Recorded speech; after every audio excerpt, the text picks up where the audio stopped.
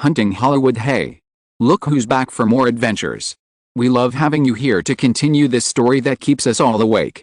Important note, all of this is pure fiction, so don't try any techniques you hear here in real life. Your neighbor might call the cops. This amazing novel and all its rights belong to the original author. We're just the ones giving it voice and drama. Are you enjoying the show? Prove it by subscribing to our YouTube channel and leaving that like that motivates us so much. And if you want VIP access to exclusive content, our Patreon is waiting with things you won't find anywhere else. Chapter 76. Give me a reason. Sandra Bullock took off her black dress and put on the plaid shirt and jeans she had just worn. She looked in the mirror and found that she looked better in this outfit. However, if she went to the celebration party of Run Lola Run like this, she would inevitably be hyped up by the media as a tomboy, and her sexual orientation might even be suspected. She suddenly became famous and found that the media were so imaginative. Her every move and every word could be interpreted into all kinds of messed up things. However, thinking about that guy, her experience was already very good. Thinking of this, she ran out of the bedroom and took out a large stack of recent newspapers from the grid under the coffee table in the living room and read them with interest. Simon Westeros left the set of The Butterfly Effect ahead of schedule. Producer Edward Feldman thanked him for his contribution to the crew. Simon Westeros moved to his mysterious girlfriend's Malibu mansion and began to live together sweetly. Janet Johnston's identity was revealed. She is the daughter of a mining tycoon, and her family wealth exceeds $2 billion. Simon Westeros reached a new film cooperation with Fox Film, with a box office guarantee of $20 million. It is said that the internal preview of The Butterfly Effect was not good. Simon Westeros remained silent in the face of media inquiries. The Butterfly Effect is scheduled to be released on Easter, and Simon Westeros attended the press conference. Simon Westeros met with Pat Kingsley, a well-known Hollywood female public relations. A smart investment by a Columbia girl. Janet Johnston holds a 61.5% stake in Run Lola Run and is expected to make a profit of more than $30 million. Simon Westeros looked at houses in Palisade and planned to move out of his girlfriend's mansion. The relationship between the two may change. Sandra was flipping through the newspapers with great interest when the door opened and an ordinary-looking brown-haired girl came in holding a shoebox. Seeing that Sandra was still wearing her original shirt and trousers, she glared at her and said, "Sandy, why haven't you changed your clothes yet? It's already past 6 o'clock and the party starts at 7. Helplessly putting down the newspaper, Sandra stood up and spread her hands to the assistant named Gina Kloss whom Jonathan had recently hired for her, and said, "Gina, I still think I look better in this outfit. And will you be laughed at by a bunch of media tomorrow?"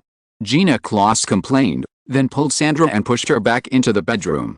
She handed over the shoebox in her hand and said, "Hurry up and change. I've called a car and will leave in 10 minutes. I'll help you touch up your makeup in the car." After being busy for a while, she finally changed into the black low-cut dress, stepped on black high heels, and hurriedly left the apartment in West Hollywood to the Century City Intercontinental Hotel in Century City in Beverly Hills. Today is Saturday, March 7th. In the week from February 27th to March 5th, Run Lola Run earned a total of $15.56 million in box office revenue with 536 screens, easily winning the North American box office rankings last week. Since it has already won the single-week box office championship, Orion Pictures rolled out Run Lola Run across the east and west coasts of North America yesterday, increasing the number of screens to 1,176 at one time. It is said that the film also received a strong response in the states and counties on the East Coast, where it was first released on a large scale. So, at the suggestion of that guy, Orion Pictures chose to hold a celebration party for Run Lola Run this weekend. Rushing to the outside of the Century City Intercontinental Hotel, Sandra and Gina, who were sitting in the specially rented courtesy car, were a little dumbfounded. Although there was no red carpet, the outside of the hotel was still crowded with media reporters. The two women didn't know whether they should get off the car for a while. The reporters also obviously noticed the hesitant courtesy car, and they surrounded it and started taking pictures directly at the closed car door. Fortunately, after a short stalemate, several security guards in the hotel came over and escorted Sandra and her assistant into the hotel. Sandra was still a little scared until she stood in front of the media photo wall in the hotel lobby, but she had to patiently show a decent smile. After signing and taking photos, she came to the banquet hall of the hotel. She was obviously a little late, and the banquet hall was already crowded. However, she still saw a guy at a glance. Simon was chatting with Janet and Mike Madawa. Noticing Sandra's arrival, Simon nodded to Mike Madawa and walked over with his girlfriend. Coming closer, Simon gently hugged Sandra and said with a smile, "Sandy, you look so beautiful today." "Thank you, Simon," Sandra replied somewhat embarrassedly, and quickly turned around and hugged Janet. By the way, she glanced at the girl's very expensive burgundy evening dress and said, "Jenny looks beautiful today too." Although she said it so casually, Sandra couldn't help feeling sour in her heart, and she also felt that she was a bit like an ugly duckling. Suddenly becoming famous, the attention seemed to have increased a lot, and a lot of film contracts came in these days. But in fact, her life was very tight, and the evening dress she was wearing was actually rented. If it weren't for her parents temporarily lending her $20,000 for emergency, she would not be able to afford to hire an assistant now. Alice, the abominable guy, he only gave her $5,000 for the film when he earned so much? Miser. She kept muttering in her heart, but found that she couldn't show it anyway, and she foolishly joked with him. So stupid. After chatting for a while, Simon noticed a capable woman in her 30s wearing a dark blue evening dress walked in at the door of the banquet hall, so he said something to Sandra and was about to leave. After thinking for a while, he whispered to her, "Sandy, if Lola Run has income in a while, I will give everyone a bonus. However, if you are short of money recently, you can also contact me in advance." Suddenly, she was a little dazed and felt guilty. God! He must have seen through her thoughts. It's so embarrassing. She shook her head quickly. "No, Simon, I don't have as many places to spend money as you." Simon just smiled, raised his hand and patted Sandra on the shoulder, and said, "Then you can have fun slowly, I still have some things to do." Watching him leave with his girlfriend, she felt a little itchy on her bare shoulders. Looking around, it seems that no one noticed the little details just now. Suddenly she felt a little wrong, then wanted to find someone to talk to. "Mom, he touched me." Simon left Sandra and came to the woman. Looking at the woman who had been confronting him for 3 days, he smiled and stretched out his hand, saying, "Good evening, Amy, are you here alone?" The woman's name was Amy Pascal, and she was currently the vice president of Fox Films. To be more precise, she should be the vice president of production, just like Peter Sanders before. Simon had specifically inquired about it. Fox Films was led by Ronald Goldberg, followed by a series of vice presidents. Among them, those closely related to the film included 3 vice presidents of production, 2 vice presidents of marketing, and others included vice presidents of administration and vice presidents of venues. Perhaps knowing that Peter Sanders was not useful, Ronald Goldberg sent Amy Pascal to discuss the specific contract with Simon for Final Destination. A production budget of $8 million, a guaranteed box office of $20 million in North America, absolute control of the project, 10% of the North American box office share and 5% of the video sales share. These conditions were already finalized. However, the two sides still had a lot of details to discuss in terms of the film's future schedule, release scale, marketing investment, etc. Starting from Wednesday, in 3 days, compared with Peter Sanders, Amy Pascal's shrewdness and strength left a deep impression on Simon. Moreover, Simon also knew some of the future development trajectories of this female executive in front of him. In the original time and space, Amy Pascal was one of the few female heads of major film companies in Hollywood, and she controlled Sony Pictures for more than 10 years. Simon was recently looking for a professional manager for Daenerys Pictures, and this woman with outstanding ability in front of him was just the right one. Amy Pascal had always been a little confused about Simon's invitation to the party tonight, but she still rushed over. She shook hands with Simon and Janet respectively, and when she heard Simon's question, she replied, "My boyfriend went to New York on a business trip, so I can only come alone." Simon nodded and said, "Then let's go in and talk." The 3 of them walked into the banquet hall together, greeted everyone, and chatted casually. After a while, Amy Pascal took a glass of champagne from Simon. Seeing his girlfriend walk away again without leaving any trace, she said, "So, Simon, can you tell me why you invited me to this party? I think the past few days we have spent together have not been a very good experience for you. That's your job. If you can't argue for your employer, I won't invite you this time." Amy Pascal raised her eyebrows slightly, but said with some regret, "Unfortunately, I didn't get too many favorable conditions from my employer." Simon shook his head and said, "This is not something you can change. Within your authority, you have done well enough." Amy Pascal listened to Simon's words and vaguely anticipated something, but found it unbelievable. So she looked at the young man in front of her and waited for him to continue. Simon didn't beat around the bush and said directly, "Amy, this is it, how about working for me?" Somewhat suddenly realized and a little surprised, Amy Pascal looked Simon up and down, and did not refuse, but said, "Give me a reason, Simon, a reason to work for you." Chapter 77 Crazy Things.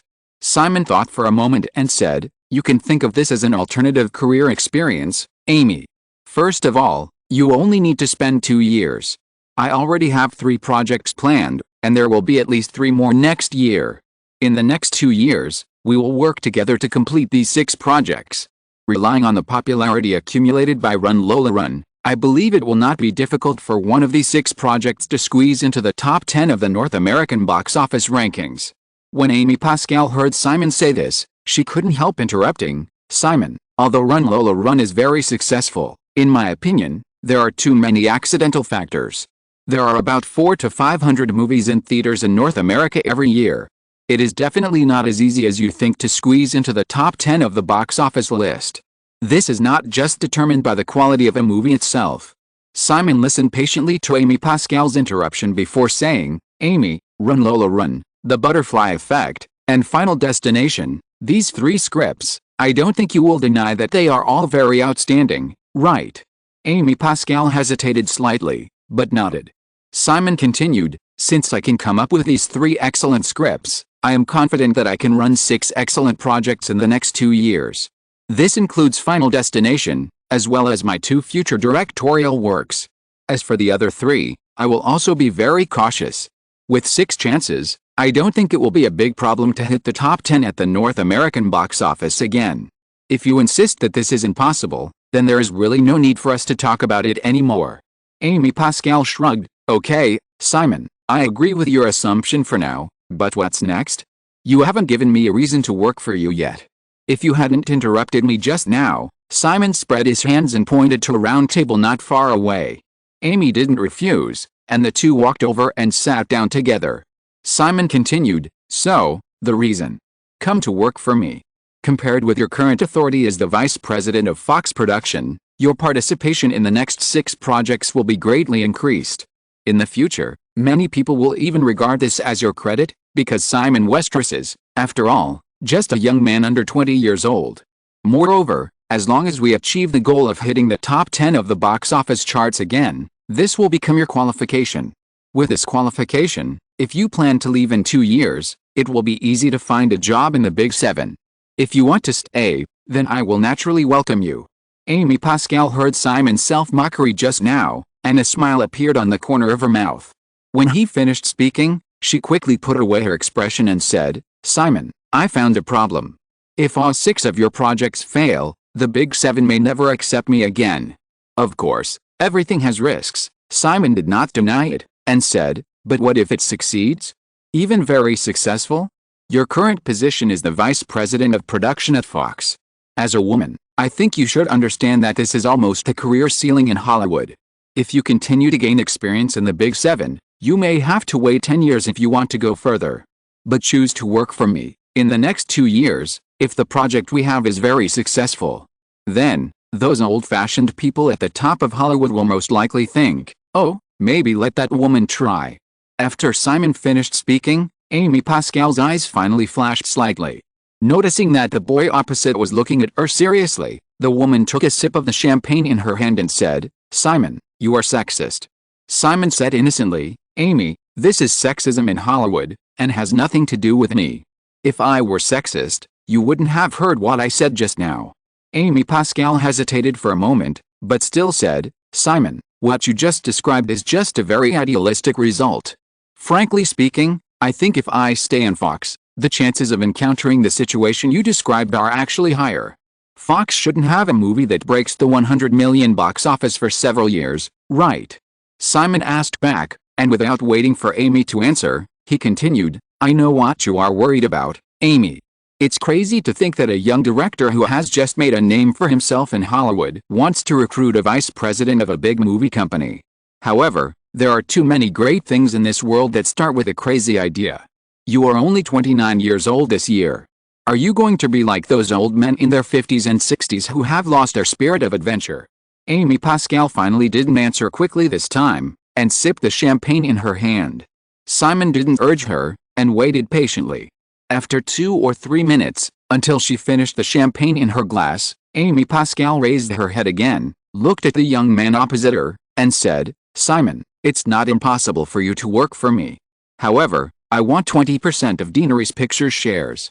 Simon shook his head immediately and said, "Amy, as long as your work is good enough, I will definitely give you a certain amount of equity rewards in the future, but definitely not now.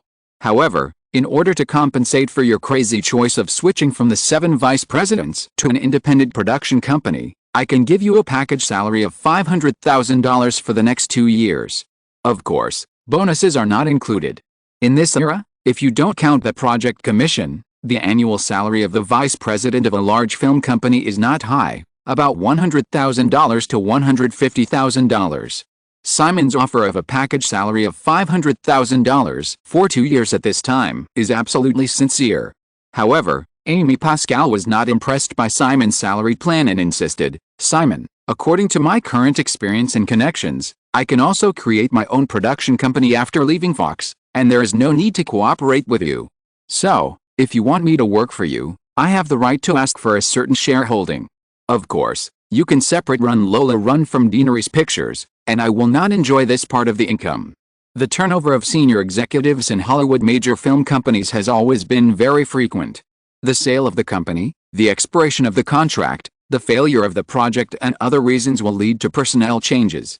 Those senior executives of the film companies who left naturally could not switch to other careers. They usually set up a production company, either affiliated with a major film company or directly working alone. The basic process is to select projects, attract investment while selling and distributing. If the movie makes money, the investors and distributors take the lion's share, and they earn a production fee. If the movie loses money, the investors and distributors still bear the losses, and they can still earn a production fee. At the same time, when the right opportunity comes, these independent producers will be rehired by the major film companies. This cycle repeats itself. For this kind of production company that is purely for hard work, the equity distribution among partners is usually very equal. After all, everyone is just putting in labor and does not need to inject much capital. Simon has just negotiated with Fox for a similar hard work fee, Final Destination, although the hard work fee this time is a bit high. But Amy Pascal obviously regards Simon's Deanery's Pictures as a similar production company, so she asked for 20% of the company's equity. Shaking his head again, Simon said, "Amy, Deanery's Pictures is definitely not a production company backed by a big studio as you imagined. If conditions permit, I will try my best to build my own distribution network. If possible, this company will also be involved in the field of TV program production in the future. Therefore, I can't give you shares now, because I will invest everything I have in this company, not just simple personal labor." Amy Pascal listened to the confident words of the big boy opposite her, full of youthful spirit, but said, "Simon, I happen to remember that Orion announced the establishment of its own TV production department last month. This company was founded in 1978, which is 9 years ago. Moreover, the 5 founders of Orion were all senior industry executives who had been operating in Hollywood for many years. They also relied on Warner's publicity and distribution channels in the first few years. So, to establish a distribution network in a TV department, how many years do you think it will take you to achieve these? Or do you think you can achieve these? I met my agent for the first time last June. When he heard that I was going to direct my first film, he told me, 'Simon, Hollywood directors usually can only direct their first film after the age of 30, and you are still too young and shouldn't be too anxious.' Then, I didn't wait from the age of 18 to 30. It took just over half a year for everyone to see Lola Run," Simon said, waving to a nearby waiter to come over and bring Amy Pascal another glass of champagne, then stood up with a smile and said, "Amy, I'm looking forward to you coming in person to see how I will complete the next few years, or we can complete it together. By the way, this matter is urgent. How about giving me a reply next Monday?" Chapter 78 Scam. After Simon finished speaking, he waited for Amy Pascal to nod slightly, then turned and walked away. Simon asked Orion to host this party after hearing Ron Macmillan's message last time. All the people who helped complete Lola Run were invited, and Simon also attended the party wholeheartedly. The party lasted until late at night, and Simon got up early the next day again. Because he had to move. The new residence he chose was halfway up the mountain in the Palisade area in the north of Santa Monica. The mansion covered an area of about 1 acre, which was more than twice as large as Janet's residence in Malibu. It was located on a cliff alone, with an excellent view. Standing in the mansion, you can easily overlook the entire Los Angeles city and the magnificent sea view at the foot of the mountain. Of course, the monthly rent is as high as $15,000. Although he has no special preference for mansions, Simon found that if he wants to ensure privacy, he can basically only choose to rent this type of residence. Speaking of which, Simon's current wealth is more than enough to buy a mansion, and he also prefers to live in his own house. However, the current period is the peak of the U.S. stock market and housing bubble in the 1980s. If Simon could not see the future, he might choose to buy a house in this hot market. But he clearly remembered that with the stock market crash in the second half of this year, the U.S. housing market would also be affected and fall sharply. If he chose to buy a house at that time, the price would not only fall a lot, but there would definitely be more choices. After a busy weekend, a new week soon arrived. However, early on Monday morning, Simon was awakened by the ringing of the phone while he was still asleep, followed by the anxious voice of Mike Medow asking him to receive a fax. After a lot of trouble, Simon finally saw an article in the East Coast New York Times. The title of the article was only one word, scam, and the content came from a writer named Mark Hollington of the New York Times. The first time I saw Lola Run, I fell in love with the movie. The camera movements, colors, music, editing and all the other details gave me a refreshing feeling. It turns out that movies can be shot like this. However, when I heard that this movie was made by an 18-year-old boy, I immediately fell into some kind of indescribable confusion, and then, as my West Coast colleague said in the article, I began to recall my own 18 years old, and even the 18 years old of everyone around me. I grew up in a pretty good family, received a pretty good education, and there were a lot of smart people around me. But in the end, I found that among all the people I knew, no one had the potential to complete such an outstanding movie at the age of 18. Yes, I said potential. Even if they have received professional training in directing, photography, music, lighting and other aspects of film since childhood, I don't think anyone among them can independently complete a stunning film like Lola Run at the age of 18. Now, someone has done it. He wrote the script himself, directed the film himself, carried the camera himself, edited it himself, and composed the soundtrack himself, and all of this was done so brilliantly that it was impeccable. Is this really possible? So, while watching the film over and over again, I began to pay close attention to everything about this young director named Simon Westeros. When the information in the newspaper could no longer satisfy my strong curiosity, I even went to San Francisco in person and stayed there for a full week. Simon Westeros, maybe he prefers to be called that now. This boy grew up in a children's welfare home in San Jose, San Francisco County. He has no relatives and no foster family, which is indeed sympathetic. Later, Simon Westeros relied on federal welfare support to complete his studies from elementary school to high school in obscurity, and was admitted to Stanford University with a blockbuster. I have interviewed many people around Simon Westeros, and they did say that this was a very hard-working boy. But at the same time, these people are also sure that they have never discovered that Simon Westeros has any talent for movies, and many people don't even remember that Simon Westeros has ever seen a movie. Then, I can basically conclude that Simon Westeros' talent for movies definitely did not come from his adolescence. Next, Simon Westeros entered Stanford University. However, less than 2 months later, the poor young man was sent to a mental hospital for 9 months of treatment due to sudden mental illness. Obviously, the 2 months at Stanford University were not enough for Simon Westeros to accumulate any film skills. Afterwards, I also visited the mental hospital. The attending physician of Simon Westeros was very vigilant in the face of my inquiries and did not reveal too much to me. I even tried to obtain Simon Westeros's case, but was told that it had been lost. Very cleverly lost. Although I cannot determine what happened in the 9 months in the mental hospital, it is very rare for a violent schizophrenia patient to leave the mental hospital in 9 months. It is obviously unlikely that he would receive any film skills training in these 9 months. Then, a miracle happened. When Simon Westeros appeared in Los Angeles, he immediately became a film genius proficient in various professional skills. Yes, absolutely a genius. Every detail of Run Lola Run makes it worthy of this word. But, is this really possible? A person who has no connection with movies since childhood suddenly becomes a director. A person who has never touched a camera suddenly becomes proficient in photography. A person who is impossible to receive any music training suddenly becomes proficient in music composition and editing, lighting, and other things. As a film critic, a senior movie fan, a film practitioner who barely stepped into the threshold because of writing 1 or 2 scripts, although I have never participated in film production, I know very well that any work involved in the film production process requires long and focused training to reach the top. No one can reach the top without climbing.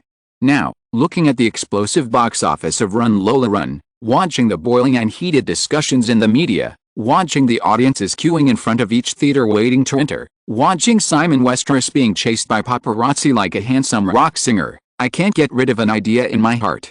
Scam. All of this is just a scam. First of all, I must reiterate that I have no doubt about the excellence of Run Lola Run. This is an excellent film that is worthy of being recorded in the history of Hollywood movies. But, I don't believe that so much of the work in the film's subtitle list was done by a young man like Simon Westeros himself. I would rather believe that all of this is just a farce staged by a behind-the-scenes promoter for huge profits. So, Simon Westeros, if I'm wrong, prove it to me. If you can prove it, I am willing to apologize to you in any form on any occasion. But if I'm right, then tell the truth to everyone. Tell all the fans who love this movie very much but have been deeply deceived. Chapter 79 Mars. Although it is far away on the East Coast, the New York Times is not only more prominent in the American news industry than the Los Angeles Times, but also has a very significant influence internationally. Any news in such a newspaper may cause a very wide social response. There is a 3-hour time difference between the East and West coasts of North America. Therefore, as soon as the sky in Los Angeles brightened, the article in the New York Times that strongly questioned Simon and Run Lola Run had spread rapidly throughout Hollywood. Along with the release of this article, there were also North American box office data from the past weekend. From March 6 to March 8, although 2 new films, Lethal Weapon starring Mel Gibson under Warner Brothers and Angel Heart starring Robert De Niro under MGM, were released this week, the box office momentum of Run Lola Run was not affected at all. As the theaters for Run Lola Run were fully and massively rolled out on the East and West coasts, a total of 1,176 screens brought the film a box office revenue of $18.51 million in 3 days, and it easily won the North American box office ranking championship this weekend again. Meanwhile, in its 4th week of release, the total box office of Run Lola Run has also exceeded the $50 million mark, reaching $50.6 million. In comparison, Lethal Weapon, which also caused a lot of controversy with its original script being sold for $250,000, had a good reputation after its release, but only grossed $6.12 million in the first 3 days of its opening weekend. Although it ranks second on the list, this figure is less than 1/3 of the first-place Run Lola Run. As for another new film Angel Heart, the box office in the first 3 days of its opening weekend was only $3.28 million, even ranking 5th on the list after A Nightmare on Elm Street 3 and Platoon. Perhaps because of the fierce competition, the sense of smell of North American media reporters is indeed very sharp. Apparently sensing from the article in the New York Times that something big was about to happen, Simon originally planned to rush to the headquarters of Orion Pictures in the morning to discuss response strategies with Mike Medow and others, but found that the swarm of reporters had already crowded the narrow mountain road outside his mansion. Considering that he would definitely encounter a more crazy pursuit than before, Simon simply called Mike Medow and others to come to Palisade at about 9:30 in the morning. Since Simon also lived in Palisade and now had a close interest relationship with Fox Film, Amy Pascal, vice president of Fox Film, also came as a senior representative of Fox. After struggling through the crowded reporters, Amy Pascal drove into the mansion where Simon lived. There were already several cars parked in the yard. As soon as Amy got out of the car, Janet came to greet her. After a few simple greetings, Janet took Amy to the backyard. Amy followed Janet, but couldn't help looking around. An acre of land in the British system is equivalent to about 4,000 square meters. The mansion in front of him is more like a small manor, which is surrounded by a cliff alone. Surrounded by green trees, Mediterranean-style villas, swimming pools, and gardens are scattered in an orderly manner. There is also a private tennis court in the front yard. Amy Pascal was not too sure about the value of this mansion, but she remembered that Spielberg also bought a 13-acre piece of land in Palisade a few years ago, and then invested more than $4 million in the construction of the house. In recent years, the housing prices in Los Angeles have gone crazy. Although she has become the vice president of Fox Film before the age of 30, it is very rare in Hollywood, especially for a woman. However, Amy Pascal was a little frustrated to find that such a mansion was still too far away from her. Thinking of this, Amy Pascal couldn't help but think of Simon Westeros recruiting her at the party on Saturday. At a certain moment, she suddenly felt, maybe. Can I really take a risk? Soon she came to the backyard and looked around. There were 4 people sitting on a set of sofas on the edge of the lawn that should be used for sunbathing, and Simon was among them. There were 2 or 3 younger men and women under the eaves of the villa not far away, busy answering and making phone calls. They should be the secretaries and assistants of the people on the sofa. Seeing Amy coming, everyone stood up and greeted her.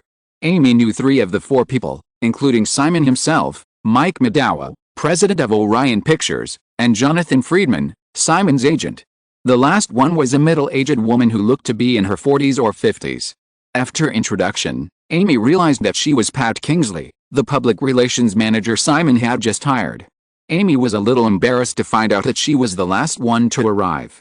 Janet personally poured Amy a cup of coffee and handed her a folder, then turned to the eaves, and everyone sat down again. After sitting down and just opening the document in her hand, Amy Pascal heard Pat Kingsley next to her say, "Simon, and everyone, it is basically certain now that this is an obviously premeditated public opinion attack, and it is just the beginning, a test. If we can't respond immediately, the situation will be even more unfavorable to us." Amy Pascal had read the article more than once before she came. Although she was not a naive person, she still asked with some doubts after hearing Pat Kingsley's firm tone, "Pat, do you have any evidence?" Pat Kingsley and Amy were not familiar with each other, and suddenly heard this question, just shook her head subconsciously.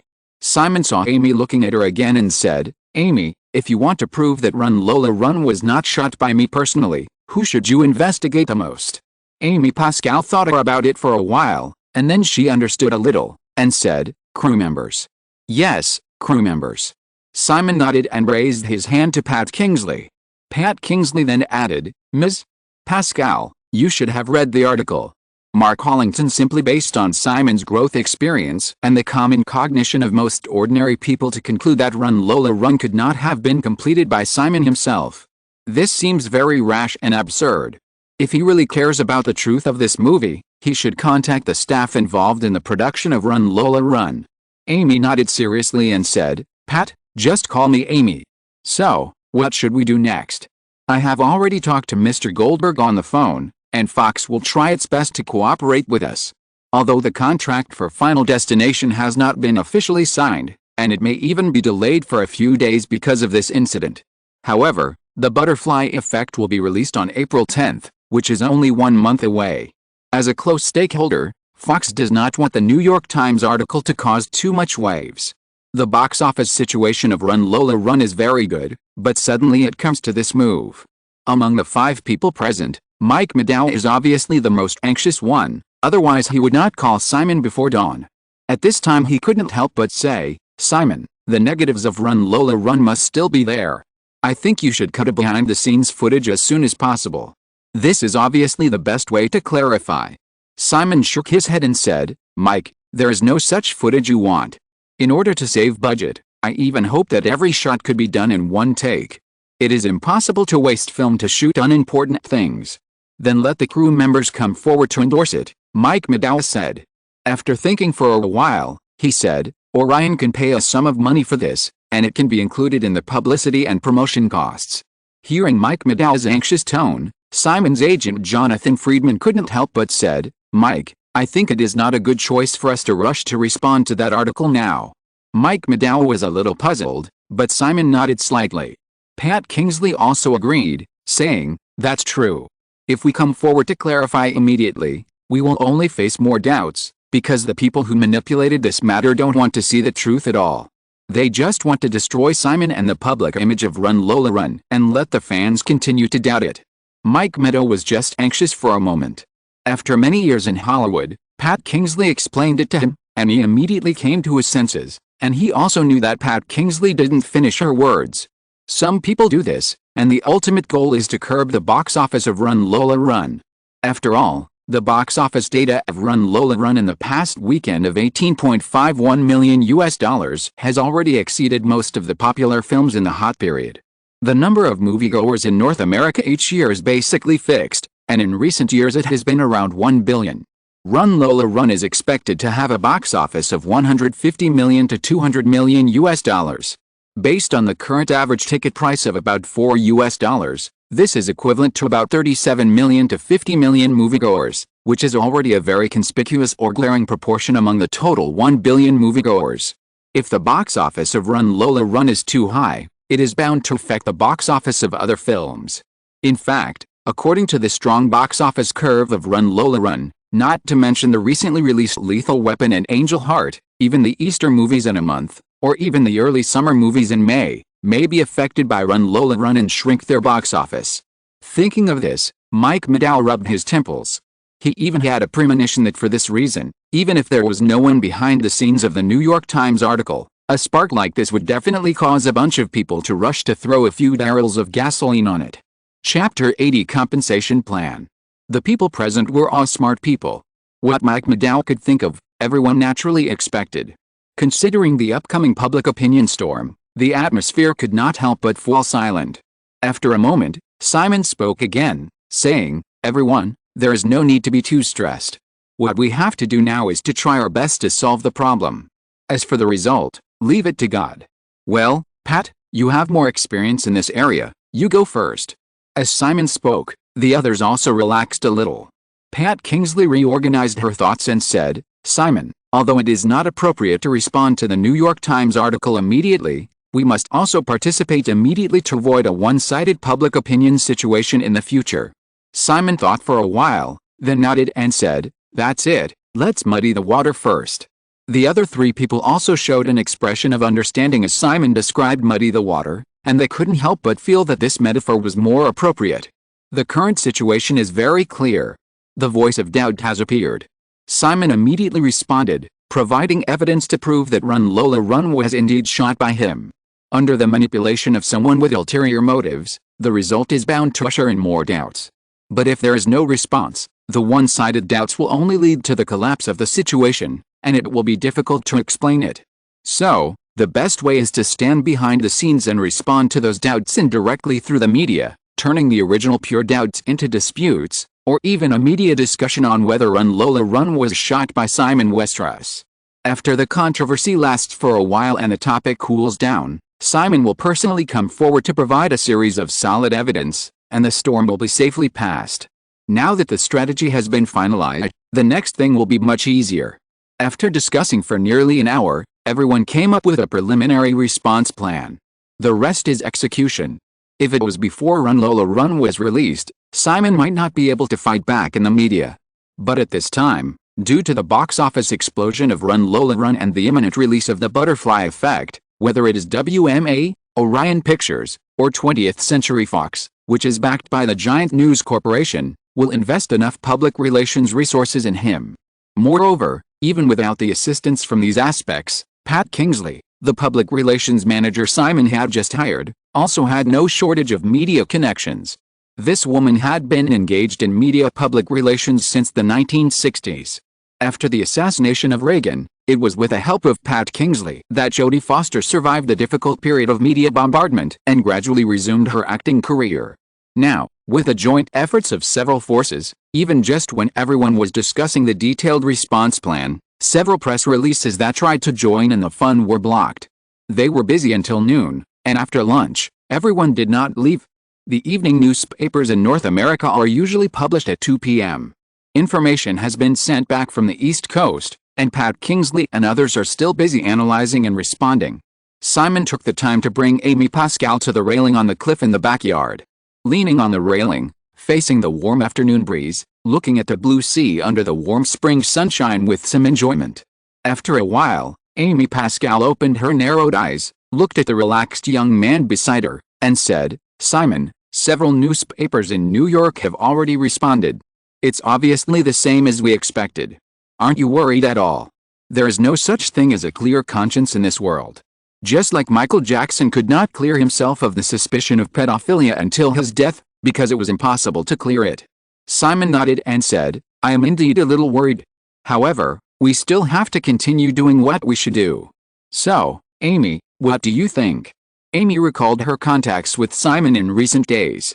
She stopped looking at the sea view in the distance, turned slightly sideways, looked at the young man next to her, and said, "To be honest, Simon, I haven't thought about it clearly yet. My intuition tells me that I should agree to it, because you are a guy who can create miracles. But my reason dissuades me. It is too crazy to make such a decision. I need to give up the position I have struggled for 7 years and start from scratch."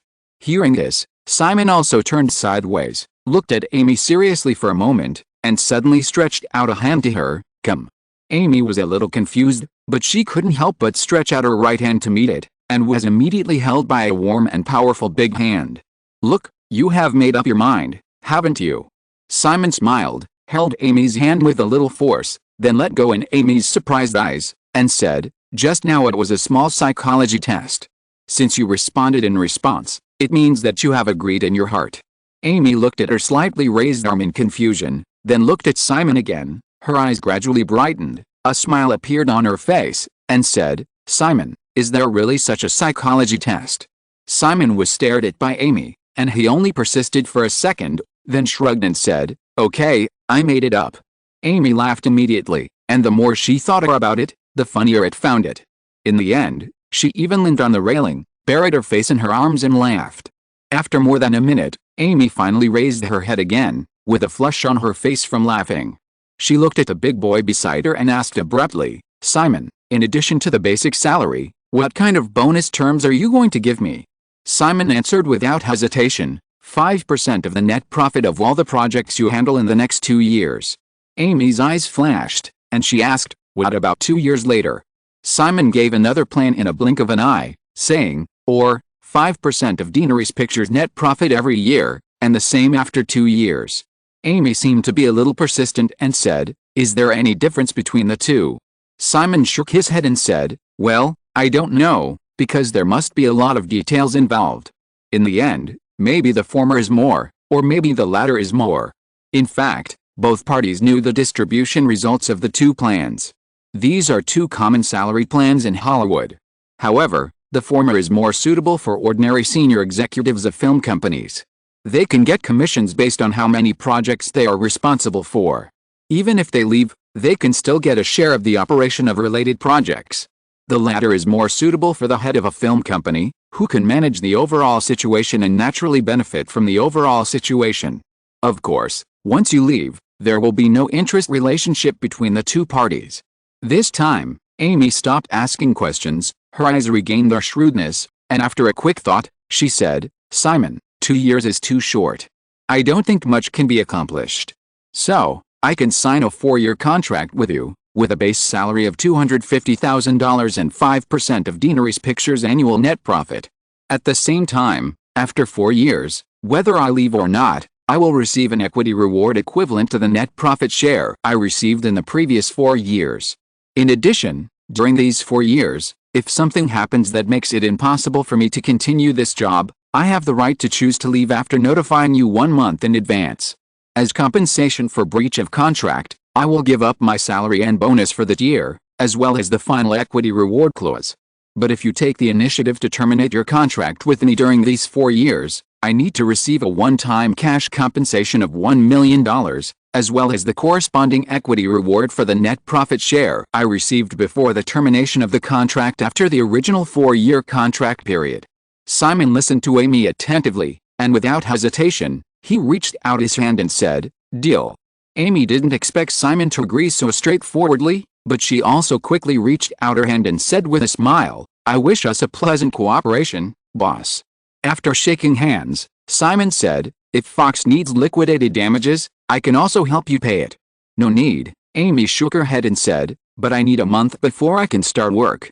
Of course, if I can get Mr. Goldberg's understanding, it may not take a month.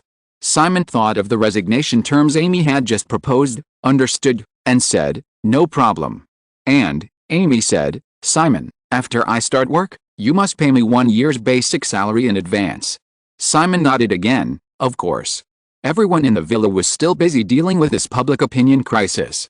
After the matter was settled, Simon wanted to go back, but seeing that Amy did not return, he continued to accompany her and leaned on the railing again.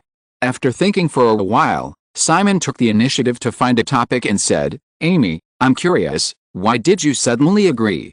Amy once again looked at the sea view in the distance with great enjoyment, and said, Simon, do you know what the biggest feeling you gave me in the past few days? Huh? Amy said directly, a workaholic, and a robot-like workaholic. Starting from last Wednesday, for 3 whole days, we have been talking about work and arguing for various contract details of Final Destination. At the party on Saturday, you tried to recruit me, not talking about ideals, but only about pros and cons, still with a business-like workaholic tone. Until this morning, when we met again, we were still talking about work. To be honest, Simon, I have been thinking about your recruitment since Saturday night, and I am getting more and more excited. But at the same time, I can't help but wonder, is working for someone like you really the right choice? Simon, I don't dislike workaholics, I work very hard myself, but I don't like working for a cold machine. I understand that there must be an end for this kind of thing. Simon nodded seriously, and then continued, then what? Amy laughed again, glanced at Simon, and said, then, you just used that inexplicable psychological test to coax me as if you had no other choice, and then I realized that you are just a big boy after all, and perhaps, you should be a very interesting person. It's not should, it's the fact, Simon replied without any modesty. After a slight hesitation, he said cautiously, Amy, although you don't like to talk about work, don't you think that if the news of your joining Deanery's Pictures can be released as soon as possible, it will definitely help this incident? Amy saw Simon pretending to be cautious, rolled her eyes, let go of the railing and said, let's go over there, I'll call Mr. Goldberg first. Now that the decision has been made, I will definitely not be responsible for the rest of the work of Final Destination at Fox. Chapter 81 Critical Point. Although they were prepared, the subsequent storm of public opinion was more violent than everyone had imagined. After the article in the New York Times sparked a spark, it seemed that all of a sudden, many media outlets' surprise and praise for Run Lola Run turned into doubts. In fact, this doubt has existed since the release of Run Lola Run. In any case, it was too bizarre for a young man who was only 18 years old and had no chance to study in a formal film school to suddenly produce an outstanding film like Run Lola Run. However, before the article in the New York Times, everyone was swept up in an atmosphere of admiration and worship for the talented young man. Even if someone raised an objection, it would often be regarded as jealousy. Now, an authoritative newspaper like the New York Times, which has a strong influence worldwide, has taken the lead in raising doubts, and coupled with the secret promotion of those with ulterior motives, all the opinions that were originally suppressed by the mainstream trend have become noisy. Puppet or genius? The difficulty of performing the core positions in Run Lola Run is revealed. Analysis of the film soundtrack process, on why Simon Westeros could not have completed the film soundtrack of Run Lola Run himself. Amazing shots, fake behind the scenes. A scam at the age of 18, a film marketing that deceived the entire Federation at once. Simon Westeros high school classmates, he works hard, but he can't be a film director. The real capital and technology of Run Lola Run, Janet Johnston, the daughter of a tycoon, and Kathryn Bigelow, a top student at Columbia Film School. The former lighting technician of Run Lola Run accused Simon Westeros of being superficial. For a time, not only newspapers, but even major radio and television stations in North America participated in this discussion, and began to be keen on finding various evidences that Simon Westeros could not have the ability to shoot Run Lola Run. San Jose, where Simon grew up, welcomed many reporters from all over the country again in a short period of time, and the scale of reporters surrounding Simon's mansion also expanded again. On the other hand, Simon's team also quickly fought back. However, They were not in a hurry to clarify the facts, but pointed the finger at Mark Hollington, who published a questioning article in the New York Times. The next morning, Deaneries Pictures issued an official statement through the Los Angeles Times, accusing Mark Hollington of concluding that Simon could not run Lola Run based on his upbringing, which was a kind of arrogance and prejudice from his own incompetence, or even a kind of discrimination against the lower-class people of the Federation with a shallow sense of superiority of the wealthy middle class. In the United States, the big hat of discrimination is too lethal. Mark Hollington responded immediately, publicly stating that he only asked Simon Westeros to stand up and prove that he had the professional ability to run Lola Run, and had no intention of discrimination. This time, Simon did not respond again. However, the New York Post, a subsidiary of News Corporation, soon published an article refuting Mark Hollington's request for a person to prove his innocence as a very bad and rogue act.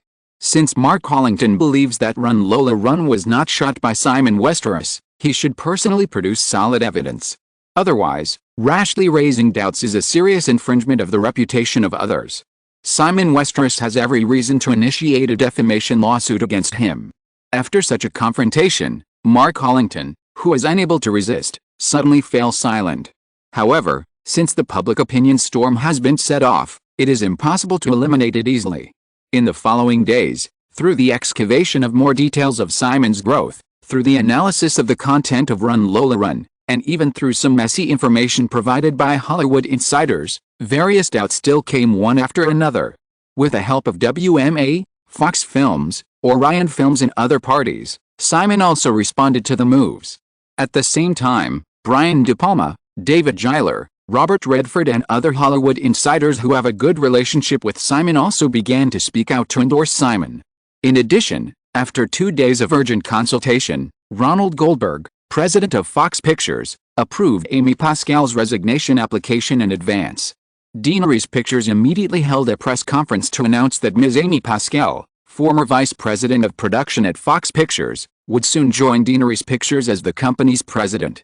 The announcement of this news undoubtedly reaffirmed the confidence of many members of the public who had begun to waver under the influence of various bombardment and questioning news in Simon. After all, if Simon was just a young man with nothing to show for it, it would be impossible for him to recruit a vice president of a big film company to work for him. However, soon some newspapers took the initiative to reveal the truth, claiming that Amy Pascal jumped to Deaneries Pictures just to be personally responsible for Final Destination, which would be invested by Fox Pictures, and Simon Westeros would be the producer, which just shows that Fox Pictures has doubts about Simon Westeros' ability. Such disturbances continued until Friday, March 13th. Many things have also reached a critical point. Because on this day, the box office data for the 10th movie week in 1987 was officially released. Although the media disturbance on weekdays inevitably made many ordinary people doubt the truth behind Run Lola Run, the box office of this film was not greatly affected in just a few days. In the new week, the box office figures of Run Lola Run finally reached $25.62 million, and the cumulative box office was $57.71 million. Obviously, the large-scale nationwide release in the first week almost doubled the North American box office of Run Lola Run. In the next 2 to 3 weeks, as long as there is no big drop, the total box office of Run Lola Run will successfully break through the $100 million mark. Following Run Lola Run is Still Lethal Weapon. This big-budget movie with a cost of $15 million had a box office of $8.82 million in the first week. Although the screen size is more than 100 square meters larger than Run Lola Run and the reputation is not bad, the box office appeal of Lethal Weapon is obviously far from being comparable to event movies such as Run Lola Run, and the box office scale is naturally only 1/3 of it. Even if we include Platoon, A Nightmare on Elm Street 3 and Angel Heart, the total weekly box office of the last 4 movies in the top 5 this week is only $27.63 million, which is only comparable to the box office data of Run Lola Run. In the afternoon, in the Cliff Mansion in Palisade, Los Angeles, Kathryn Bigelow took the coffee handed over by Janet, and saw Janet sitting down next to her like a little girl. She smiled and hid to the side to prevent her from sticking to her, and then said to Simon on the other side of the sofa, "Haven't you been out these days?" Simon looked at Kathryn, who rushed back from Arizona, and was very moved. During this period, although there were a lot of troubles in the media, Many people he met in the past 6 months, such as Brian De Palma, David Giler, Sandra Bullock, Jonathan Friedman, etc., have provided him with enough concern and support. Although Simon has a calm mind of 2 lives, he still accumulated a lot of negative emotions under the crazy questioning of the media. It was the concern of these people that kept Simon's mind from being affected too much. Hearing the woman's question, Simon nodded and said, "Yeah, there's nothing you can do outside anyway, so just stay at home." In recent days, the number of reporters waiting outside Simon's mansion has not decreased at all. In order to avoid these troubles, Simon either contacted the outside world by phone, or Mike McDowell, Pat Kingsley and others came in person, and he himself did not go out at all. Doing so really made himself a lot quieter. However, many of Simon's work was basically stopped. Although Ronald Goldberg approved Amy's resignation application in advance for its own interests, Fox delayed and refused to sign the contract for Final Destination as soon as possible. For the butterfly effect 1 month later, Fox would not secretly do something like those other people, and even offered help, but now it is obviously watching the subsequent development of the situation. To be fair, this matter has continued to this day. No matter what the result is, it will be difficult for Simon to completely get rid of doubts for a long time in the future. Some things, even if they are false, are destined to be difficult to clear themselves after being said 10,000 times. Kathryn was holding a coffee cup. When she saw Simon looking at her, she slightly tilted her eyes and said, "So, what are you going to do next?" "It's time to end this matter," Simon replied. "I'm going to New York tomorrow. I've already contacted NBC's Tonight Show. It's scheduled for next Monday. I'll make some explanations and statements on the show then." Although Kathryn had never encountered the current situation, she felt that such a thing could not be resolved so easily, and asked, "Is that all?" "There will definitely be follow-up media actions." Simon gave Kathryn a reassuring look, and turned to ask about the woman's own affairs. "What about you? I remember that the schedule is to wrap up this week, right?" Kathryn nodded, and said, "However, I have to go to Oklahoma next week to make up some exterior scenes, and then I will return to Los Angeles for post-production." The story of Bloody Night takes place in Oklahoma, but due to climate, tax refunds and other reasons, the filming location is Arizona. In order not to appear too exposed, some exterior scenes are indeed needed. Simon said, "I'll come and help you in the later stage." Kathryn smiled shyly and said, "Someone will say that my movie was not shot by Kathryn Bigelow in the future." Simon smiled and said, "That's perfect. I happen to have the same problem." After chatting for a while, Jonathan Friedman, Mike Meadow, Pat Kingsley, Amy Pascal and others came to Simon's residence one after another. They were going to New York tomorrow, so it was impossible for everyone to go. This afternoon, they just needed to sort out the next response strategy again. If you are listening to this novel on a channel other than Fanfic World, it means it was downloaded and re-uploaded without effort. We warmly invite you to visit our channel, Fanfic World. There you will find the original version of this story and many other novels of various genres. We look forward to seeing you dive into a world of incredible novels. Chapter 82 tomorrow. When Simon and everyone were busy discussing the follow-up response strategy, it was already evening on the East Coast. Jennifer Raybould was about to graduate, and although she was very busy recently, she drove back to New York in a hurry. New Haven, Connecticut, where Yale is located, is only more than 100 kilometers away from New York, and Jennifer's home is also in New York. However, the girl did not rush back to her home in the Upper East Side, but drove to an apartment in the Upper West Side on the other side of Central Park. A friend of her father, Robert Iger, lives here. He is currently the vice president of production at ABC TV. After parking the car on the street, Jennifer held the steering wheel and reorganized her thoughts. Various things that happened in the past week emerged in her mind. Those damn newspapers, how could they evaluate him like that? Although she had not personally experienced the filming of Lola Run, she could feel how professionally he prepared for his movie in advance from just a glimpse when she visited his residence in Montana. In addition, from the first meeting to the last Sundance Film Festival, too many details during their several times together were enough to prove his talent. He definitely completed Lola Run himself. However, those people were unwilling to explore the real truth, but only speculated and accused him out of thin air. What a bunch of incompetent people. On Wednesday, she even summoned up the courage to call him and expressed her support and trust. However, the whole thing has continued until now, and there is no sign of cooling down. Naturally, she also had a premonition of conspiracy in it, so she wanted to help him even more. Dad, Mom and Uncle are all well-known lawyers in New York. If he wants to sue those who slander him, she can help. However, she also understands that he does not need her help in this regard. As for other things, she can't help him. What can an ordinary girl like her do? Then, this morning, she saw an article questioning that he did not have systematic learning and therefore could not have completed the soundtrack of Run Lola Run himself. She suddenly thought of the videotape she recorded when they first met in Venice Beach. So she quickly found it and quickly made a plan in her mind.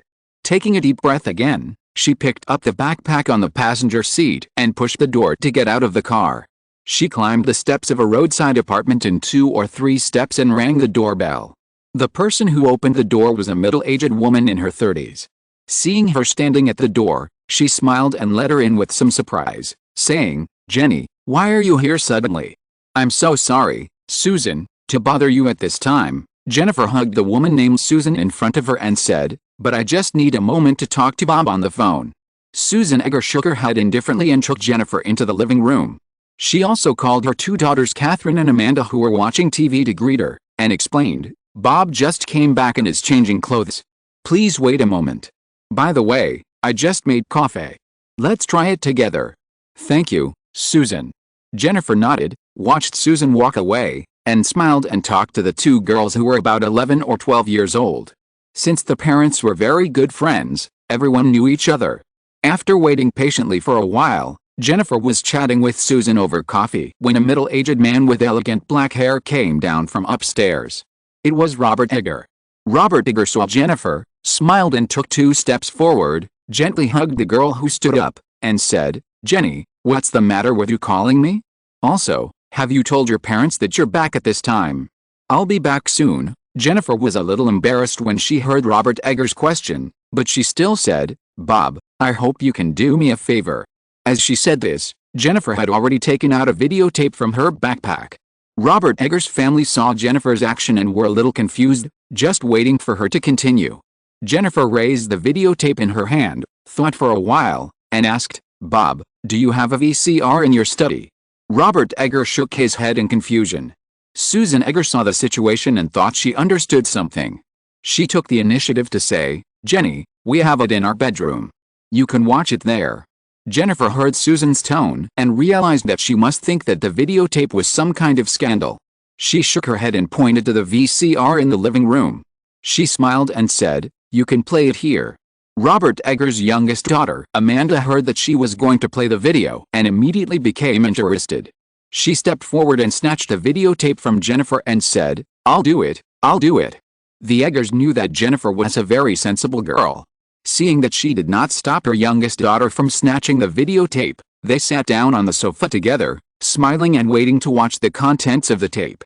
After a while, the play button was pressed and Amanda stepped aside. The first thing that appeared on the TV screen was a small stall selling various ornaments. The camera seemed a little careless. You could faintly hear someone talking next to them, mixed with the scattered guitar sounds like tuning. Then, as a male voice said, "Flight of the Bumblebee," for Jenny, the lively and rapid guitar sound immediately flowed out from Robert Egger's home theater with excellent sound effects. Because of a certain moment, everyone around suddenly became quiet, and the guitar sound at this time seemed pure and clear, with a certain mysterious attraction.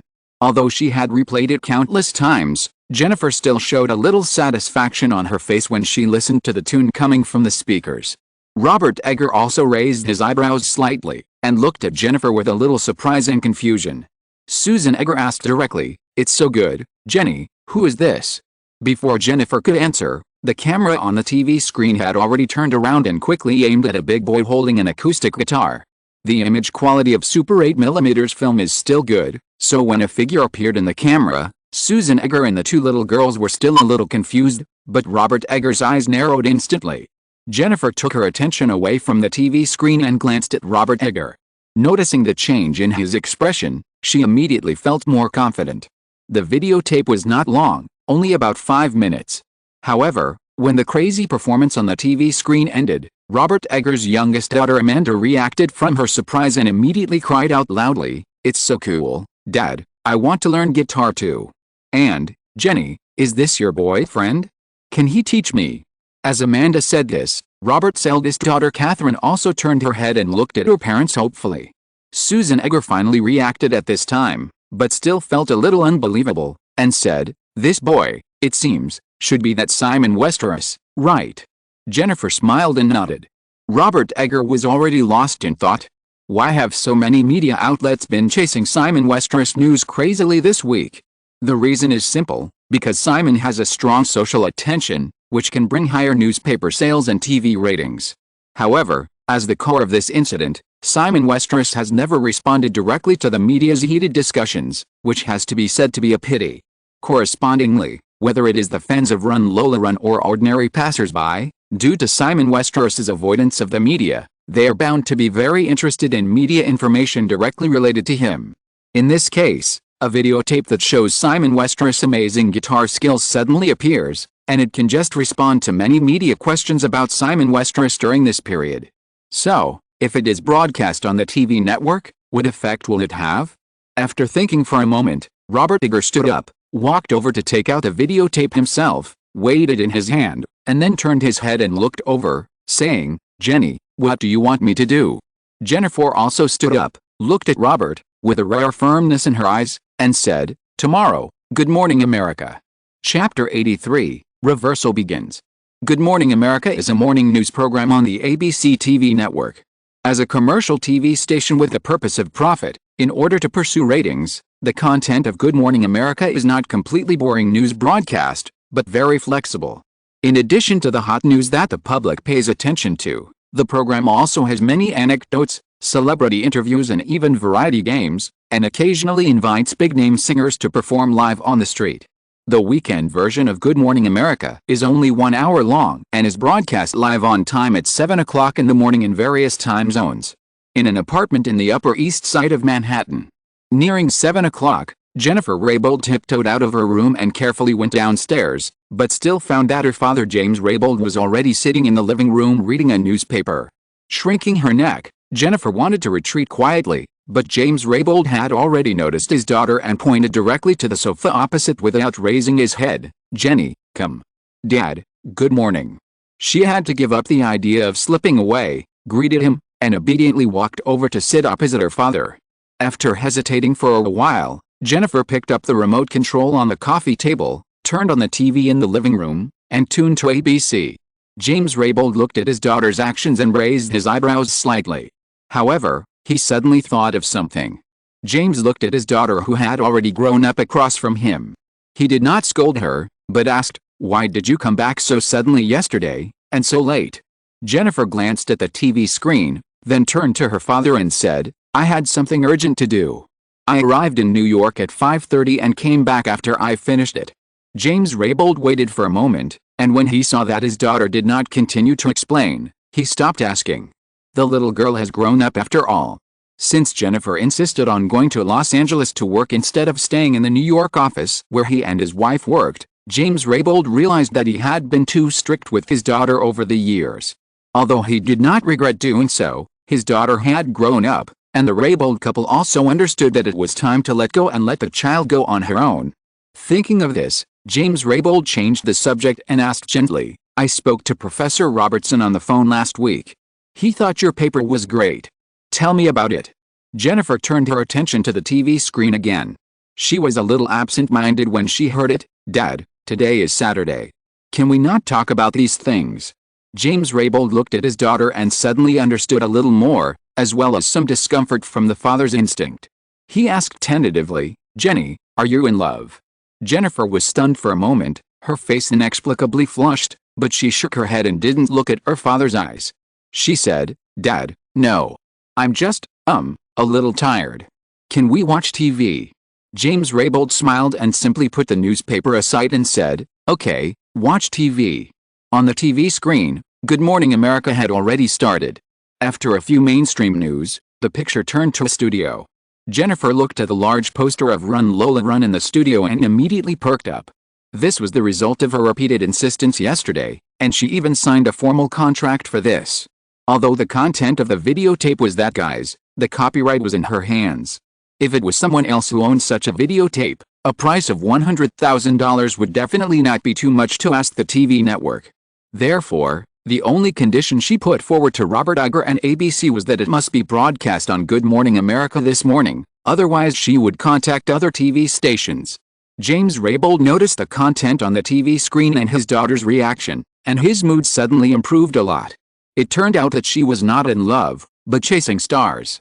However, James still said, "Is this the work of Simon Westeros? There has been a lot of controversy recently." Jennifer couldn't help but retorted, "Dad, can't you see that those news are manipulated by someone? They just don't want Run Lola Run to have too high a box office."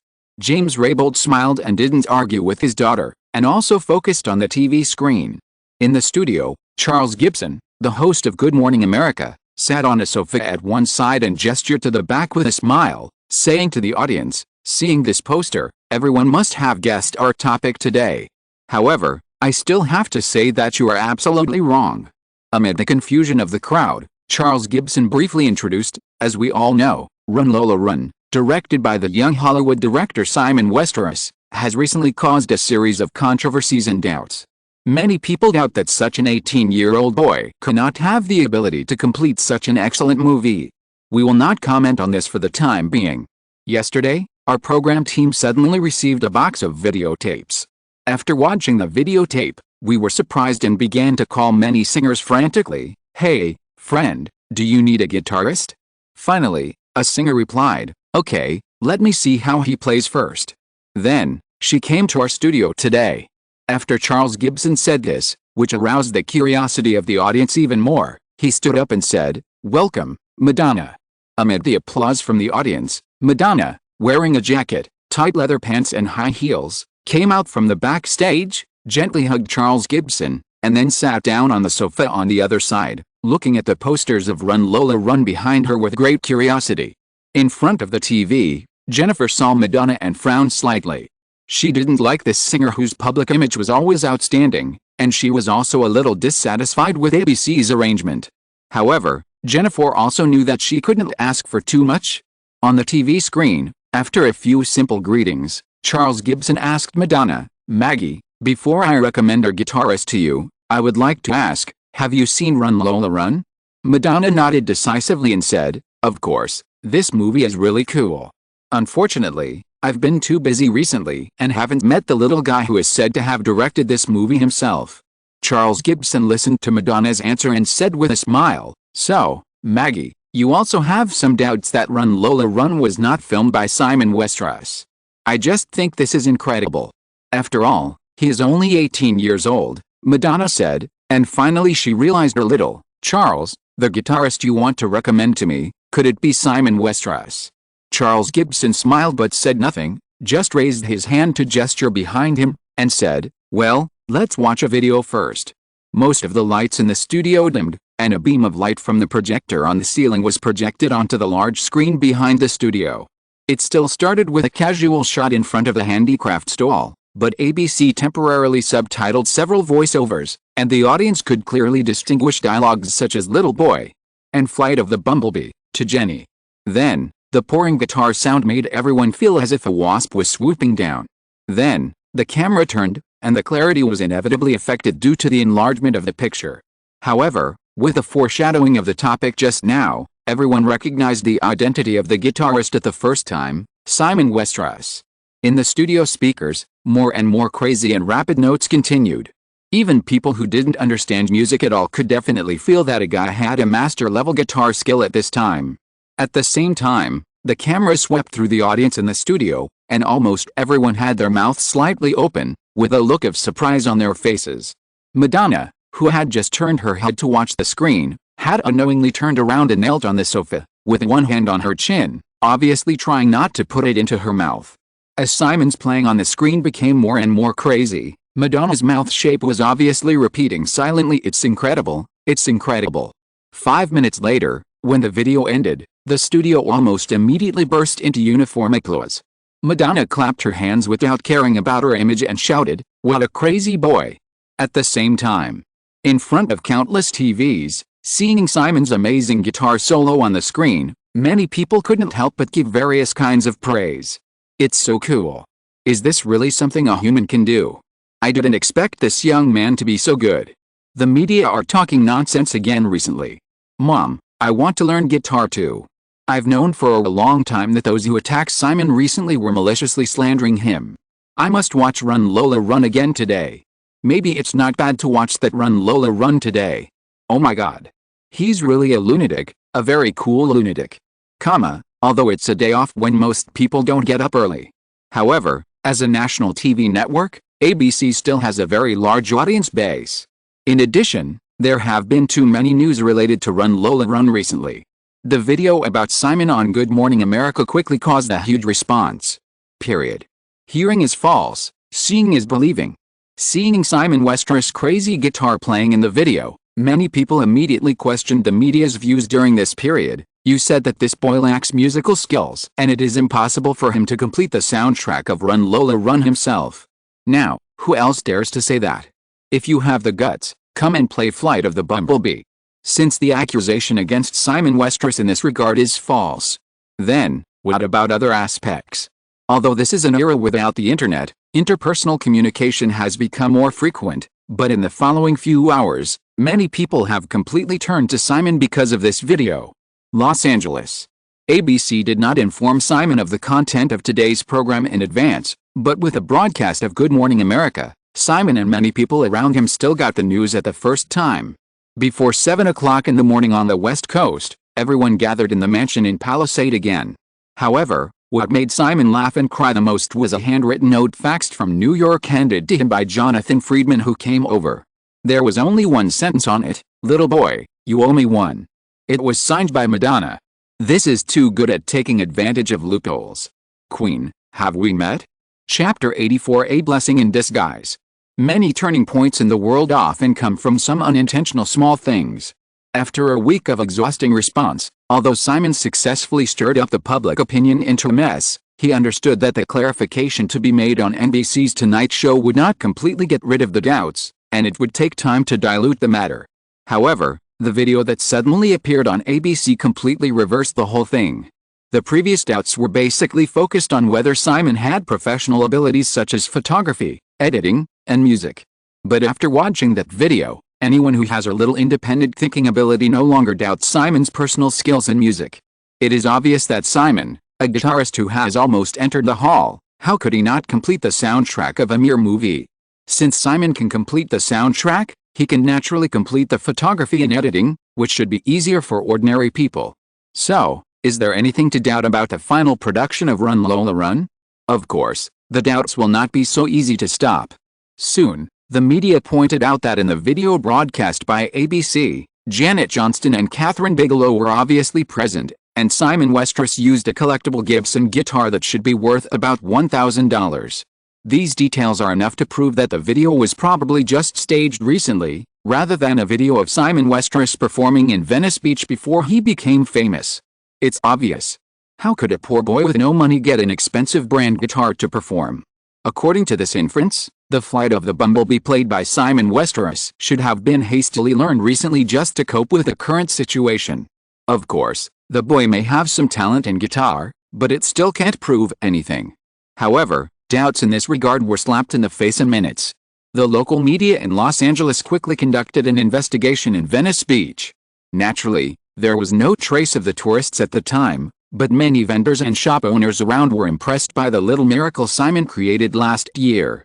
Later, the old Spanish man who ran the hotel appeared on a talk show on a local TV station in Los Angeles, holding his acoustic guitar, and described the whole incident in detail. He patted his chest and firmly vouched for Simon. On a new Monday, Simon officially appeared on the Tonight Show program in the expectation of many people.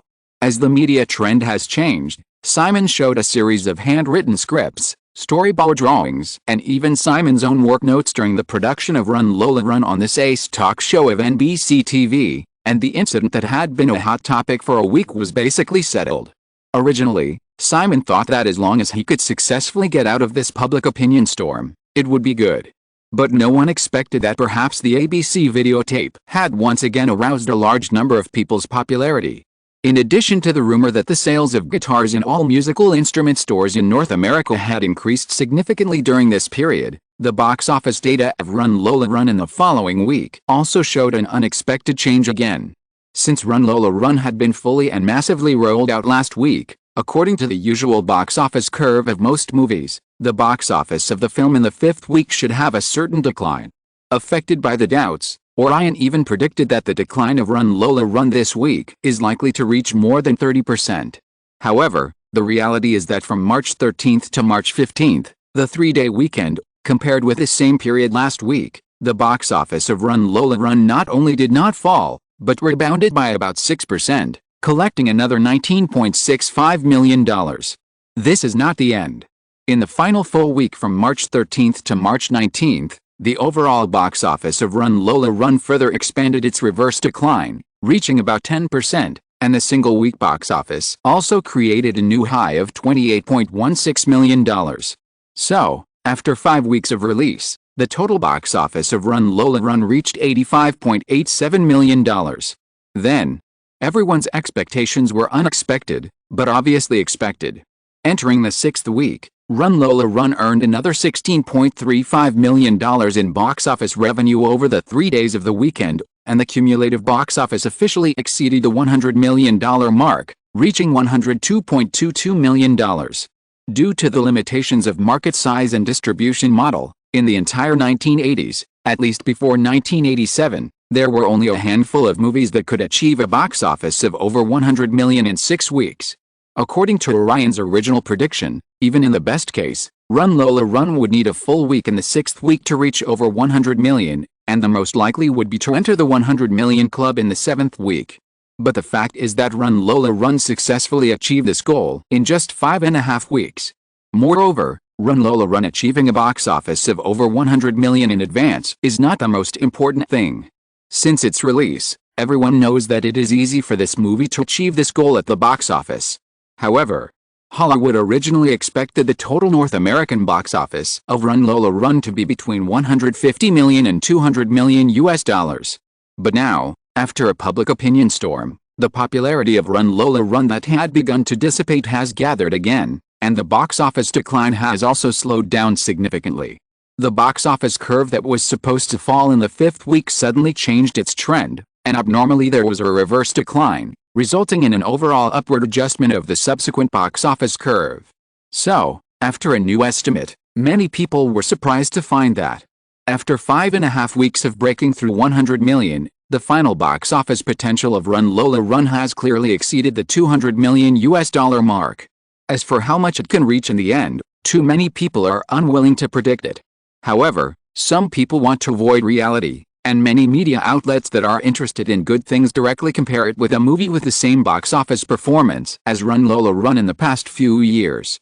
This movie is the 1985 North American box office champion Back to the Future. This hot-selling science fiction film directed by Robert Zemeckis also achieved a box office of over $100 million in the 6th week of its release. However, Back to the Future only earned $100 million US in the full 6th week, barely breaking the $100 million US threshold. But just like this, the final North American box office of Back to the Future has reached $210 million US.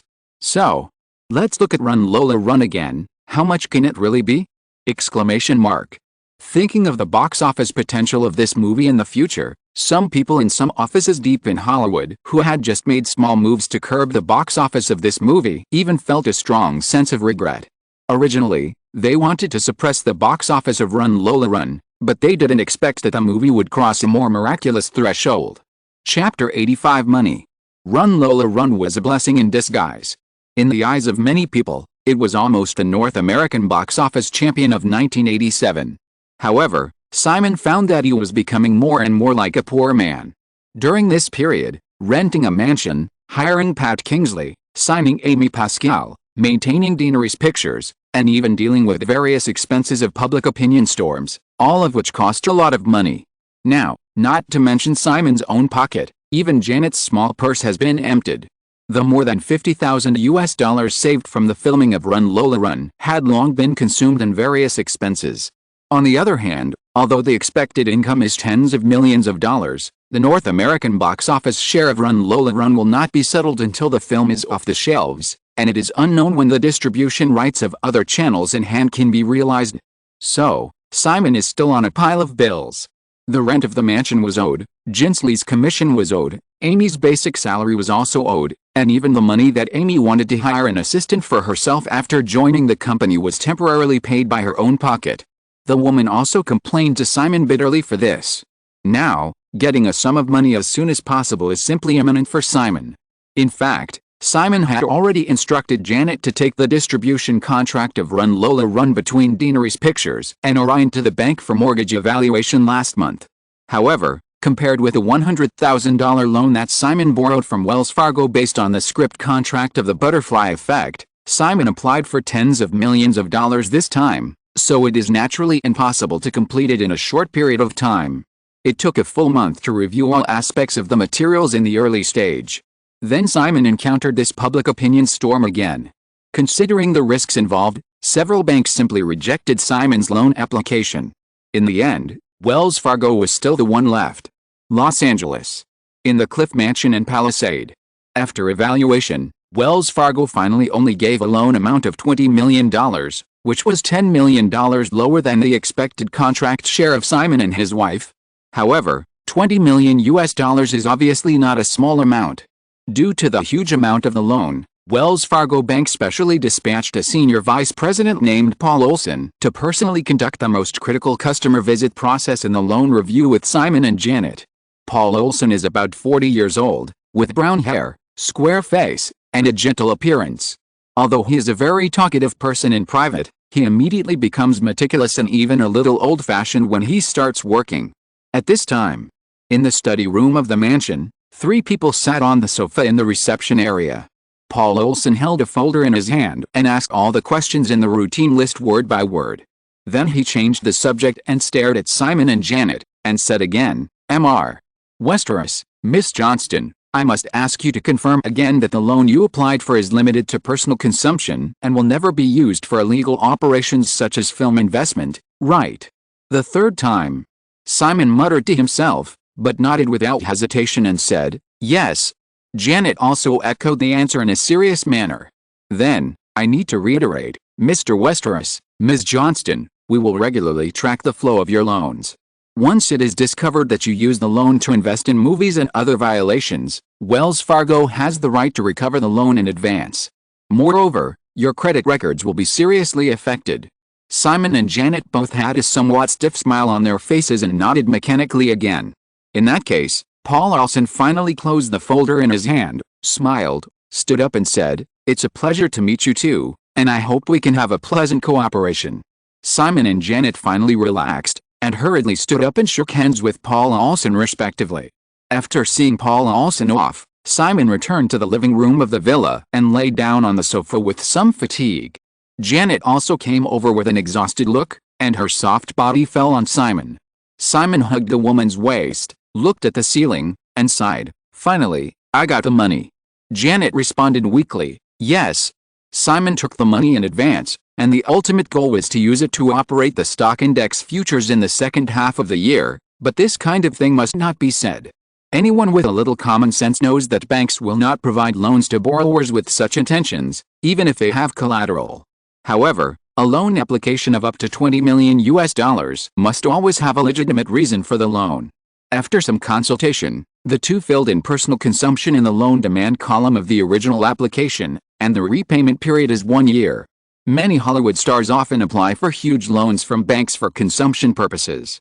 Since personal consumption usually involves buying physical objects such as luxury houses and cars, even if the borrower cannot repay the loan for some reason, the bank can recover this part of the assets to make up for the loss.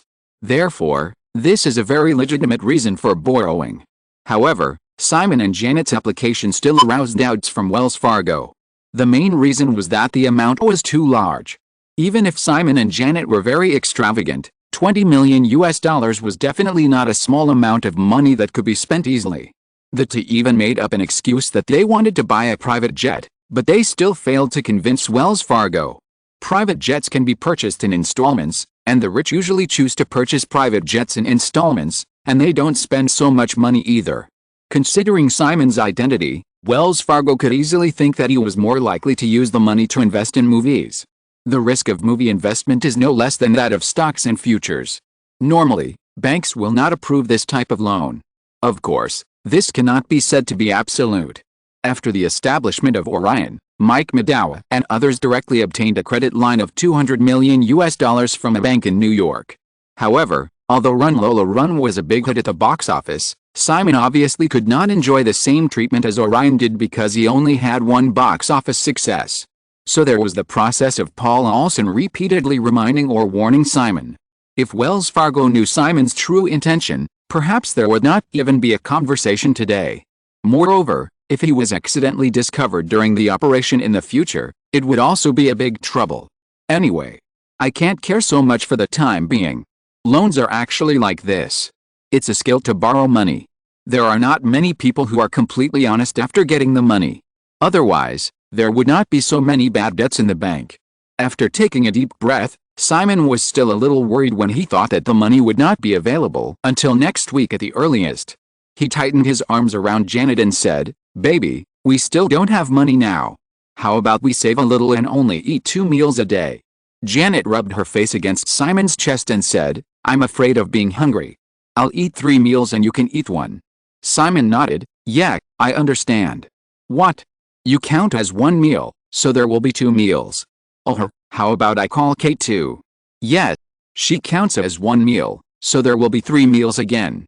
Federal's good girlfriend, come here, let me kiss you." "Bah, little bastard." After laughing and joking for a while, the two of them quieted down again. Simon began to sort out the various things that happened recently again. What he was most curious about was the origin of the videotape of ABC. Thinking back to the situation that day, Simon still couldn't remember who recorded the video. Moreover, I made several phone calls and even went to ABC headquarters to ask about it while in New York, but I still didn't get an answer. ABC's response was that the video provider asked to keep the source confidential, and I don't know why. Today is March 24th, Tuesday. The storm has dissipated. Yesterday, Simon finally signed a contract with Fox Films for Final Destination. The budget funds provided by Fox for the film will also not be received until next week, and it is not a one-time payment. The total budget of $8 million, the first payment is only $500,000, which is used for the early casting and location scouting of the project. In addition, Orion Pictures has begun to discuss Simon's next film, and it needs to start work recently. Both projects have been settled, but Simon's last film, Nora Ephron's When Harry Met Sally, is still hanging in the air. In fact, Simon has not completely won the script. Although due to the failure of the previous Heartfire, coupled with a rather an alternative story structure of When Harry Met Sally, no film company is interested in this script for the time being. But during the initial contact, Nora Ephron said that if Daenerys Pictures wanted to buy the script, it had to come up with a feasible production plan. Obviously, Nora Ephron was worried that Daenerys Pictures was just an empty shell, with no production capabilities at all, but wanted to hoard her own script. The situation of hoarding scripts in Hollywood is actually very common. Film companies often buy the exclusive rights of some scripts for a few years. If the contract is put into production during the contract period, the subsequent royalties will be paid to the screenwriter. If the project is still not started after the expiration, the copyright of the script will automatically return to the screenwriter. The box office of When Harry Met Sally is even the most guaranteed among the 3 films in Simon's initial plan. His original consideration was that if he really couldn't find an investor, he would simply invest in the film himself. But now, if you want this movie to be released in the summer of next year, then the project must be started immediately. So all the problems still return to the starting point. Money. Nothing can be done without money. Moreover, according to estimates, the investment in When Harry Met Sally may still be the highest among the 3 films in the plan, and may even reach $15 million. To be fair, Simon really didn't want to invest in this movie himself. Although the expected return of Lola Run was not small, he hoped to invest the money in other goals with greater value-added potential. After thinking for a while, Simon patted Janet on the back and said, "Get up. Will you go to dinner with me later?" Janet nodded with a small hum. Since the North American box office potential of Lola Run has been confirmed, the issue of other channels for the film's distribution should also be put on the agenda. Since the North American theater distribution contract was signed with Orion, Orion naturally has priority in the remaining channels for the film's distribution. Simon's plan is to sell all other distribution rights at once, so that he can get a sum of money as soon as possible for the operation of stock index futures and other investments in the second half of the year. However, with the North American box office scale of Lola Run, the overseas distribution rights, videotape distribution rights, and subsequent television broadcasting rights of the film will have a profit scale of at least twice the North American box office. Simon is not aware of the profit-sharing agreement that Orion has signed with other theaters, but even if it is calculated on an average of 50-50, the total profit that Lola Run is expected to bring to Orion and Deaneries Pictures is $100 million. Compared with the insignificant investment in production and publicity of the film, this $100 million is almost a net profit. With this as a reference, the profit scale of the remaining distribution channels is at least around $200 million. According to the profit distribution rules of the North American domestic box office, Simon can probably shout out a $60 million sellout offer for the distribution of Lola Run through other channels. $60 million is a huge sum even for the Big Seven, and Orion Pictures naturally can't afford it. Therefore, for the remaining distribution channels, if Simon wants to complete the sellout operation in the short term, he can only sell it separately. But due to contract restrictions, Simon must obtain the consent of Orion before doing so. Chapter 86. In the evening, Simon waited patiently for Janet to change into a more formal dress before they left the villa. The bodyguards had already prepared a car for the two. Simon took Janet out and politely nodded to two middle-aged men in their 40s named Neil Bennett and Ken Dixon. Although they had become very familiar with each other over the past few days, he still felt a little strange. The two bodyguards were not hired by Simon from a security company, but borrowed from Janet's own home. Since they met, Simon has never asked Janet about her family background, but the information flooded in the newspapers during this period is enough for him to know too much. Janet was born in the old Australian Johnston family. Although the family's wealth is only about $2 billion, it is not prominent on the world's rich list. However, the Johnston family has a very strong potential influence in Australia. 8 years ago, Australia suddenly abolished the inheritance tax, becoming the first country in the Western developed countries to abolish this tax, which shocked the world for a while. It is said that the Johnston family was strongly behind this. Later, Janet's grandfather Nicholas Johnston died in 1983. Due to the abolition of inheritance tax, the Johnston family inherited the wealth of the previous generation in its entirety. Today, with its multiple equity structure and deep-rooted family influence, the Johnston family, which has been prosperous for a century, still firmly controls the Johnston Holdings Group, which is involved in multiple pillars of the Australian economy, such as mining, animal husbandry, and transportation. The storm dissipated, and the paparazzi gradually realized that it was too difficult to dig out news from Simon, a young director who did not go to nightclubs, take drugs, or fight. Therefore, there were obviously fewer media people chasing Simon during this period. Of course, this is only relative. Simon's SUV left the Palisade mansion, and many cars still followed closely along the way. The dining place agreed with Mike Madawa was a restaurant next to the Century City Ranch Park Golf Club. Arriving at the destination, two bodyguards skillfully protected Simon and Janet to separate the paparazzi who wanted to squeeze forward.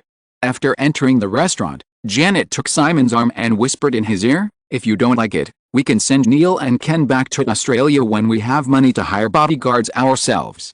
Simon said to the waiter who came to greet him, followed him into the restaurant, and whispered to Janet in the same low voice, "They are both good, I just feel a little, weird." This is what Simon really thinks. As a profession that is closest to the employer, it is also difficult to find a bodyguard who is capable and trustworthy. Although they have only been together for a few weeks, Simon can feel that Neil and the others' professional qualities are absolutely impeccable. As for trust, when it comes to Janet, the Johnston family will naturally be even less likely to be careless in this regard. Janet heard Simon say this, smiled softly, and stopped answering. After walking a distance with a waiter, the two came to a seat. Mike Madawa, president of Orion Pictures, had already stood up to greet them and greeted Simon and Janet warmly. The three of them then sat down. After ordering food and chatting, the topic was unconsciously turned to the upcoming 59th Academy Awards by Mike Madawa. This year's Oscars will be held on March 30th, which is next Monday. Not only is the box office of the films released by Orion soaring, but this year's Oscars have also received a total of 18 Oscar nominations for films such as Platoon and Hannah and Her Sisters. This period of time can be said to be extremely glorious. Therefore, Mike McDowell's recent gestures are obviously full of vigor and high spirits. It's like this, Simon. Mike McDowell looked at the young man and woman sitting opposite him, and said, "Do you and Jenny want to attend the Oscars next week?" Simon didn't expect Mike McDowell to mention this. Relying on the large number of nominations this year, it is natural for Orion to arrange one or two people to attend the Oscars. Due to the box office success of Run Lola Run, the Oscars will obviously not be stingy with 2 extra invitations. Moreover, attending the Oscars will definitely boost the subsequent box office of Run Lola Run. But, following Mike McDowell's proposal, Simon immediately thought of a word. Smack. Too embarrassing. So he shook his head immediately and said, "Mike, I won't go." Mike McDowell didn't expect that this opportunity, which might be crowded by many little stars, would be rejected by Simon without hesitation. He was a little dazed and looked at Janet beside Simon, hoping that she could say something. Women should be very eager to attend such occasions. However, Janet obviously looked as if she didn't hear it, and was helping her boyfriend to arrange a napkin with her head down. Okay. Another very unique couple. Mike McDowell thought so, smiled casually, and said, "Forget it, Simon. I invited you tonight just to ask, how are you thinking about the next movie?" Simon knew that Mike McDowell invited him tonight mainly for this reason, and he did not hide it, saying, "I already have a complete idea, but I can't start writing the script until next month. Mike, you know how busy I am recently." Of course, there is no rush for Orion, Mike McDowell said, but his body obviously leaned forward slightly, saying, "Then, Simon, tell me about it in general." Simon sorted out his thoughts and said, "This is a crime drama with a B-level style, consisting of 6 independent but interrelated short stories. Similar to Run Lola Run, I still hope to use an alternative non-linear narrative mode to present all the stories in a unified way." During this period, Simon has been thinking about his next movie. After Run Lola Run, it will not be difficult for Simon to achieve commercial success in his next film. But if Simon wants to continue to maintain his popularity, or even go further, his next movie must give people a refreshing and stunning feeling like Run Lola Run. After repeated consideration, Simon finally chose Quentin's Pulp Fiction. Pulp Fiction also has a non-linear narrative structure, and it also pushes the non-linear narrative of the film to a more imaginative realm. After the film appeared, it not only caused a strong response in the year of its release, but also had a very profound impact on many directors in Hollywood, Britain and even across the ocean. P.S. There is another chapter. Chapter 87 Pure. After briefly describing his overall idea, Simon spent a few minutes explaining several stories and interweaving patterns of Pulp Fiction to Mike McDowell in detail. However, Mike McDowell frowned after listening to Simon's narration. Although Simon's explanation was very detailed, Mike McDowell still felt that the whole story was confusing. Moreover, he did not grasp the selling point of this movie at all. Is it a non-linear narrative? Or, to be more straightforward, mental disorder? The 3-part parallel structure of Run Lola Run is indeed very interesting, but what is this so-called multi-closed loop plot structure? If the audience can't even understand the story, how can they be interested in this movie? Thinking of this, Mike McDowell said earnestly, "Simon, non-linear narrative should only be used occasionally. The movie still has to tell a story in an orthodox way. Besides, this script seems too confusing. I don't think the audience will be in the mood to sort out so many clues at that time." Many classic films that have gone down in history have suffered various doubts during the development stage. Mike McDowell's denial did not surprise Simon too much. Simon explained earnestly, "Mike, I understand what you mean. I also know that I have not fallen into the thinking error of deliberately pursuing a more complex film narrative structure. In fact, this is more like another attempt of mine. I just want to tell a very interesting story with a brand new plot structure. As for the audience, as long as proper publicity and guidance are carried out, I believe they will like this movie very much." Mike McDowell's expression still did not relax, and he continued, "Even so, Simon, according to your description, this movie obviously involves violence, shootings, drugs and other restricted elements. Do you think it is suitable for you, a young man who is not even 20 years old?" Simon suddenly thought of Kathryn, shrugged, and said, "Mike, I know what kind of person I am, that's enough. In fact, I don't lack other ideas, but these ideas are either impossible to realize now, or the production budget is too expensive. In comparison, this movie seems to be more suitable. As long as it is properly operated, the production cost should be controlled within $8 million. Mike McDowell was slightly relieved when he heard the budget figure given by Simon. The budget for film production in Hollywood has grown rapidly in the past 2 years. Even last year, among the top 10 movies in North America, half of them had a production budget of less than $10 million, and the box office champion Top Gun had a production cost of only $15 million. But this year, in just the first 3 months, Lethal Weapon and Angel Heart have already been released with a budget of $15 million, and these two expensive movies were still thrown into the unpopular schedule of March. However, Mike McDowell was still unwilling to give up, and continued, "Simon, why not make a horror thriller? Just like The Butterfly Effect and Final Destination, these two scripts are very good. I think it will be easy for you to create a similar script." Mike McDowell has always liked the two scripts The Butterfly Effect and Final Destination very much. Although The Butterfly Effect did not receive a good response from the film critics, Mike McDowell did not doubt the profitability of this project. As for Final Destination, just look at the profit-sharing terms given by Fox, and you will know how optimistic they are about this project. Compared with a meaningless Pulp Fiction, he hopes that Simon can create and direct another similar horror thriller. "I have explained this question many times," Simon said helplessly. "Mike, I don't like making horror movies because they lack challenges. I write those scripts purely for making money." Mike McDowell heard Simon's tone of talking about a side job and thought of the high share that the young man could get from the Final Destination project. He felt a little jealous. Purely just to make money. What a good reason. "But you want pure, and we want pure too." Mike McDowell almost blurted out, "Simon, let's only talk about this kind of project that can purely make money, okay? Let your messy Pulp Fiction go to hell." Of course, Mike McDowell just thought so. For many years, no matter how much they jumped up and down and cursed behind their backs, the management of Hollywood film companies had the attitude of flattering and coaxing the hot filmmakers as much as possible, and Mike McDowell was used to doing so. Relying on the popularity of Run Lola Run, Simon's next movie, as long as it is not too bad, it will be easy to make money. However, in any case, Mike McDowell would rather see a slightly more normal project, like The Butterfly Effect and Final Destination. The waiter brought the dinner and everyone paused for a moment. After taking a few bites of food and reorganizing his words, Mike McDowell said again, "Simon, don't you have other ideas? Tell me, as long as the script is good enough, it doesn't matter if the production cost is higher." Simon simply shook his head and said, "Sorry, Mike, I can only say that my next movie is Pulp Fiction. If Orion can't accept it, maybe you can wait for my third movie." Mike McDowell was speechless. Simon's second movie is definitely very guaranteed, but after the third movie, especially this inexplicable Pulp Fiction, who knows if anyone will still be interested in the name Simon Westeros.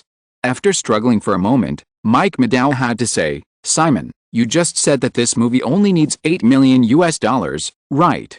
After Run Lola Run, Simon would not have proposed a production budget of $20 million for his second movie. Now, if it only needs $8 million, even if the box office prospects are bleak, it is not unacceptable if there is no other choice. "Mike, I am just talking about a more ideal state. There are many roles in this movie, and it is impossible to use all unknown actors. The actor's salary must account for a large part of the production budget. Therefore, if I can successfully persuade the participants to reduce their salaries and control the above-the-line expenses within $5 million, I have enough confidence to reduce the production budget to $8 million. The budget for film production is mainly divided into two categories, above-the-line expenses and below-the-line expenses. The so-called above-the-line expenses, in simple terms, are the salaries of the main creators such as screenwriters, directors, and actors, while the below-the-line expenses include equipment rental fees, salaries of behind-the-scenes employees, and technical equipment expenses such as transportation, makeup, and insurance.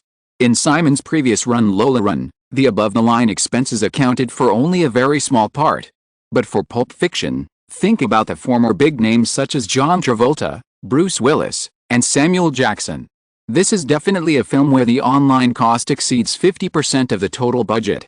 The original Pulp Fiction cost $8 million to make, and this was obviously all under the condition that John Travolta and others reduced their own salaries. Now, if you want to make this movie 7 years in advance, some people are definitely not available, some people Simon himself wants to replace, and some people may not be willing to reduce their own salaries. Under the influence of this series of uncertain factors, Simon still made an estimate of $8 million, which is neither high nor low. Seeing Simon's insistence, Mike McDowell knew that it was useless to say more, so he had to say, "Let's do this, Simon. You take out the script as soon as possible, and we will discuss it then." Of course, Simon nodded, took a sip of red wine, put down the glass, and took the initiative to say, "Mike, there is one more thing. About the other channels of distribution of Run Lola Run, I hope to sell all these distribution rights at once. Is Orion willing to take over?" Mike McDowell immediately showed a clear expression of surprise. The box office situation of Run Lola Run is very good. According to the practice of most film companies, they will definitely cultivate the subsequent distribution of the film in person. This can not only maximize profits, but also accumulate connections and expand channels in the process, which is completely killing two birds with one stone. Although it has the priority to distribute Run Lola Run through other channels, Orion originally only expects to be able to obtain the agency distribution of local videotapes, and the agency signed by this kind of agency is naturally a profit-sharing contract. Unexpectedly, Simon wanted to sell it all at once. This is obviously not a very wise choice. It is equivalent to exhausting the pond to catch fish. Not only can it not get too high a return, but it also ruins a long-term income channel. According to the operating cycle of distribution of various channels, just one Run Lola Run was originally enough for Deanery's Pictures to eat for more than 3 years. Thinking in his heart, Mike Meadow asked, "Simon, why are you in such a hurry?" Simon did not shy away and said bluntly, "I need money." Mike Meadow shook his head slightly when he heard this, and suddenly smiled with some emotion and said, "In fact, everyone needs money. Movies are an investment that recovers funds very slowly. In recent years, due to the continued hot economic situation in North America, many second and third-tier film companies have been expanding rapidly. Then, looking back, they found that they had spread their business too far and could no longer sustain themselves without realizing it. De Laurentiis Entertainment, the investment company of the Night of the Dead, which was on the verge of bankruptcy, Canon Pictures, which is now in trouble, and the takeover crisis encountered by Orion Pictures last year, all came down to lack of money." Simon just smiled in agreement and waited patiently for Mike McDowell's response. Mike McDowell thought seriously for a moment and said, "Simon, Orion will definitely not be able to afford to buy out all of them. However, we can buy the videotape distribution rights in North America." Last year's videotape sales in North America exceeded the total box office revenue. Therefore, videotape distribution is undoubtedly the most profitable piece of cake in the subsequent distribution of Run Lola Run. Mike McDowell's answer was completely within Simon's expectations. However, if Orion took away the North American videotape distribution rights of Run Lola Run, the subsequent television broadcast rights of the film would not be easy to sell separately. Although the income from TV broadcasting rights is also very considerable, the operation cycle is longer. Usually, after a movie is taken off the shelves in North American theaters, it can be released on videotapes after a 3-month window period, but the sale of TV broadcasting rights often requires more than 6 months. Moreover, unlike distribution channels such as theaters and videotapes, which have intensive income periods, TV platforms are typical long-tail markets. Although the revenue scale is comparable to box office and videotapes, the operation cycle often lasts for several years. Since Simon had anticipated Mike McDowell's response, he also had a response strategy. At this time, he said, "Mike, Orion can certainly take away the local videotape distribution rights. However, it can't be just these. I have considered that the subsequent distribution of Run Lola Run will be divided into 2 parts, local subsequent videotape and TV distribution, and overseas theater distribution, videotape distribution and TV distribution. If Orion can't take them all, it can only choose one of the 2. Although it has been established for many years, Orion actually does not have much overseas distribution capabilities, and basically relies on the 7 major international channels." After Simon said this, Mike McDowell understood that Orion could only choose the former, that is, local videotape and TV distribution, or give up directly. After thinking for a while, Mike Medow said, "Simon, what's the offer?" Simon simply said, $40 million US. Too high. Mike Medow immediately shook his head, then smiled and said, "Besides, this is not something I can decide. I need to discuss it with Arthur and the others first. P.S. By the way, how many chapters have I updated today? Chapter 88 Strange Clippings."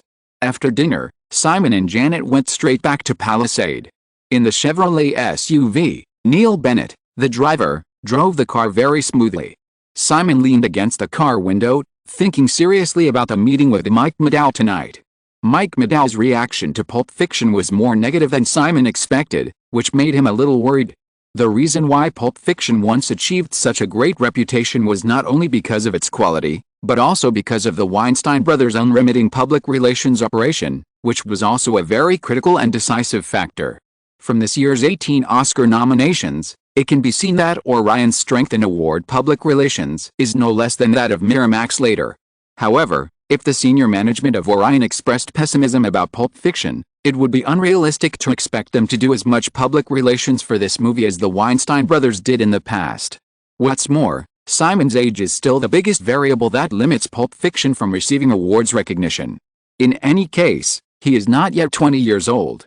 Speaking of which, Simon actually has no shortage of other options. But according to the previous contract with Orion, this second film is not worth his ideas.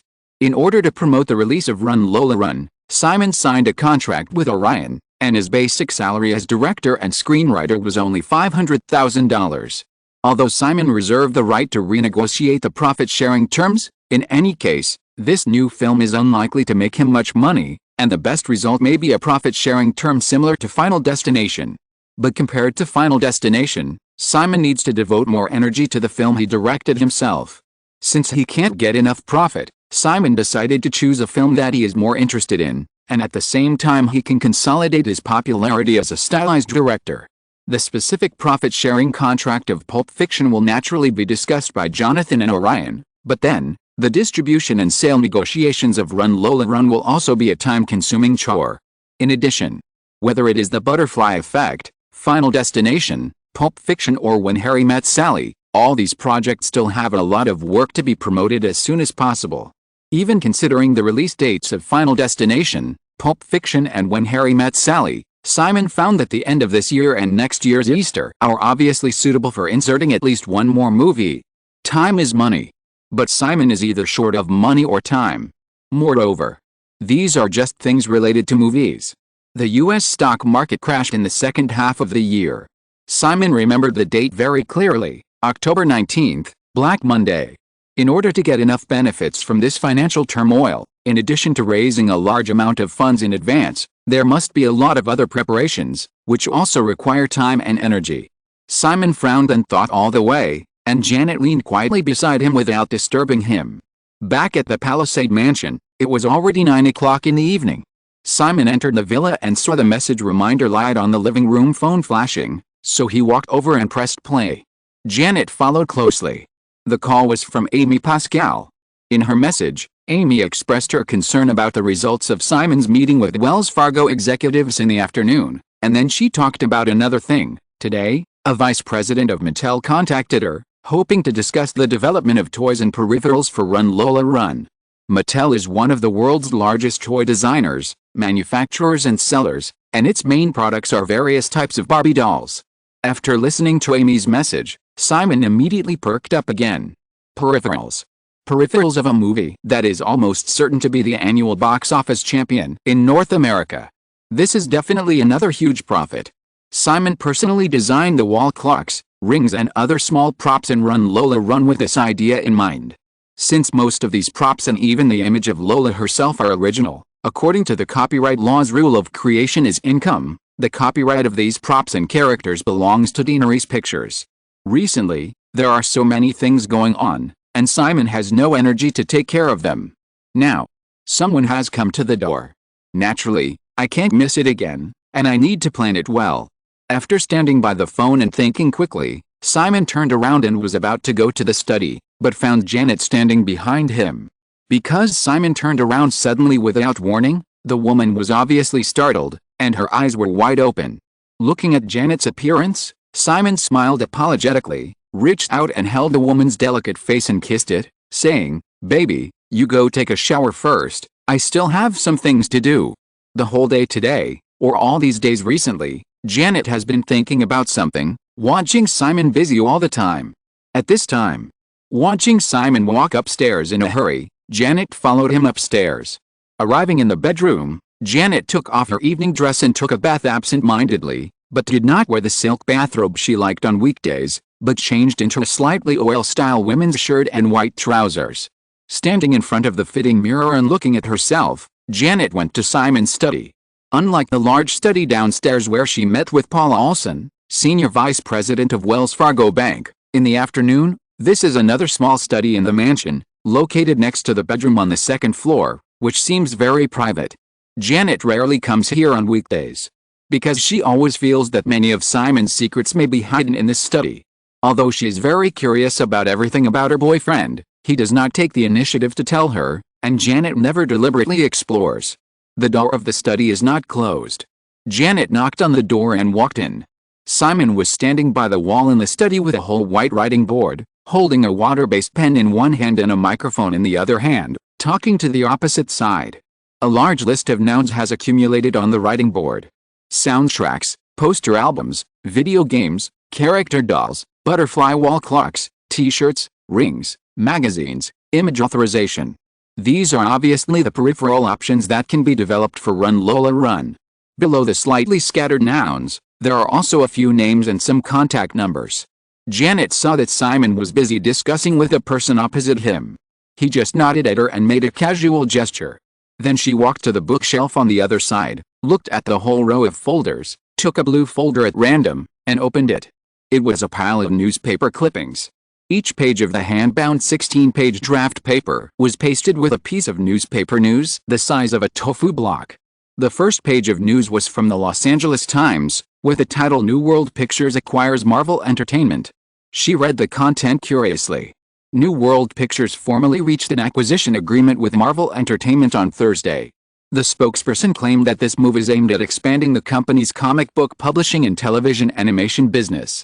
Marvel Entertainment is one of the largest comic book production companies in North America. The company's assets include Marvel Comics in New York, Marvel Comics and Marvel Productions in the UK, and the animation studio in San Fernando Valley, California. It owns Spider-Man, the Hulk, X-Men and other superhero characters that are popular among comic fans. In 1985, Marvel Entertainment's annual turnover was $72 million and its profit was $5.1 million. Previously, Candace Industrial Holdings, the parent company of Marvel Entertainment Group, officially entered the bankruptcy liquidation procedure. The two parties did not disclose the detailed terms of the transaction, but industry rumors said that the price of Marvel Entertainment Group was roughly between $40 million and $50 million. The transaction is expected to be completed by the end of the year. Janet had never seen Simon reading comics in the 6 months they knew each other, and she didn't know why the little boy was interested in such a piece of news. She tilted her head and read the news carefully again, but still had no clue.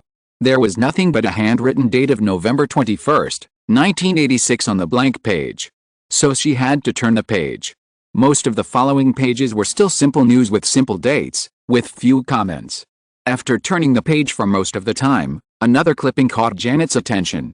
This was the list of nominated films for the 59th Academy Awards announced in late December last year.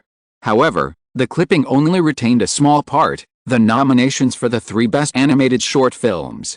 A red marker drew a circle on one of the short films called Naughty Jumping Lights. In addition to the routine December 20, 1986 mark, there was also a word, Pixar. Pixar. Janet remembered this time that the animation in the opening of Run Lola Run was made by this animation studio. It seemed to be a rare 3D animation studio. Marvel Comics, 3D animation. Huh. Could it be that the little boy was interested in cartoons? Thinking in her mind, Janet casually turned another page of the clipping.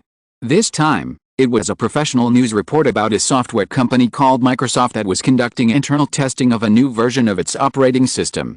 At the end, it also included an assessment of Microsoft's recent stock price. Due to the continued hotness of the North American stock market, Microsoft's market value officially exceeded $1 billion. After reading the news carefully again, I still had no clue. All these clippings seemed to be scattered here and there, with no order or focus at all. Janet even used her little brain to think about it, which was rare, but still could not grasp any connection. She had to put the folder back to its original position carefully, and Janet turned around and walked back to the man. Simon's other call was also coming to an end.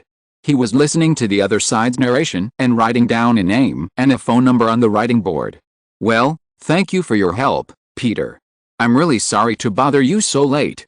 "Haha, of course, let's have dinner together when we're free," Simon said, and then he pressed the hang-up button on the landline next to him.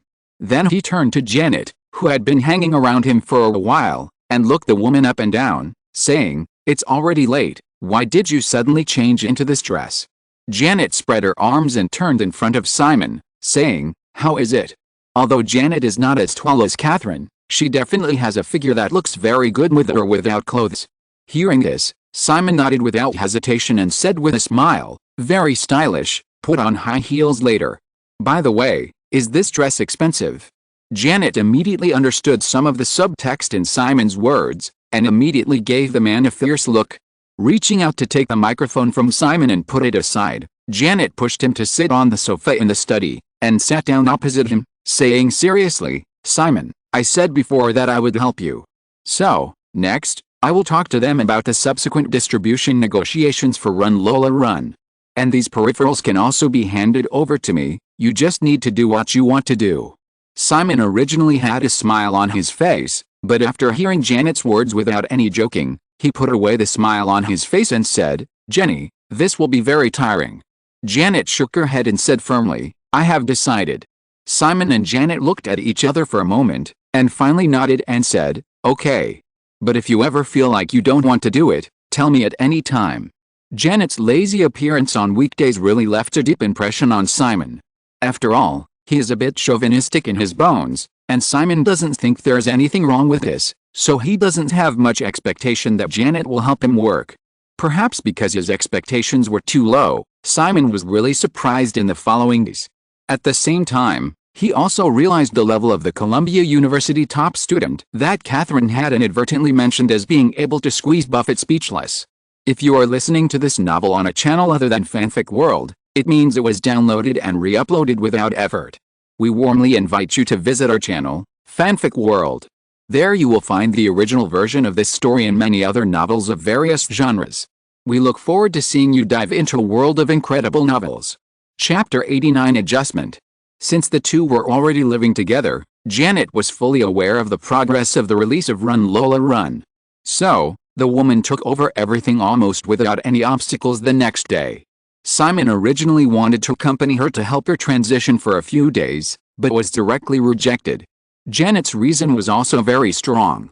With Simon around, she was easily soft-hearted and could not show her strength. Simon didn't know how Janet worked. But on the following Thursday afternoon, after the first formal contact on the subsequent distribution rights, Mike McDowell called hurriedly, and even complained with a bit of grievance in his tone that Janet was really ignorant and hoped that Simon would continue to come forward in person and not let a woman mess around. Although he had some doubts, Simon would not rashly believe Mike McDowell's one-sided words. However, after get off work that day, before Simon had time to ask Jenny about the negotiations in the morning, the woman had already brought back another contract. Mattel bought out the doll distribution rights of a series of characters in Lola Run for $2.3 million. Even if the box office is hot, the peripheral copyright of Lola Run is certainly far from being comparable to super IPs such as Star Wars.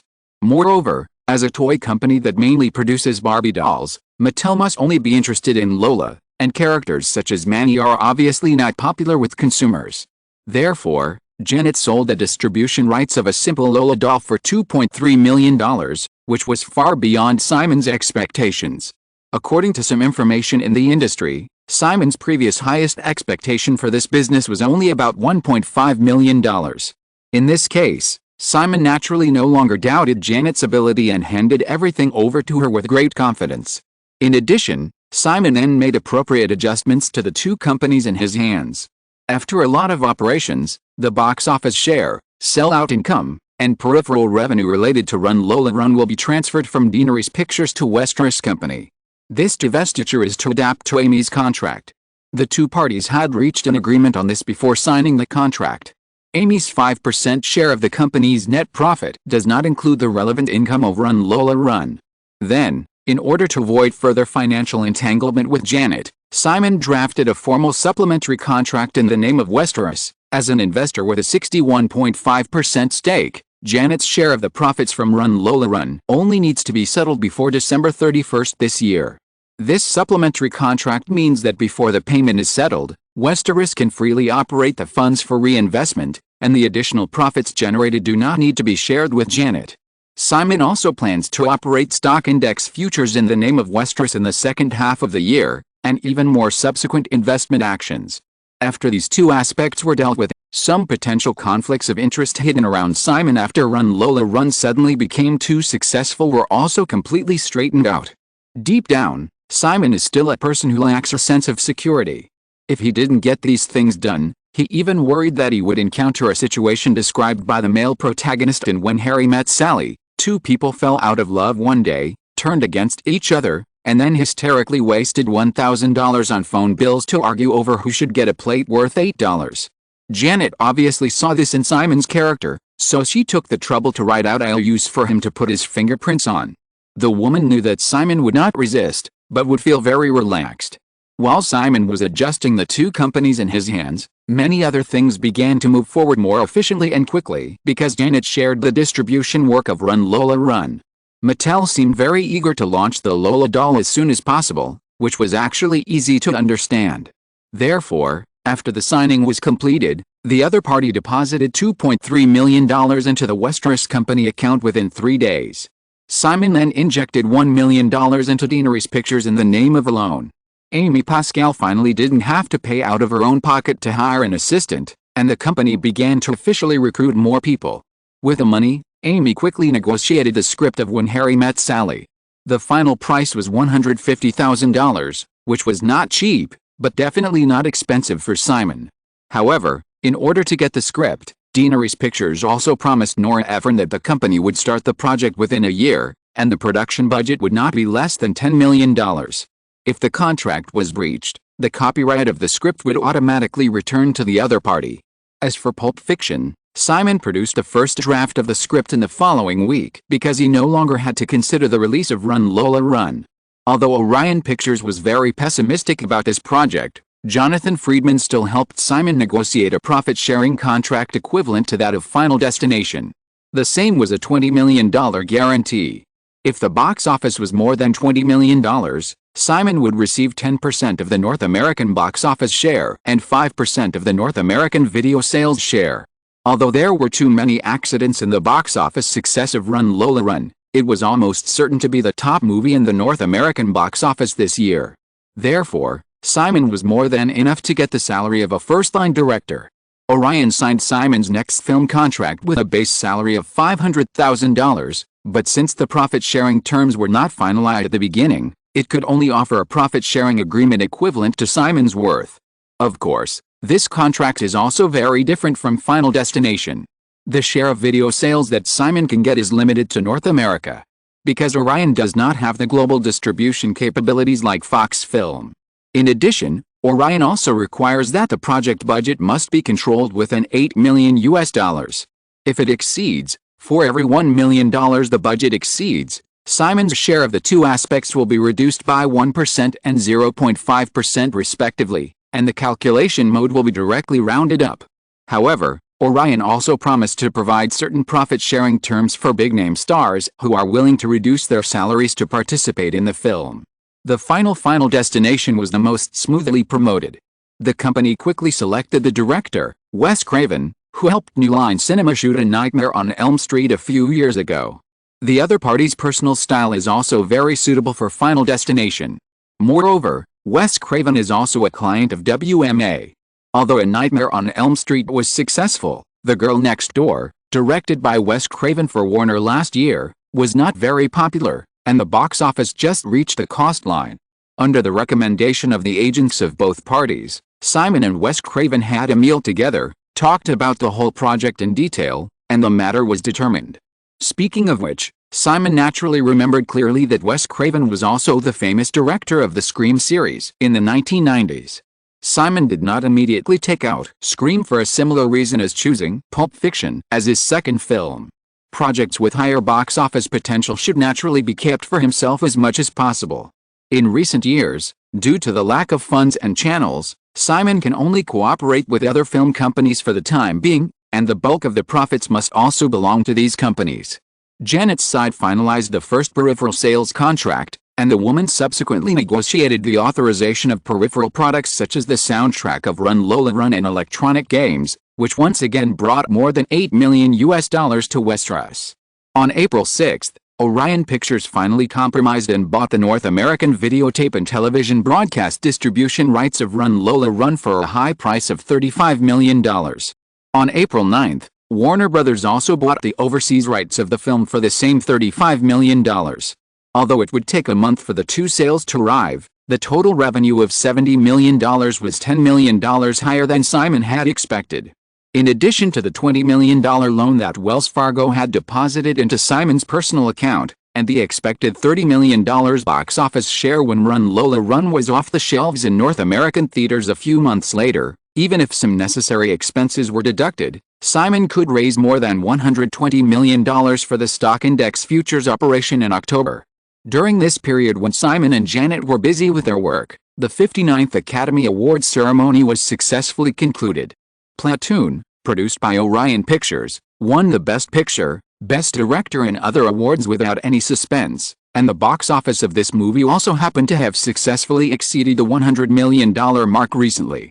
At the same time, after the box office of $23.36 million in the sixth week and 7 days, Run Lola Run collected another $21.22 million and $16.34 million in the 7th and 8th weeks respectively. As of April 9, the cumulative North American box office of Run Lola Run has reached $146.79 million. Although the weekly decline has begun to widen, there is almost no suspense that the total box office of Run Lola Run will exceed $200 million. Everyone is curious about what the final cumulative box office of the film can reach. This continued until April 10. In the first week of the Easter season, Simon's second film The Butterfly Effect after returning to this era was finally officially released. Although the previous internal preview critics have always had a bad reputation, considering the popularity brought by Run Lola Run, Fox Films still arranged 1,263 opening screens for The Butterfly Effect. As a relatively popular schedule, The Butterfly Effect naturally cannot be exclusive. Also released at the same time was Big 3 starring Back to the Future actor Michael J. Fox. This comedy film produced by Universal Pictures opened on 1,336 screens and had a production cost of $12 million. It was slightly better than The Butterfly Effect in all aspects. Chapter 90, One-Sided Negative Reviews. West Hollywood. It was 6:30 p.m. After get off work, Peter Butler had dinner with his girlfriend Peggy, and the two hurried to the cinema near their apartment. Although they already had a good personal relationship, Peter Butler still did not know the official content of The Butterfly Effect. Therefore, he rarely got off work on time today, and couldn't wait to see it. Peter's girlfriend Peggy is a tall and thin white girl, wearing glasses and looking gentle. The two sat down in the cinema, and Peggy couldn't help but say, "Peter, it is said that the critics' evaluation of The Butterfly Effect is not very good. Do we have to watch this movie?" Due to the poor feedback from the critics at the first preview, Fox had been carefully concealing the preview effect of The Butterfly Effect, and no public preview was held before the opening. Therefore, until yesterday, the reputation of The Butterfly Effect was only circulated among a small number of people in Hollywood. But now, the first batch of reviews about The Butterfly Effect in the afternoon evening paper have been released, and the media response to the movie is naturally difficult to cover up. As a reporter, Peter Butler naturally knew this earlier, but he still believed in his own judgment. Glancing at the audience in the hall who were gradually increasing as the screening time approached, Peter Butler replied, "Peggy, don't you like Run Lola Run? Simon's movie should not disappoint everyone." Peggy is the same age as Peter. She is 31 years old this year and works as a designer in an advertising company. Although she admired Simon's previous Run Lola Run, she has always been a very rational girl. She is no longer at the age of chasing stars, And she is not as obsessed with Simon Westeros as many young people are. However, considering the relationship between her boyfriend and the other party, Peggy did not speak too harshly. She just shrugged and said, "Maybe." After waiting patiently for a few minutes, the lights in the screening room dimmed.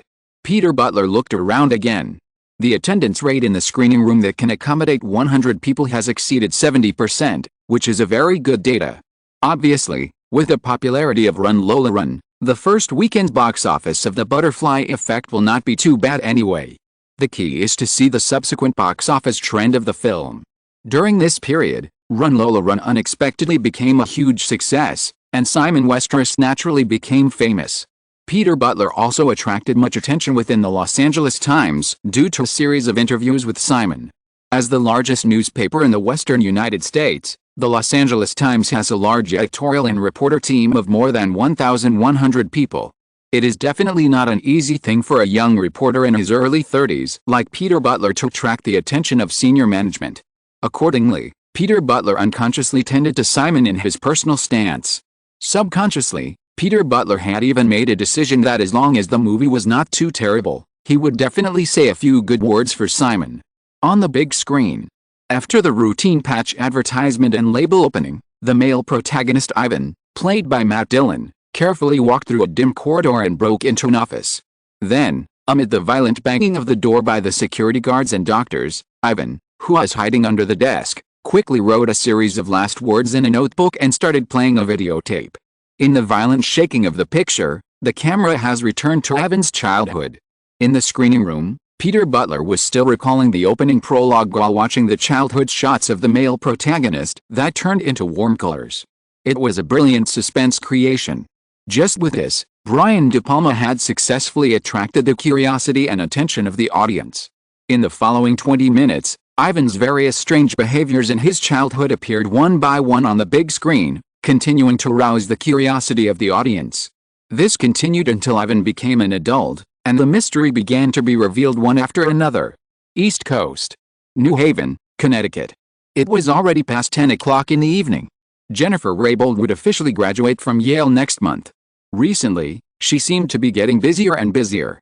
It was not until 8 o'clock in the evening that she took time out to watch Simon's new movie with her good friend Lisa Collins. At this time, as the crowd walked out of the theater together, the two girls looked at each other, not knowing how to evaluate The Butterfly Effect just now. Is this a good movie?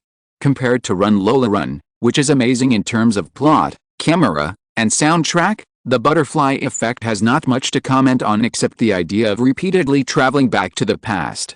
Is this a bad movie? The plot of the film is very complete, and it is cleverly interspersed and linked together. Compared to those really bad movies that make it difficult for people to remember the plot after watching them, many details in this movie are worth savoring. In short, as two senior movie fans who often go to the cinema, Jennifer and Lisa find it difficult to get anything that can impress them from this movie.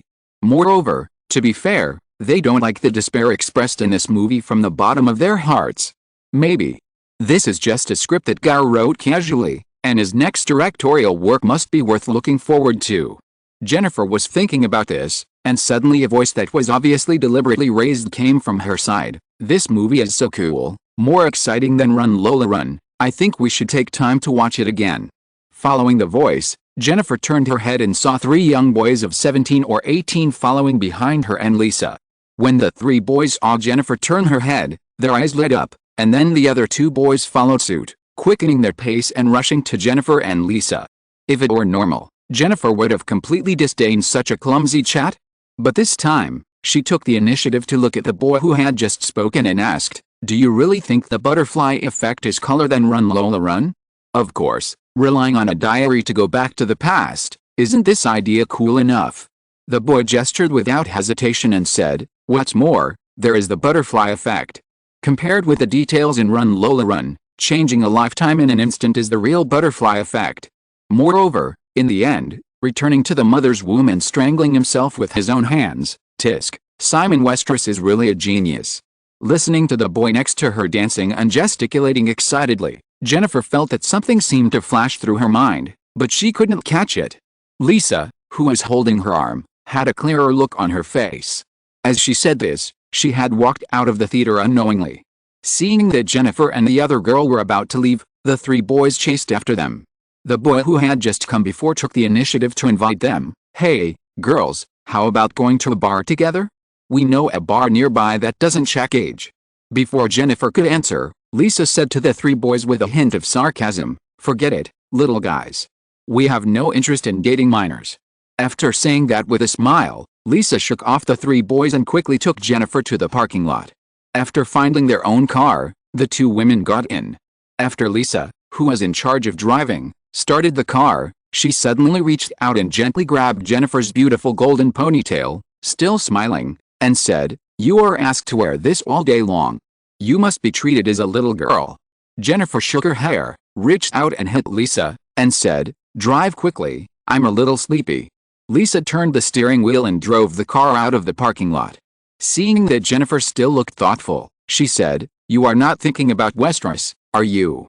Jennifer's face suddenly turned slightly red, but she immediately retorted, "You are thinking about him, you admire him so much?" Lisa was not as shy as Jennifer. She said bluntly, "Such a powerful guy, but I don't know when I can see him again. I don't plan to go to California. Isn't your uncle his personal lawyer?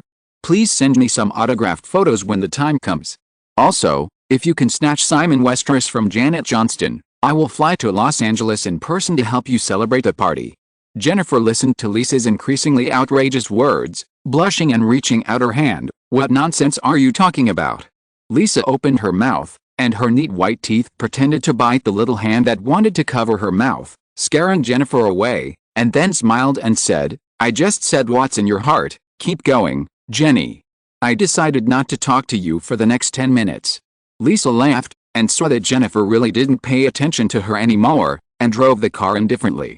After a while, she glanced at her friend in the passenger seat again, and saw that her blushing face was still a little worried, and suddenly said, "There's no need to worry so much. I think this movie may just be for those young boys." With the first day of the film's release, reviews of The Butterfly Effect also appeared on various media platforms on a large scale. After Run Lola Run, Simon Westeros once again used his outstanding imagination to build a wonderful story for us that explores the countless possibilities of life. The Butterfly Effect made me realize that each of our lives is made up of countless bits and pieces in the long river of time. You can't change, get rid of, or regret. Real life is destined to have only one result. This is the film review article published by Peter Butler in the Los Angeles Times the next day. Although Peter Butler's impression of the film was similar to that of Jennifer and her two daughters on the East Coast during the viewing process, he still wrote an article expressing his approval. However, apart from Peter Butler, too many film critics in North America were very impolite, and they all expressed their disgust for The Butterfly Effect. No one can save these boring repetitive clips. Variety Matt Dillon, who has performed brilliantly in films such as River's Edge and The Outsiders, chose this movie as the biggest mistake of his life. Entertainment Weekly pessimistic themes, confusing narratives, boring characters, this is really the most boring movie in recent times. Film salon Simon Westeros may want to express some deeper philosophical thinking through The Butterfly Effect, but the result is just a boring movie without any meaning at all. New York Observer. In this series of negative reviews, Mark Hollington, a writer for the New York Times who had raised doubts about Simon, once again emerged and bluntly said, "The Butterfly Effect is a very stupid and pretentious mess. I can't understand what Simon Westeros wants to express through such a boring movie. The great success of Run Lola Run is ultimately due to too many accidental factors. Therefore, the box office performance of The Butterfly Effect is crucial to Simon's subsequent development in Hollywood." Even on Saturday, facing the overwhelmingly negative reviews of The Butterfly Effect, Ronald Goldberg couldn't wait to call and hope to organize a production meeting for Final Destination, which he wanted to attend in person. This obviously violated the agreement signed by both parties. It was obvious. If The Butterfly Effect ultimately failed at the box office, the three projects Simon was promoting would be severely affected. Chapter 91 Simon's Shortcomings. Los Angeles. It was Saturday night in the Bel Air neighborhood next to Beverly Hills. Yesterday, after officially signing the overseas distribution contract for Run Lola Run with Warner, Simon received an invitation from Warner Brothers Pictures CEO Terry Semel to attend a party hosted by the other party tonight. This is a very clever romantic comedy called When Harry Met Sally. It tells the emotional journey of the hero and heroine Harry and Sally from acquaintance, dislike, getting along, understanding to love over a 12-year period. The story is somewhat similar to Woody Allen's Annie Hall, but without the neurosis of Woody Allen, and is more heartwarming and interesting. At the party in the courtyard of the mansion, Terry Semel held a cocktail and listened to Simon with a smile, but shook his head and said, "Simon, for Annie Hall, the audience likes exactly the neurosis of Woody Allen, a petty intellectual. According to your description, When Harry Met Sally is another romantic skit that relies on dialogue and emotional changes to drive the plot. This type of movie, without the support of Woody Allen's skills, or the lack of big-name actors, it is difficult for the audience to generate much interest." Simon also holding a cocktail, he stood opposite Terry Semel. Hearing this, he still smiled and said, "Terry, maybe you should take a look at the script first. If Warner is interested in this movie, I can even shoot a sample first. This is definitely a movie worth investing in." Simon, if you pay a little attention, you will find that Hollywood has not seen a hot-selling love movie for 10 years, let alone a love story with a bland plot. Terry Semel still shook his head, but then said, "Simon, you are a very talented screenwriter. So, why don't you try to write some police and gangster action movie scripts like Beverly Cop and Lethal Weapon? This is the popular trend in Hollywood in recent years. If you have any ideas in this regard, you can contact me at any time." Beverly Cop was the North American box office champion, produced by Paramount Pictures in 1984. Lethal Weapon belongs to Warner, and the movie was released a month ago. When Warner bought the script of this movie for a high price of $250,000, it caused a small sensation in Hollywood. Although it has been firmly suppressed by Run Lola Run since its release, Lethal Weapon has currently received nearly $40 million in North American box office, and the total North American box office is expected to exceed $60 million. Compared with a production cost of $15 million, Warner can be considered to have made a lot of money. Since the cooperation with Warner has been reached, Simon took the opportunity to learn about this one of the 7 major film companies. The result is that the operating conditions of Warner Brothers, which should be very powerful in the impression, have been even worse than Fox in recent years. For example, last year, Warner's highest-grossing movie of the year, The Curse of the Demon starring Sylvester Stallone, had a total box office of more than $49 million in North America. Knowing this, Simon is no longer surprised why Warner won the overseas distribution rights of Run Lola Run at a relatively high price. In this era, the overseas distribution of movies is usually delayed for 3 months to more than half a year. Warner undoubtedly has a very complete global film distribution network, but at present, this film company itself has no films worthy of global distribution. It is obviously a huge waste of resources to support so many overseas branches but have no films to distribute. Therefore, Run Lola Run became a very good choice. The North American box office of Run Lola Run is expected to exceed $200 million, and there is no risk of loss in overseas distribution.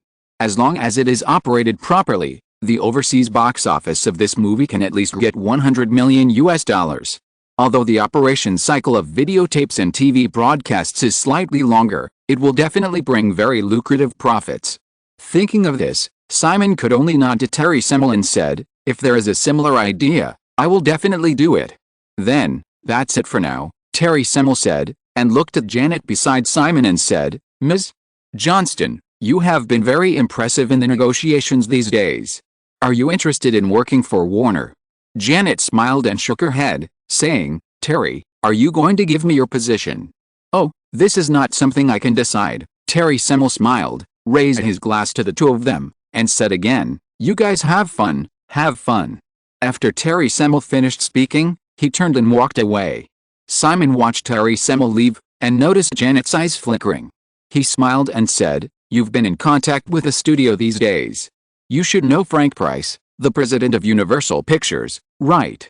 Janet didn't understand, but nodded. Simon said, "When Spielberg wanted to shoot Frank Price was very pessimistic about the project. He thought Spielberg's idea of shooting a children's film was crazy. In the end, it was Sid Sheinberg, the CEO of Universal's parent company, who personally made the decision, and the project was approved." Janet curled her lips and said, "Then what happened?" "Everyone knows what happened later. The production cost of was only $10.5 million, but the global box office exceeded $700 million. Janet has become more and more familiar with many things in Hollywood during this period. At this time, she couldn't help but say, $10.5 million, how interesting. The production budget of the projects of the major Hollywood film companies is usually a relatively loose integer. $10.5 million, with both zeros and integers, is enough to show how demanding Universal was on the A project at that time. That's true. So, after the success of A, Spielberg publicly announced to the whole of Hollywood that he would never have any cooperation with Frank Price again.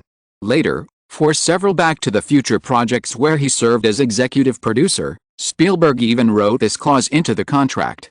Janet smiled and took Simon's arm, saying, "In the future, we will also write those who have rejected you into the contract." "I won't do such a boring thing." Simon shook his head and said, "Speaking of this, I just want to tell you that in Hollywood, everyone will be rejected, and everyone must get used to being rejected." Terry Semel invited Simon tonight just to build a relationship with this promising young Hollywood filmmaker. But in the case that the outside world is still bombarded with negative reviews of The Butterfly Effect, Terry Semel will not rashly reach any cooperation with Simon. What's more, the script of When Harry Met Sally was not written by Simon himself.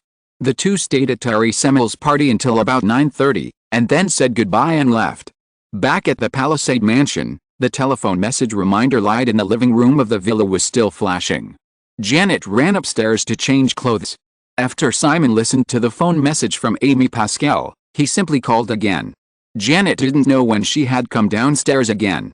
She was wearing a loose white sweater and jeans. She ran to the kitchen to make a pot of coffee. After returning, she lay on the sofa like a kitten and watched Simon make the call. Simon and Amy talked on the phone for half an hour before putting down the phone. He came over and picked up the coffee that Janet had poured, and leaned back on the sofa to relax. Janet had just heard the general idea from the side. At this time, she leaned over and said, "Did New World Pictures also refuse?" Simon nodded. New World Pictures was the film company that acquired Marvel Entertainment last year. It was originally founded by Roger Corman, the king of Hollywood B-level films. In recent years, it has also been in a state of rapid expansion. Although it does not have as many hit films as Orion, because this company inherits Roger Corman's cautious management philosophy, the operating conditions of New World Pictures are much better than those of similar second-tier film companies such as Orion and Canon.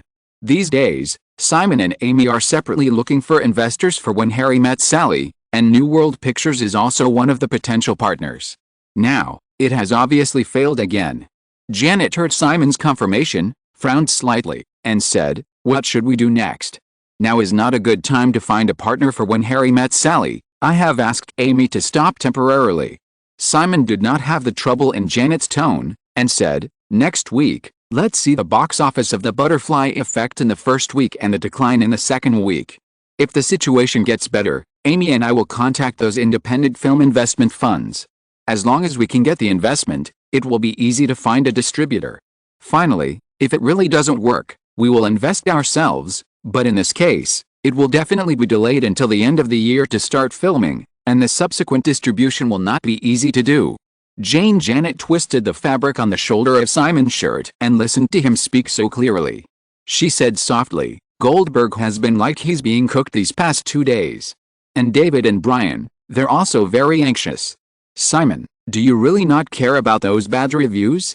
I don't even dare to look at them. They're too much." Simon felt Janet's strange tone, took the woman's small hand and shook it, and said, "Do you want to see me pretending to be worried?" Janet's eyes flashed, and she shook her head, "No." Simon put the coffee cup back on the coffee table in front of him, exerted a little force on his hand, and Janet lay down with her head resting on the man's legs. Looking at the woman with bright eyes in his arms, Simon helped her brush away the golden hair covering her neck, then lowered his head and looked at the woman seriously and said, "Including the doubts from a while ago and the negative reviews from the media now, to be honest, I don't feel much at all. Because I know clearly what kind of person I am, what abilities I have, and what I can do in the future. Those people's small actions may delay my steps, or may make me feel a little troubled, but no matter what, they can't stop me from going on. To use a slightly arrogant metaphor, how could a lion care about the bites of ants? Simon." Janet raised her hand and carefully touched the man's face, and whispered, You will truly conquer the world. Yes, Simon tilted his head and kissed the woman's palm, and smiled. So, when the time comes, please show mercy and don't destroy my world, okay? Yes. Janet nodded seriously, still looking up at the man above her, with some reluctance in her eyes, and asked in a low voice, Simon, what about us, our future? Simon stroked Janet's delicate face with his fingertips, and said softly, it's still a little early now. In a few years, we will get married. Then, have a few children, you will be the good policeman and I will be the bad policeman, and we will raise them together. Janet's eyes were full of longing. After listening to Simon, she shook her head, grabbed Simon's hand and held it in her arms, and said, it's not like this, it shouldn't be like this. Simon, you are a lion, the king of the grassland, destined to conquer the world. How can you be held back by a kitten's steps, and became a mediocre man guarding his own small home? It shouldn't be like this. Simon felt that Janet's mood was getting more and more wrong, so he picked up the woman and put her on his lap. Looking at Janet's eyes that had dimmed unconsciously, he suddenly felt a sense of pity in his heart, and said seriously, Jenny, did I say something just now that made you misunderstand? If so, I apologize. No. Janet shook her head, leaned over and kissed Simon on the lips, then leaned over and pressed against the man's chest, hugged him tightly, and murmured, Simon, on your last birthday, I said that I would not be a burden to you. Simon also hugged the woman in his arms tightly, and said firmly, no, of course not, you are just a kitten, how can you tie down a lion? But that's the fact, Janet said in a dreamy voice. She said, you know, Simon, I love you very much. This is definitely not a clumsy love at first sight, because since I was very young, I knew that in my life, I would either be free and alone forever, or I would only love one person forever. I always felt that the probability of the first choice would be higher. But when I was 27 years old, I suddenly fell in love with a little man. He was smart, strong, lonely, mysterious, crazy, and determined, but he would also indulge me when I was fooling around, indulge me when I was willful, protect me when I was drunk, and trust me when I was working. Although I know that this is because the lion will not care about the nonsense of the kitten, I still fell in love. I will not be as timid as Kate, so since I love her, I must quickly hold on to this man. Simon reached out and pinched Janet's crystal earlobe, and said softly, it's not good to talk about Kathryn behind her back like this. Janet's earlobes were very sensitive. When Simon pinched them, her face immediately turned red. However, she did not struggle and continued to press against the man's chest, saying, then, Simon, after we really got along, I soon discovered your shortcomings. This, Simon said with a worried look on his face, just keep it in your heart and don't talk about it everywhere. Janet smiled gently and revealed the answer directly, saying, Simon, I found that you are a guy who likes to indulge the people around you in your bones, especially those who love you. It is always difficult for you to refuse them. You will always be twice as good to them, and even always feel that you are not doing well enough. Simon weakly retorted, this shouldn't be considered a shortcoming, right? Of course it is a shortcoming. Janet rubbed her face against Simon's chest and said, just like me, I actually always knew that you were not ready to accept a relationship at all, but after Christmas Eve last year, you still recognized my identity. Janet suddenly looked up at Simon and said, last time in Arizona, Simon, did you sleep with Kate? Simon shook his head, no. See, that's it. Janet put her face back, you obviously like Kate more, and Kate actually has a good impression of you. I think you don't even need to say any sweet words. When you were in Arizona, you just carried Kate to your room and pressed her on the bed, and she wouldn't resist much. But you didn't do it. This is the bond, my bond with you. This is what I should do. Simon patted Janet on the back and said, if another man dares to carry you into the house, I will definitely kill him. You don't have this opportunity, I will kill people too, Janet said, patting Simon on the shoulder and said, don't interrupt. Okay. Janet continued, and during this period, your adjustment of the income will run Lola Run is the supplementary contract. Simon, I can feel your guilt. You want to accumulate more capital quickly, but you think it's unfair to me. You think you haven't given me enough, and you think you are being a little selfish. But how is it possible, Simon? I only paid $400,000 at the beginning, but now I can get back $67 million 168 times the return. How greedy would think that this is not enough? So, Simon, this is your shortcoming, A fatal shortcoming.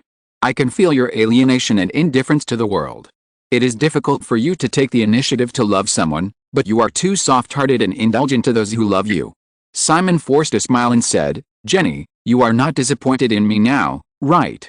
Of course not. Janet immediately shook her head, looked up, and said seriously, I love you, Simon. I like your strength, your mystery, and your indifference.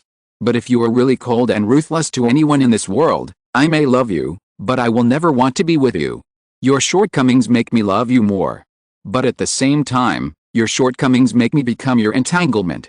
Simon couldn't help interrupting and said, Jenny, it's not like that.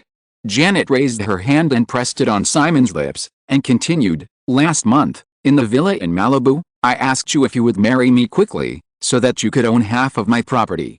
I could feel your panic at that time, but you still joked with me as if nothing had happened. Just now, you were able to tell me calmly that in a few years, you would marry me, have a few children, and I would be a good policeman and you would be a bad policeman. Obviously, you must have thought about this more than once during this period. You know I am looking forward to this kind of thing, because I am already 27 years old, and a 27-year-old woman must be looking forward to marriage. Since I love you, I do look forward to these. Moreover, I have no doubt whether you will fulfill your promise, because you will. However, this makes me realize that until now, you are only 19 years old. A 19-year-old boy should be free and unrestrained. And my king, my Lion King on the grassland, needs to conquer the world without any worries, instead of hastily considering having children and returning to the family because of the ties of a kitten. Janet said this, without waiting for Simon to talk again. She reached out and hugged her boyfriend tightly, and quickly said, So, Simon, let's start over. Let's start from the state when we first met that evening in Burbank. That day, standing on the side of the road, you said that you were from Watsonville Mental Hospital. I thought at the time, this boy is really cool. Simon felt the woman in his arms tremble slightly after she said this. He reached out and patted her waist gently, saying, Jenny, I think we should take a shower together and have a good sleep. But Janet didn't let go, and whispered, Simon, I'm not breaking up with you. How can we break up if we only love one person for a lifetime? It's just that I don't want to be a burden to you. So, let's start again as friends like Harry and Sally. I won't disturb your life or interfere with your work. If you need it, I can help you run the company. But, we're not lovers for the time being, okay? Simon shook his head and said, No. Janet seemed not to hear Simon's answer, and said to herself, I'm moving back to Malibu tomorrow. Before I met you, I actually always wanted to open a gallery, but I was too lazy, and my small studio was still a mess. Now, haha, I have the motivation. After the release of Lola Run, people have been contacting me because of the painting in the movie. Simon didn't know what to say for a moment, so he was silent. Janet finished talking to herself and was also silent for a long time before she said again, Simon, I'm a little scared. Huh? When the lion conquers the entire grassland and becomes the real king in the future, will he still care about the kitten? Of course, Simon said firmly, that is a very selfish lion. What belongs to him will always be his. Then why don't you keep your kitten now? Will it work? No. Then don't keep it. Simon patted the woman and said, but you still live here and I will move out. Why? The paparazzi will probably go crazy when they hear this news. I don't want them to disturb you. It's more private here than in Malibu. Janet curled her lips a little, her eyes sparkling, and said, then you can live in Malibu. I'll lend it to you in the name of a friend. No. You can pay the rent gold. Actually, I prefer a villa with a more modern style. Janet thought of her European-style villa in Malibu and the current Mediterranean-style mansion, and hugged Simon's waist tightly again. You have been accommodating me. Yes, you don't have to accommodate me now. Well, little bastard. Janet seemed a little dissatisfied, stretched out her hand to pinch him, but she didn't use any force at all, and said softly, you live in Malibu. They don't know that we are temporarily separated. Simon thought about it, nodded, and said, okay. Janet paused, feeling some of her own hesitation, and soon shook her head again, saying, or, don't, you can live wherever you want, even if you run away and live with Kate immediately, I don't care. We. Janet murmured a few words, suddenly broke free from Simon's arms, stood up and took 2 steps back, and said firmly, Simon Westeros, I officially inform you that we have broken up. Quotation mark. Chapter 92, Remarks on the Release. It's on the shelves. I just realized after uploading the chapters that I seldom go on QQ, so I didn't see any editorial comments. I thought I would have to wait until the end of the month or even the beginning of next month. This is the second book. I wrote the last book for 3 years, and it suddenly disappeared. It was an obsession. During this period, I often typed the protagonist's name as Eric. Sad. I didn't plan to write entertainment articles anymore. But after 2 months of hesitation, I finally started a new book and planned to start from the beginning. Before I knew it, it's now. My goal is to keep writing, and maybe one day I can catch up with Re:0. The updates have been very unstable in recent days, and I dare not ask for subscriptions. In fact, I basically didn't ask for anything for the last book, because the updates were too few and I didn't have the face to ask. It's the same this time.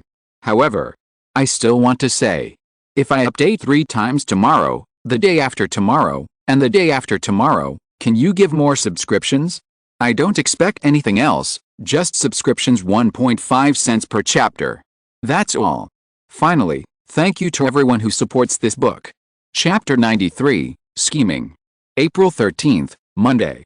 Under the close attention of countless people, the box office data for the past 3 days of the weekend was officially released.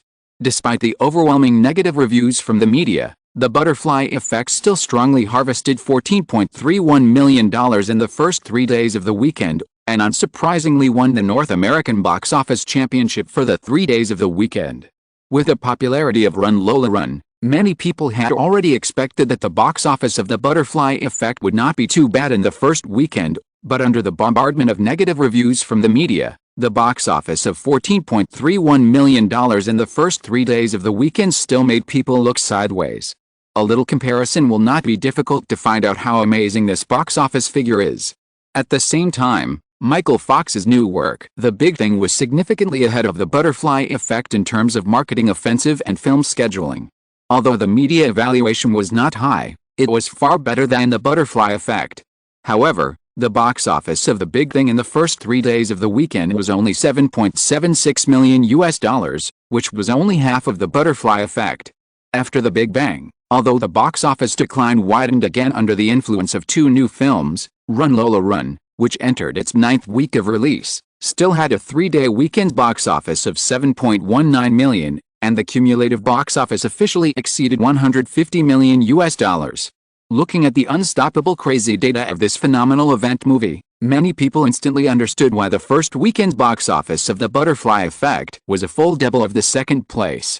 Run Lola Run, from the plot to the props, from the dialogue to the camera, countless details are tirelessly instilling the concept of butterfly effect to the audience.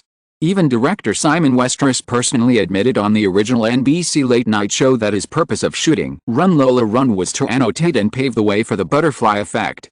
Run Lola Run has achieved unexpected great success, and tens of millions of viewers who have watched this film are naturally more curious about the butterfly effect. Therefore, the first weekend box office of The Butterfly Effect is obviously still a shrinking data after being affected by strong negative reviews. But even so, according to the box office trend of the first 3 days of the weekend, Fox still only needs 1 week to recover all the production costs. The question now is how the box office curve of The Butterfly Effect will go.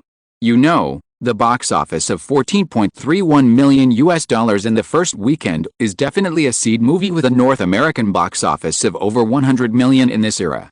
If this goal can be achieved, Fox, whose performance has been sluggish for several years, can finally get another movie with a North American box office of over $100 million. But under the current media reputation, if the subsequent box office trend drops sharply, it will naturally be impossible to break through a $100 million. Therefore, Ronald Goldberg, president of Fox Film, who was originally worried that The Butterfly Effect would fail at the box office under strong negative reviews, saw the box office data of the first 3 days of the weekend, not only did not relax, but became more worried. On the other side, in the new week, the news that Hollywood genius director Simon Westeros broke up with Janet Johnston, the daughter of an Australian mining tycoon, also quickly landed on the important pages of major media.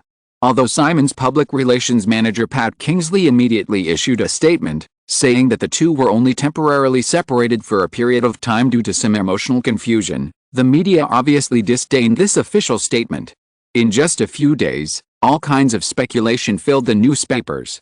According to insiders, the reason why Simon Westeros and Janet Johnston broke up was the uneven distribution of profits from Run Lola Run. According to rough statistics, Run Lola Run is expected to bring the producers $110 million in net income, and Janet Johnston alone will receive 61.5% of it, about $67 million, far exceeding Simon Westeros' share.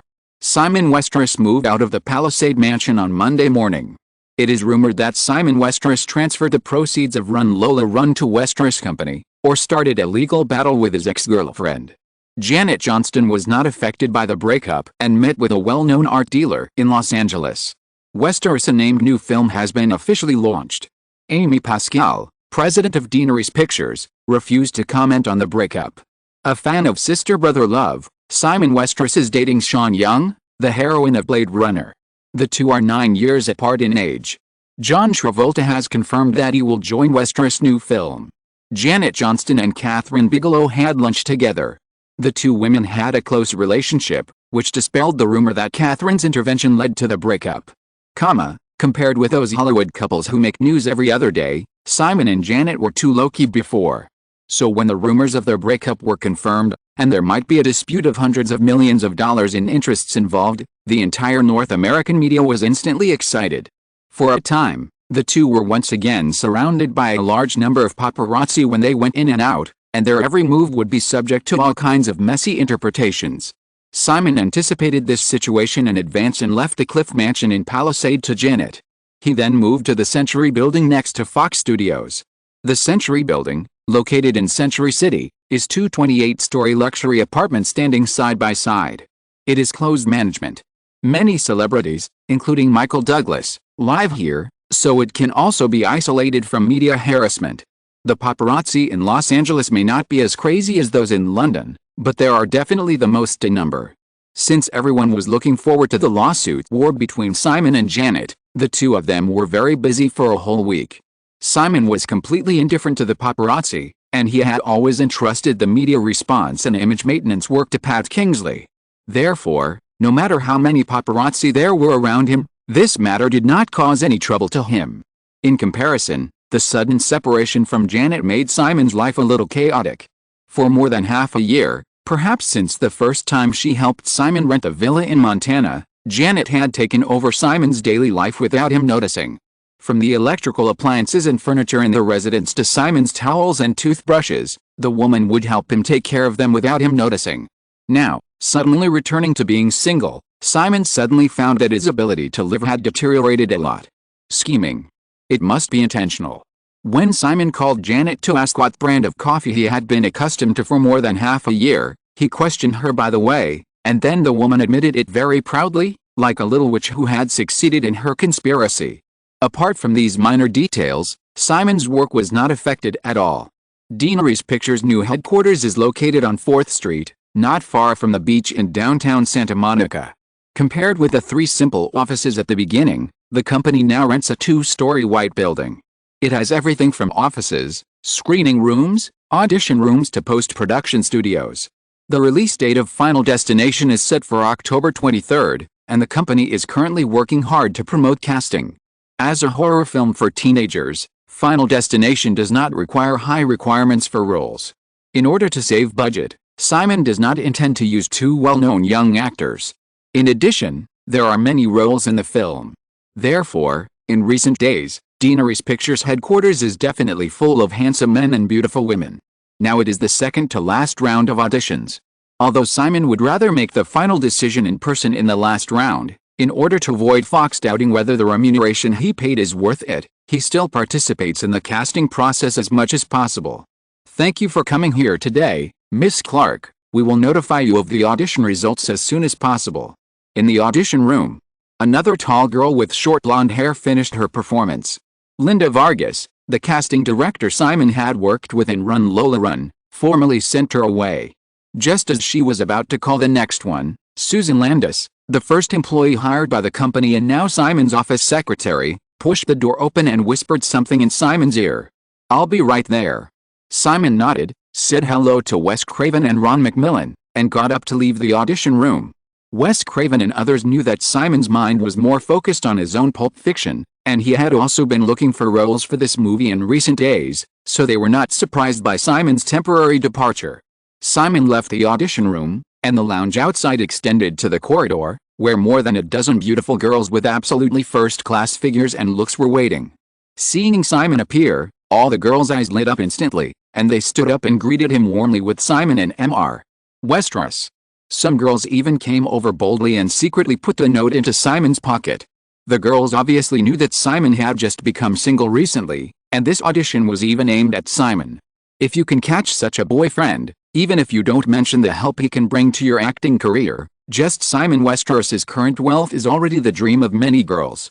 You know, Steven Spielberg, the hottest director in Hollywood, has actually accumulated a net worth of more than $200 million over the years. Simon Westeros made more than $40 million just through the movie Run Lola Run. It is very rare in the world to be a multimillionaire under the age of 20. Simon just smiled and walked through the crowd silently. If he said that he didn't enjoy the feeling of being chased and surrounded by a group of beautiful women, it would be a lie. However, Simon didn't think that he had broken up with Janet at all. Having lived 2 lives, he was not lacking in the mentality to resist such simple temptations. After throwing a few cards in his pocket into the trash can in the corridor, Simon came to the outside of his office. The man and woman waiting in the secretary's office stood up at the same time. Mr. Lieberman, Ms. Ryan, hello. Simon smiled and shook hands with the two of them, then said, "Come with me." After saying so, he asked Susan to make some coffee, and then Simon pushed the door and walked into his office. Turning to the reception area, the 3 of them sat down together, and Simon carefully looked at the girl opposite the sofa. Meg Ryan. One of the most famous American sweethearts, the original heroine of When Harry Met Sally. Now Meg Ryan is just an unknown actress who has appeared in a few movies, and her most famous role is just a small role as a pilot's wife in Top Gun last year. Simon originally thought that Meg Ryan's image in Top Gun might be the result of offending the makeup artist. But at this time, seeing the real person, he couldn't help but feel a little more disappointed. Chapter 94, Fraud. Although she was dressed up carefully, Simon could still easily find Meg Ryan's obvious eye bags and deep nasolabial folds. Her skin did not have the luster that a 26-year-old woman should have. She looked more like an overworked housewife in her 30s. Having been in a similar circle for 2 lifetimes, Simon naturally knew what Meg Ryan's current state meant. CAA agent Josh Lieberman, who was sitting next to Meg Ryan, noticed Simon's expression and quickly interrupted the silence in front of him, saying, "Mr. Westeros, Meg and I have carefully studied the script of When Harry Met Sally. Meg is very happy to play the role of Sally. However, as far as we know, the film has not yet determined the investor. What does Daenerys Pictures plan to do? The film will start shooting in September at the latest." Simon retracted his gaze from Meg Ryan and looked at Josh Lieberman and said, "If we can't find a partner, Daenerys Pictures will personally invest in this project. Hollywood filmmakers have a very common rule: never invest your own money in a movie." When Josh Lieberman heard Simon's answer, he couldn't help but label Simon as a greenhorn in his heart, but he nodded on the surface and said, "In that case, we have no problem." "Well, now let's talk about my problem." Simon turned to Meg Ryan again and said directly, "Ms. Ryan, are you addicted to drugs?" Meg Ryan was a little uneasy when Simon looked at her just now. She originally thought it would be a very relaxed meeting, but this young man who was said to be less than 20 years old unknowingly brought her more pressure than those studio executives. Hearing this, Meg Ryan immediately shook her head and said, "Of course not." "In that case, take a drug test," Simon said lightly. "As long as you can pass it, you don't need to audition again, and this role is yours." Meg Ryan immediately looked at the agent beside her with a guilty conscience. Josh Lieberman coughed awkwardly and took the initiative to defend his client. "Mr. Westeros, I can guarantee that this problem will never affect the filming of the movie." Simon shook his head and said, "Sorry, Mr. Lieberman, your guarantee is not worth $15 million. After last year's Top Gun, although she only played an inconspicuous role in it, it was not so difficult for Meg Ryan to get another film contract. However, most of them were just supporting roles. The leading actress of a big production with a budget of $15 million is still a bit far away from her. Therefore, Both Josh Lieberman and Meg Ryan attached great importance to this opportunity. At this time, Josh Lieberman felt Simon's strength, hesitated for a moment, and suddenly said, Mr. Westeros, you can talk to Meg alone. After saying this, without waiting for Simon to answer, Josh Lieberman had already stood up, not secretly gave Meg Ryan a look, and walked out of the office. Simon watched Josh Lieberman leave, just smiled, and looked at Meg Ryan across from him again, still mercilessly asking, "What do you use on weekdays? Do you take injections?" "Of course not." Meg Ryan squinted at the closed office door, and then glanced at the villain-like young man across from him, paused, and then raised her hand and made a slight smoking gesture, saying, Only occasionally, Mr. Westeros, I am not addicted to drugs." Simon looked at the woman across from him, still a little hesitant. The production budget of When Harry Met Sally was as high as $15 million, and he might have to invest personally. Simon would never take such a huge amount of money. In his memory, although Meg Ryan was not affected by this aspect, she became very popular 2 years later, but Simon could not guarantee whether the appearance of his butterfly would change something. Meg Ryan noticed Simon's hesitation, and remembered the look in her agent's eyes when he left. She looked at the young man opposite her, thought for a moment, and quickly said, "Mr. Westeros, perhaps we can have dinner together later and discuss this matter in detail then." Simon raised his eyebrows slightly and said, "Sorry, Miss Ryan, I already have an appointment." Since she had said it, Meg Ryan was no longer shy and said, "Tomorrow night is also okay."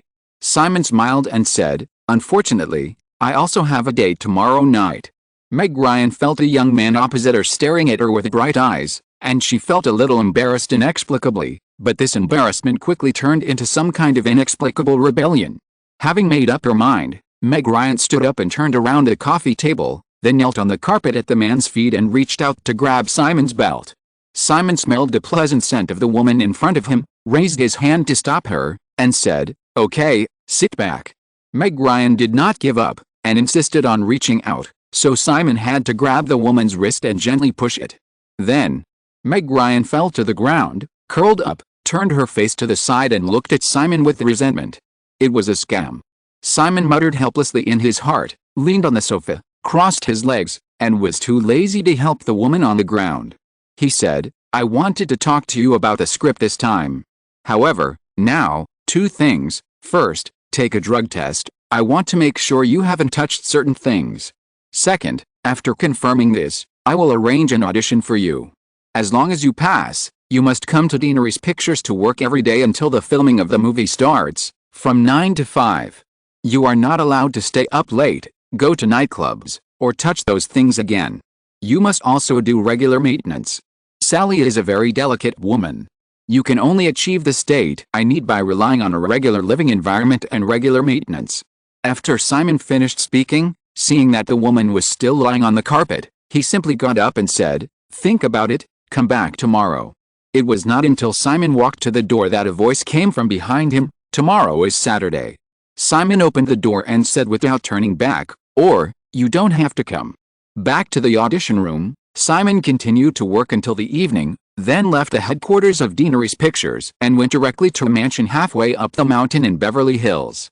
Simon did have an appointment tonight, a party at Robert Redford's house, but the purpose was to invite another character in Pulp Fiction, the boxer Butch Coolidge. The original Butch Coolidge was played by Bruce Willis, and Simon really didn't have much feeling for Bruce Willis. This time, he was eyeing another guy who had played a boxer before. Of course, it wasn't Sylvester Stallone. With a budget of $8 million, Stallone couldn't be hired now. Simon wanted to invite Robert De Niro, who had starred in films such as The Godfather, Taxi Driver, and Raging Bull. Robert Redford happened to have a good relationship with Robert De Niro, so he agreed to help introduce him to him at the party tonight. Chapter 95. They are there. There are countless parties in Hollywood every day, especially on weekends. Some time ago, the box office of Lola Run became more and more successful. In addition to the official celebration party of Orion, Janet also suggested that Simon hold 1 or 2 parties in the Palisade Mansion to reward everyone, and Simon agreed. However, it has not been implemented yet, and there is no more for the time being. The purpose of Robert Redford's party tonight is to celebrate the official establishment of several independent films funded by the Sundance Institute. The black Chevrolet SUV stopped outside a mansion halfway up the mountain in Beverly Hills. Simon asked Neil Bennett, who was the driver, to pick him up at 10 o'clock, and then pushed the door and got out of the car. It was dusk. Simon entered Redford's mansion. There were already people in the courtyard. Men and women were gathered in groups of 3 or 5 and chatting with each other. Robert De Niro had not arrived yet, so Simon was naturally not in a hurry. With the introduction of Robert Redford, he quickly blended into the crowd. This is a film that explores the gap between ideals and reality, called The Land of Dreams. Danny has been inured since he was a child, and has always been eager to prove himself. When he grew up, he decided to wander around the world. This was the boldest decision he made despite his cowardly nature. During his wandering, Danny met Bev, a free and daring girl. He seemed to have seen his other half, so one day he suddenly proposed to her. In the courtyard, Simon listened carefully to the director named Michael Hoffman telling the story he was about to direct. This was the first feature film funded by the Sundance Institute.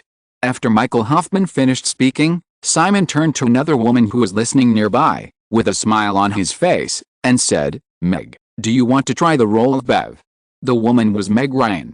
Simon did not expect that they would meet again in the evening after just meeting in the afternoon.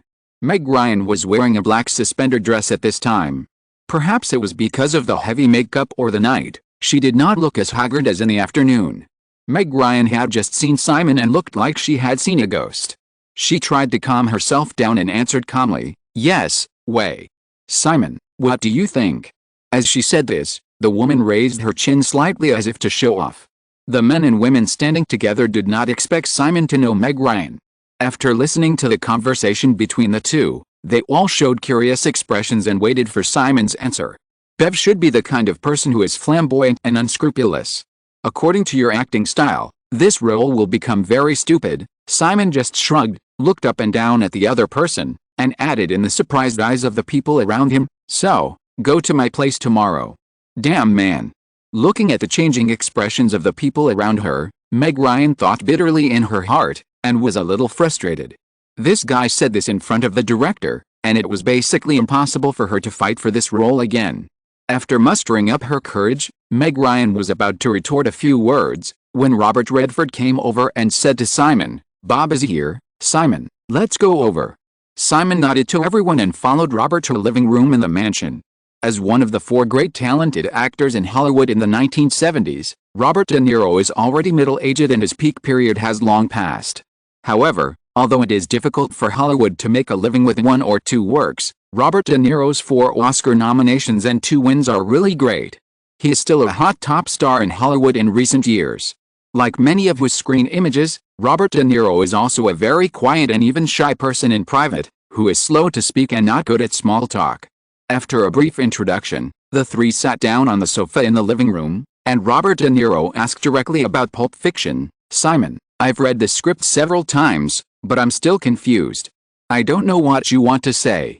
Since Robert Redford helped introduce it, he naturally read the script.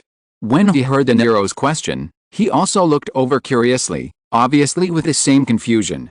Even after Pulp Fiction was completed, many people still didn't know what was good about it. Simon was not surprised by the expressions of the two. After a moment's consideration, Simon replied, "Bob, I don't want to express anything through this movie. It's just a story, just like its name, Pulp Fiction, a postmodern black comedy that is absurd, bizarre and full of uncertainty." Robert De Niro was puzzled when he heard Simon say this, postmodernism. Simon explained, "You can understand it as an artistic expression method that is anti-traditional, anti-authority, anti-continuity and anti-values." Robert De Niro nodded as if he understood, and then said, "Simon, maybe you already know your movie well, but to be honest, it's hard for me to understand. I even think the script is very poor, with a completely disordered plot, suddenly appearing characters, and a lot of undisputed dialogues. All of these seem inexplicable. You want me to play Butch Coolidge, right? After reading your script, I don't even know how to construct this character, because I can't feel any meaning of this person's existence, as if he is there, but at the same time, he seems dispensable." "Bob, you have understood this story, and very deeply," Simon said with a smile on his face, and repeated what De Niro had just said, "He is there, but seems insignificant." Robert De Niro shook his head. "Simon, I don't quite understand. In fact, life has no meaning, Bob. Just like us, we are talking about a movie. If a cooperation is reached, the next step will be to sign a contract, and then start shooting and release it, and look forward to the audience's reaction. This is our life. Similarly, others have their own lives, and they are all doing their own things. But in fact, for this world, or the entire universe, we are also dispensable. We are just here, living our lives, doing our things. Robert De Niro's expression finally showed a bit of enlightenment. Robert Redford also showed a hint of admiration on his face, and said with a smile, "Simon, I didn't expect you to be a philosopher." Simon just smiled and continued, "So, Bob, through Pulp Fiction, I want to build such a world. Butch, Vincent, Jules, Maya, Marcia, Jimmy, Wolf, and even the female taxi driver who you may find abrupt, they are just living their lives seriously. This life has no meaning, but they are there. You think the plot is too messy, there are too many dialogues, and the characters are too abrupt, but it is not the case. If you regard it as a real world, you will feel that everyone exists very reasonably. In the future filming process, I will even add more and richer details to perfect this world and make it more real and credible." Robert De Niro subconsciously nodded as Simon explained, but finally asked, "What about the audience, Simon? Do you think the audience will be interested in such a story?" "That's the other side, Bob. Will the audience be interested? I don't know. I just need them to walk into the cinema and watch two impromptu robbers discussing robbery in a restaurant. The female robber acts like a little girl and acts like a spoiled child to her boyfriend, and then suddenly turns into a crazy female rabbit. Watch Vincent and Jules discuss hamburgers on the way like ordinary office workers, and after arriving at the destination, they will wait for a while politely if it's too early, and then break into someone's house, read the Bible, and shoot people. Watch Butch silently accept the training of the gangster boss Masha like a cowardly and declining boxer, and then suddenly kill his own fiercely in the boxing ring. The rival, who is on the run with his girlfriend, the spoiled and lonely Maya, the drug-dealing Lance who dresses like Jesus, and Jimmy who is more worried about his wife than the police when facing murder. After they finish watching this group of absurd, bizarre people who are on the verge of madness and collapse, if they start to think about whether Butch and his girlfriend can escape safely, will Jules or Maya avenge Vincent? Will a female taxi driver with a soft accent go crazy like a little rabbit? Will Simon Westeros shoot a sequel? Then, at that time, I will open my arms and my heart and say to them loudly, "Friends, welcome to the postmodern world of Pulp Fiction." After Simon's speech, which was full of appeal, Robert De Niro had already shown a bit of heartbeat. Even Robert Redford couldn't help but say, "Simon, listening to you, if I can't play a cameo role in such a movie, I will definitely regret it in the future." Simon had given the script to Robert Redford with such an idea. However, although his achievements in awards cannot be compared with De Niro, in recent years, the box office results of Robert Redford's movies have far exceeded his. For example, Out of Africa 2 years ago ranked 5th in the annual North American box office rankings.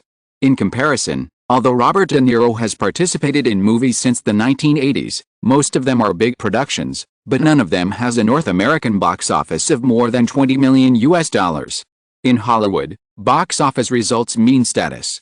Robert Redford's current salary is obviously higher than Robert De Niro's. It is absolutely a blessing for such a star to join Pulp Fiction. Simon is not arrogant enough to attract audiences by fully using a group of newcomers. But on the other hand, Simon only has a budget of $8 million. If Robert Redford participates, he can only reduce his salary or even give a bargain price. Friendship is friendship. Simon knows that if he takes the initiative to propose it, it will be too abrupt, and Robert Redford can only speak first. Now, hearing what Robert Redford said, Simon nodded without hesitation and said, "Bob, if you can participate, I will welcome it. But I must be honest, the budget given to me by Orion is not much." Robert Redford did not know the contract Simon signed with Orion, but said easily, "It's just a guest appearance, Simon. Let's not talk about the salary first. Which role do you think I am more suitable for?" Simon did not hesitate any longer and smiled. "Of course it's Mr. Wolf." The former Butch Cassidy and the Sundance Kid lived in seclusion in Los Angeles and became Mr. Wolf, who is regarded as a legend by all the low-level gangsters. Isn't it interesting? Butch Cassidy and the Sundance Kid was Robert Redford's famous work at that time, and the name of the Sundance Film Festival came from this movie. Then Mr. Wolf, Robert Redford nodded very straightforwardly, glanced at Robert De Niro again, stood up and said, "I still have to go out to entertain guests. Bob, Simon, you two can continue chatting."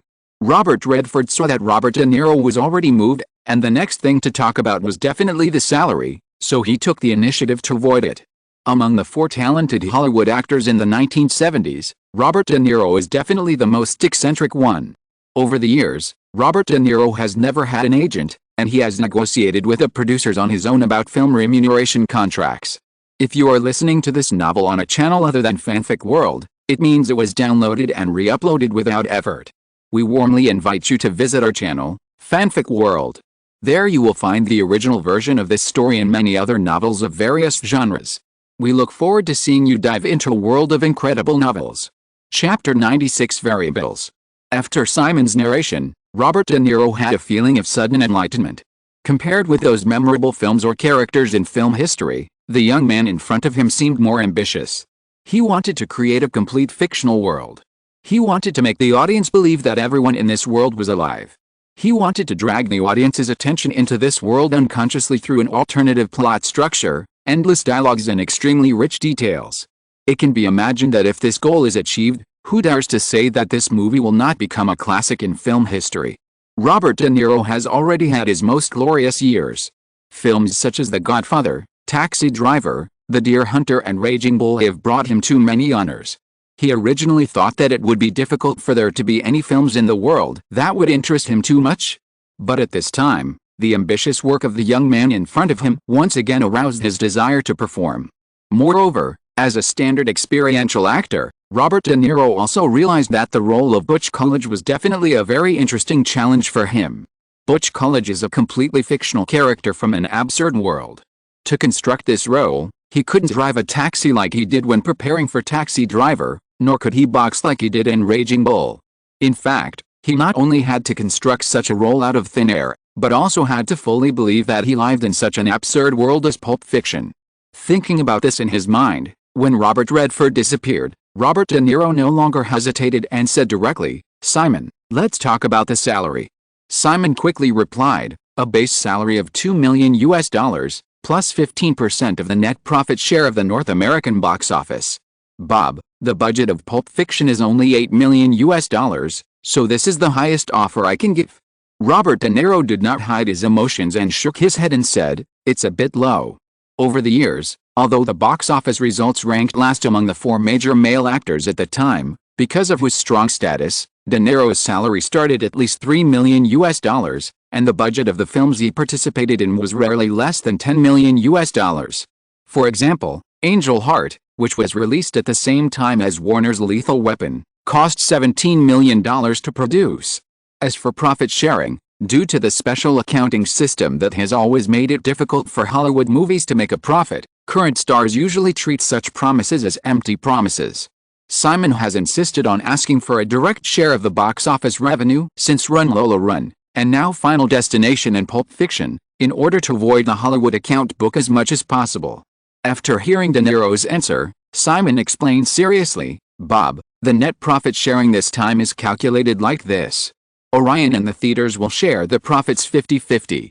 They will only take 15% of the publicity and promotion costs, and the other 35% of the total North American box office, minus the $8 million production budget, will be the net profit sharing base, and you can get 15% from it. According to this sharing formula, if the box office of Pulp Fiction reaches $50 million, your total salary will reach $3.5 million. The expected North American box office of Run Lola Run is over $200 million. I can't guarantee that my next movie will be so successful, but I think $50 million will definitely be no problem." Robert De Niro still shook his head slightly and said, "Simon, according to this formula, if the North American box office of Pulp Fiction is $100 million, I can only get $6 million.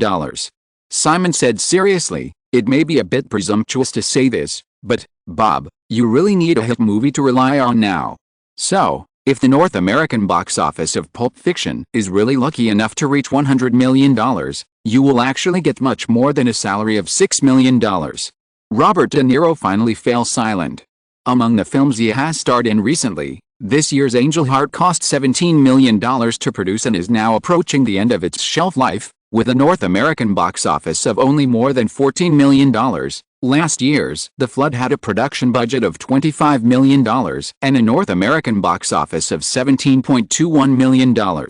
The earlier Once Upon a Time in America cost $30 million to produce and only had a North American box office of $5.32 million.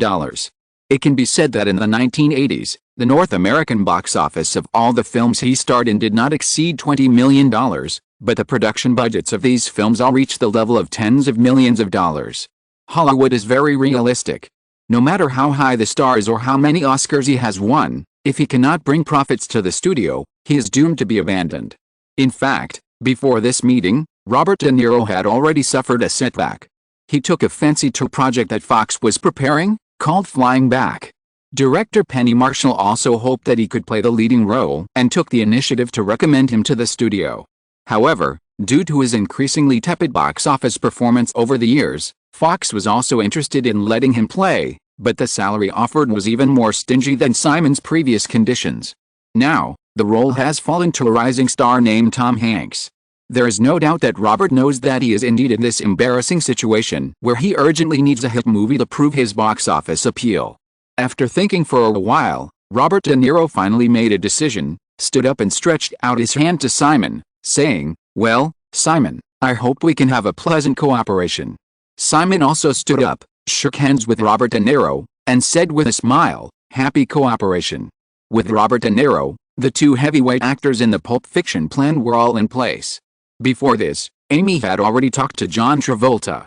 After the 1978 North American box office champion Grease, John Travolta really enjoyed a few years of glory. But the disadvantage of teenage stars with shallow foundations and easy to become outdated soon became apparent. After the box office failure of The Best of Times, which cost $20 million to produce 2 years ago, the 33-year-old Travolta even went to star in a TV movie last year in order to transform. Therefore, after a contact between the two sides, Travolta quickly accepted the terms of $1 million plus 5% of the North American box office net profit share. Similar to Final Destination, Pulp Fiction is still fully controlled by Deaneries Pictures, and Orion is only responsible for investment and distribution. In addition to the $8 million budget, Orion also gave Simon a total of 20% of the net profit share to recruit roles. After getting Travolta and De Niro, Simon has paid $3 million in salary and all the net profit share. According to the preliminary budget table, the offline expenses for venue equipment rental and behind-the-scenes staff salaries will cost at least $3 million.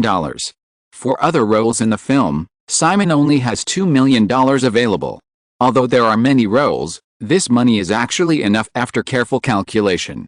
Robert Redford agreed to guest star as Mr. Wolf, which brought some variables to the matter again.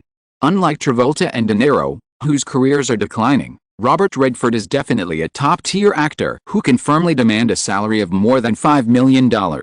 Even if it is a cameo, Simon cannot be too stingy. This matter can only be discussed with Orion next week. Simon continued to discuss some details with De Niro, and the two left the villa and came to the party in the courtyard. P.S. There's more before 12 o'clock. Chapter 97. The second time. Robert De Niro was also not the type to hang around at parties, so he stayed for a short while before leaving. Simon continued to socialize with everyone until nearly 10 o'clock, and was about to leave, but Meg Ryan suddenly appeared from nowhere and blocked him at the buffet table, saying, "Simon, we need to talk." Simon looked at the woman in front of him, who was swaying and had blurry eyes, and took the wine glass from her hand and put it on the table, then walked to a secluded place nearby. Meg Ryan followed closely until she bumped into the man who suddenly stopped, and then she stopped. Meg Ryan looked at the man in front of her with a curled tongue, saying, "See, Simon, you don't like me, right?" Simon told the truth. "I was looking forward to it, but I'm disappointed by your condition." "But this is me, I'm just like this." Meg Ryan pressed her chest, stared at him with wide eyes, and said with a bit of grievance in her voice, "Mr. Westeros, since you don't like me, can you let me go? You are already a big shot, and you made me lose the role that was originally very promising with just one sentence. This punishment is enough, isn't it?" Simon frowned, looked at the woman who was a little shaky in front of him, and said, "Miss Ryan, You haven't reached the point where I like or hate you, because we are not familiar with each other. So, I am even less in the mood to punish you. If you are satisfied with your current condition, then you can do whatever you want in the future." After saying this, Simon turned around and planned to leave. Meg Ryan obviously wanted to say something else. She reached out and grabbed the hem of Simon's coat, and then was suddenly struggled and fell to the ground. It's the second time to scam someone. Simon stopped helplessly, helped Meg Ryan up from the ground, and sat down at a table and chair nearby. Fortunately, there was a lawn under his feet. Although the woman was a little embarrassed, she was not injured. The movement here naturally attracted the attention of others. However, seeing that it was Simon Westeros who was pulling and tugging with a woman, everyone was curious, but they restrained themselves from coming over, and some people even pretended not to see it. In Hollywood, this kind of thing is too common. Simon ignored other people's thoughts and waved to the waiter to get some tissues and stuffed them into the woman's hands. Seeing that she seemed to be a little absent-minded, he had to wipe her face himself, and then asked the waiter who else would come with her tonight. Robert Redford soon noticed the movement here and also came over. After some inquiries, he learned that Meg Ryan came alone tonight, and Simon simply called CAA to pick her up. Such a toss.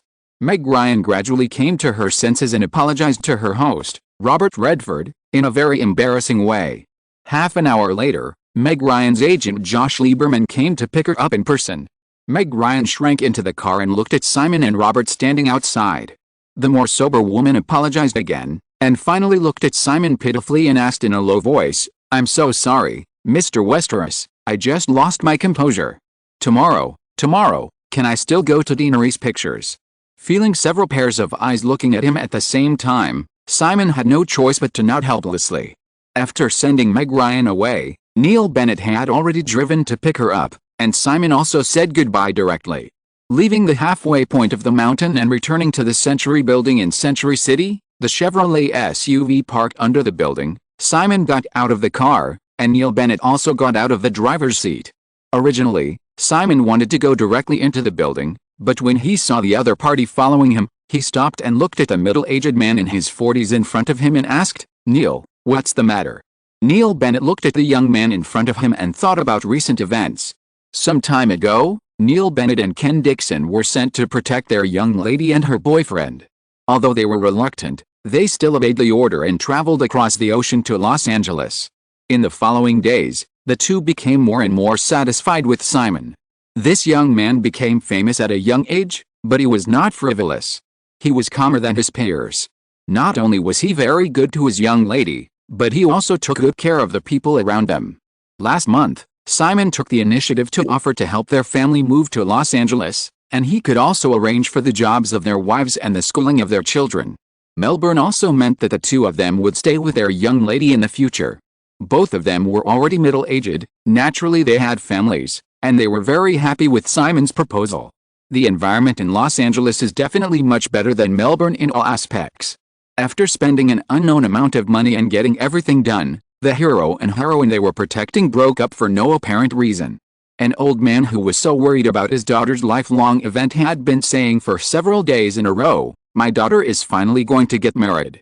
Simon's information from childhood to adulthood had been thoroughly checked and sent back to Melbourne. In addition to his younger age and worrying mental problems, there was no other dissatisfaction on the other side.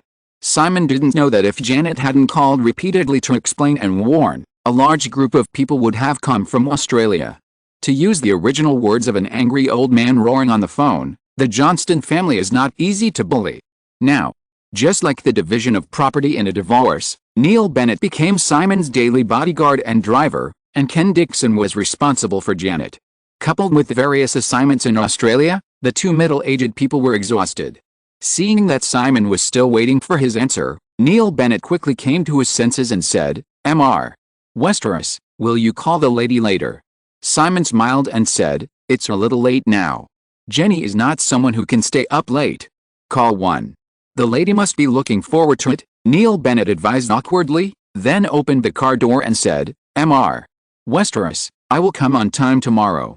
Watching Neil drive away, Simon turned into the building and returned to his apartment on the 22nd floor. Having moved several times in less than a year, Simon was too lazy to bother again this time. Except for the study and bedroom, The spacious apartment was empty. The living room was equipped with a projector, a large screen and a row of sofas, and was simply transformed into a private screening room. Without a woman to take care of it, the apartment looked a little messy. It was not that Simon didn't know how to do housework, but he was too busy recently. He was also very uncomfortable with strangers entering his home, so he didn't call the workers to tidy it up. At this time, the sofa, floor and coffee table in the living room were full of scattered videotapes and various materials. Simon took off his shoes and stepped on the floor in his socks, and went to the phone as usual. There was no message today, but there was a summary of last week's box office data on the fax machine. The data had been released this morning, and Simon had been busy all day and had not had time to read it. He took it out and put a videotape in the projector, turned on the projector, and leaned comfortably on the sofa. Chapter 98, No Position. After the first weekend of $14.31 million, the final box office of The Butterfly Effect reached $21.69 million in the first week, and it was the first place in the North American weekly box office without any suspense. In the living room of the apartment, Simon looked at the box office data report in his hand, and his first thought was the future box office trend. According to the current media reputation of The Butterfly Effect, most people are very pessimistic about the box office curve of this film, and Simon himself is not too optimistic. If the box office of The Butterfly Effect in the second week drops by more than 50%, then, despite the high starting point of $21.69 million in the first week, the total box office of the film in North America can only reach about $50 million relative to the production cost of the film and the average data of this era. The box office performance is definitely very outstanding. The production cost of The Butterfly Effect is $10 million, and the actual publicity and distribution budget is usually half of the production cost. In this way, Fox has begun to make a profit when the box office reaches $30 million, not to mention the overseas distribution and later videotapes, TV broadcasts and other income. Fox is enough to make a lot of money on this project. However, this is definitely not a good thing for Simon. The reason why Fox and Orion approved the profit-sharing contracts for Final Destination and Pulp Fiction was that they expected Simon to keep up his efforts after Lola Run. The first week box office of The Butterfly Effect was largely dependent on the popularity brought by Lola Run. Now, the reputation of The Butterfly Effect has collapsed. If the subsequent box office cannot live up to its high starting point in the first week, then Hollywood will completely regard Lola Run as an accidental success, and the halo it brought to Simon will also become invalid after The Butterfly Effect. Next, although the contracts of Final Destination and Pulp Fiction cannot be revoked, in the process of Simon promoting other subsequent projects of Deanery's Pictures, Hollywood film companies will obviously no longer consider the halo factor of Lola Run. Even Simon's age disadvantage of less than 20 years old will be magnified again. Not caring about the box office of other movies, Simon threw the report in his hand aside and looked at the big screen opposite casually. The classic Hollywood black and white film Casablanca was playing on the screen. As a movie ranked high on the IMDb Top 250 in the original time and space, Simon remembered watching it more than once. There are many details about this movie in When Harry Met Sally, so he bought a videotape to watch it again. Looking at Ingrid Bergman's sparkling eyes on the screen, Simon suddenly thought of Janet and what Neil said before he left. After hesitating for a moment, Simon took the phone, leaned on the sofa and dialed a number. As usual, after a series of beeps, the phone was picked up, and a kitten-like hum came from the microphone, with obvious impatience. Simon listened to the woman's reaction, but curled his lips and whispered, "Baby, it's me." In the bedroom of the Palisade Mansion, Janet was huddled on the big bed in the bedroom in a daze, and the telephone line on the bedside table was pulled long, extending all the way to the quilt. Hearing Simon's voice, Janet finally perked up a little. She groped around and grabbed a pillow next to her and hugged it in her arms, as if she was hugging someone, but she was merciless. "Who is your baby?" "Call Jenny." Simon followed suit. "Okay, Jenny." But Janet immediately became dissatisfied and criticized, "You are so unprincipled." Simon smiled and said, "I just wanted to call you and say good night." Janet twisted her body in the quilt, hugged the pillow in her arms tighter, and took the initiative to ask, "What are you doing?" "Watching a movie." Simon glanced at the big screen and said, "Casablanca." "Because of When Harry Met Sally?" Janet asked, And without waiting for Simon to answer, she said, I've seen it before. But I don't like this story. Everyone is so cautious and not straightforward at all. Simon unknowingly grabbed a pillow from the side, but just put it on his knees and said, then you must not understand it. Huh? Actually, Casablanca is definitely the most obscure love story in Hollywood history, and the ending is perfect. Simon smiled and said, you see, the story should actually be like this. In the chaotic town of Casablanca, Sheriff Renault fell madly in love with a bar owner Rick. In order to attract Rick's attention, he deliberately disguised himself as a playboy and kept changing women one after another. The arrival of Rick's ex-girlfriend Elsa made Sheriff Renault feel a very strong crisis. However, Renault was very smart. He acted as if nothing had happened on the surface, but secretly pushed forward. Not only did he successfully drive Elsa away, but he also used this incident to make Rick understand his feelings. In the end, the two left Casablanca together, and from then on, they joined hands for life and wandered around the world. On the other side of the phone, Janet listened to Simon's narration and recalled the plot of the movie in her memory. Her beautiful eyes blinked and blinked, and suddenly she screamed a little, "Ah, little bastard, Westeros, you little bastard, I will never watch Casablanca again." While accusing like this, Janet suddenly became overjoyed. She rolled on the big bed for a while, and suddenly realized something. The woman's joy came to an abrupt end in an instant, and she quickly picked up the microphone she had thrown away. "Hey, little bastard, are you still there?" Simon said, "Yes." Janet hesitated for a moment, and asked weakly, You haven't been holding it in too much recently, have you started to be interested in men?" Simon felt a black line floating in front of his eyes, and immediately said, "No." Janet was obviously still a little worried. "Really?" "Of course it's true." Simon nodded again, not wanting to continue discussing this topic, and turned to say, "But, without you around, my place has been a little messy recently. How about you take some time to come and help me clean it up?" Janet refused without hesitation. "No, you find a cleaner yourself." Simon felt that the topic was being diverted, and continued decisively, "I don't like strangers showing up in my own home." "But," Janet grabbed the pillow in her arms, changed her position on the bed, and said, "I also hired a cleaner to clean the villa here." Simon didn't pay attention to these things before, so he had to say, "I can't see it, so I just pretend I don't know." "Haha, then let Kate help you clean it up." Simon said helplessly, "Are you really a good girlfriend like this? Otherwise you can solve it yourself." Janet pouted, but then said, "You don't allow strangers of the same kind to appear in your territory. From this point of view, you really look like a lion." Simon thought about taking some time to sort it out on the weekend. After listening to Janet's words, he remembered something and said, "I always hear you talk about lions. I recently conceived an idea about lions." As he said this, Simon stood up, rummaged around, found a stack of drawings, put them on his knees and flipped through them casually, and said, "This is a cartoon called The Lion King, the story template of Prince's Revenge. How about I make it and give it to you as a birthday present? By the way, when is your birthday?" Janet said softly, "I don't celebrate my birthday. I feel sad when I think of my age." Simon said softly, "Of course I have to celebrate it. It's my 18th birthday. I'm 18 every year. Come on, tell me when is your 18th birthday?"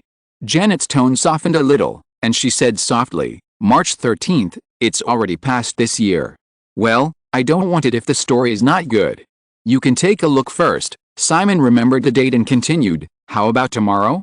I'm going to Madonna's house to attend a party tomorrow night. You can be my female companion.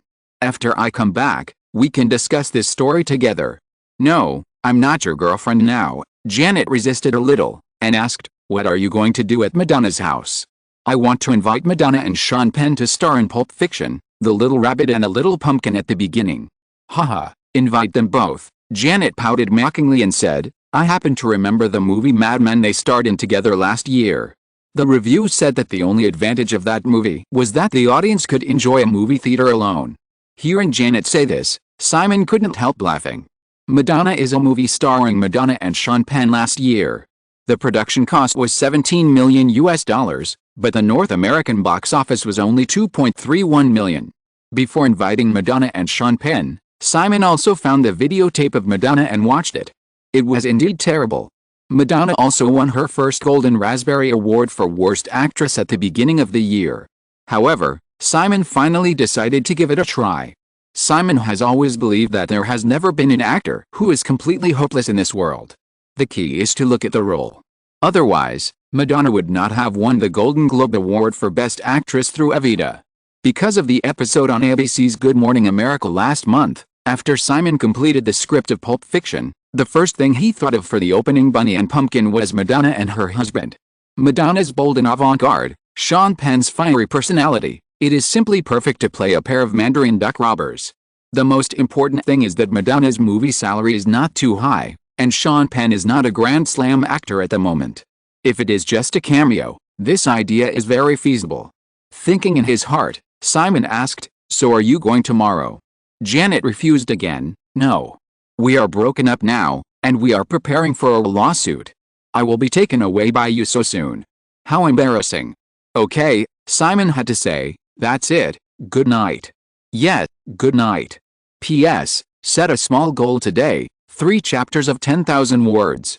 Chapter 99 Weekend Box Office. April 20th, Monday. Peter Sanders had just spent Easter with his family. It was not even 8 o'clock in the morning when he received a call and rushed to Fox Studios. Ronald Goldberg's assistant was very hurried on the phone and hung up before he could explain in detail. Peter Sanders knew very well that the matter must be related to the next weekend's box office of The Butterfly Effect. Walking into a conference room in the studio's administrative building, Peter Sanders found that there were already 5 or 6 people waiting here, basically senior executives of the publicity and distribution department, but Ronald Goldberg had not yet appeared. Before sitting down at the conference table, Peter Sanders keenly caught a number mixed in the discussion of the crowd. 11.86 million. 11.86 million? Exclamation mark. Feeling strongly that he might have heard it wrong, Peter Sanders snatched the folder handed to him by the conference secretary and opened it directly while standing on the spot. The first page was the latest 3-day weekend box office data report. The Butterfly Effect, $11.86 million US, minus 17%. It was indeed $11.86 million US. Moreover, compared to the first weekend's box office data of $14.31 million US, the second weekend's decline of The Butterfly Effect was far beyond everyone's expectations, only 17%. Peter Sanders couldn't help but do a quick mental calculation. The 17% box office decline in the second weekend, if this trend continues, the total box office in North America will definitely exceed $100 million US. The question now is, what happened? Peter Sanders was standing there in a daze. Ronald Goldberg came in with a few people and sat directly at the head of the conference table. Seeing Peter Sanders' appearance, Goldberg said very kindly, "Peter, what are you doing standing there? Sit down quickly." Peter Sanders came back to his senses, smiled and nodded at the other party, walked to the conference table and sat down. The meeting secretary began to distribute another document. Ronald Goldberg and the others sat down, and he said directly, "Everyone should have seen it." Yes, $11.86 million. The second week box office drop is only 17%. As for what happened? I asked someone to temporarily summarize the recent audience survey results of the company's publicity and distribution department, which can probably explain the reason. However, this is not the most important thing. The key now is how to maintain this box office trend and how to make The Butterfly Effect cross the $100 million threshold.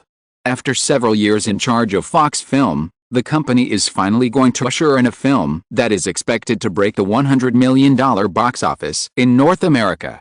Ronald Goldberg's tone is full of excitement that is difficult to conceal. Peter Sanders listened to Ronald Goldberg and began to discuss with everyone about increasing the scale of The Butterfly Effect screenings and adjusting the film's marketing strategy as soon as possible. He opened another document he had just received and read the analysis of the reasons for the second week box office trend of The Butterfly Effect by Fox's Publicity and Distribution Department. In the report summary, several sets of data from the questionnaire survey of The Butterfly Effect audiences in various parts of North America were specially marked. Percentage of audiences aged 18 to 26. 43%. Audience rating on a 10-point scale. 7.7. Percentage of audiences who were influenced by Lola Run to choose to watch the movie. 81%. Percentage of audiences who were not influenced by reviews. 33%. Percentage of audiences who think the movie was unfairly reviewed by the media. 76%. Percentage of audiences who plan to recommend the movie to friends after watching the movie. 69%. In the conference room. Just by looking at this set of data in front of him, Peter Sanders has roughly understood why the second-week box office trend of The Butterfly Effect was beyond everyone's expectations. The research report also clearly pointed out at the end that compared with the overwhelming negative reviews from the media, The Butterfly Effect has a much higher reputation among the audience group. The audience rating of 7.7 is basically in the category of an excellent movie. At the same time, because the audience group of The Butterfly Effect tends to be young, this group of people rarely read newspapers on weekdays and are more inclined to choose movie targets recommended by friends. Therefore, the impact of the media's one-sided negative reviews on the movie's box office is far less than Fox estimated. The report also speculates that the popularity of Lola Run has brought a very large potential audience base to The Butterfly Effect. Although some viewers temporarily gave up watching the movie due to the negative media reviews in the first week, they still chose to go to the theater again after the word of mouth of the movie spread among the audience, which also largely contributed to the slight drop of only 17% in the second weekend of the movie. The major Hollywood film companies basically conduct similar audience surveys for the films they focus on. These data already existed before the box office of The Butterfly Effect was released in the second weekend. However, the media's negative reviews of The Butterfly Effect were so fierce that no one in Fox could feel too safe because of these data. Now that the box office results of the movie have been released, it is easy to reverse the reasons through the data. In the final analysis, movies are ultimately a high-risk business that is as unpredictable as the weather. After reading the report, Peter Sanders looked up and saw a senior executive in the publicity and distribution department expressing his views.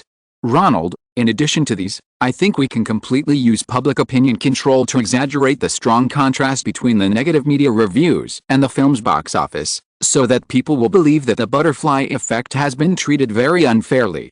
We can even hint that someone is deliberately discrediting the film. This will arouse the audience's sympathy and rebellious psychology to the greatest extent and guide more people to the theater." After listening, Ronald Goldberg nodded in approval and said, "Nick, please make a detailed implementation plan as soon as possible. I will ask New York to cooperate." Well, that's it for now. Everyone go and do your own things. Remember, I want to see the number of screens for The Butterfly Effect increase to more than 1,700 this Friday. This was originally a meeting to adjust the publicity and marketing strategy. Peter Sanders was only called in because he was the vice president of production directly responsible for The Butterfly Effect. He did not express any opinions during the whole process. After hearing Ronald's announcement of the meeting, Peter Sanders also stood up and was about to leave with everyone, but was stopped by Ronald Goldberg. "Peter, the next promotion of The Butterfly Effect still needs the cooperation of Simon Westeros. You should be responsible for contacting this matter. In addition, I remember that Daenerys Pictures is also preparing a romance film. Please ask someone to make an evaluation report for me again." Peter Sanders nodded and agreed. After Ronald Goldberg left, he raised his wrist to check his watch. It was just 9 o'clock in the morning. At the same time, as the new working week began, the second weekend's box office data of The Butterfly Effect also spread rapidly throughout Hollywood. Compared with the box office curve of Lola Run, which was still traceable, the second weekend's box office of The Butterfly Effect surprised too many people.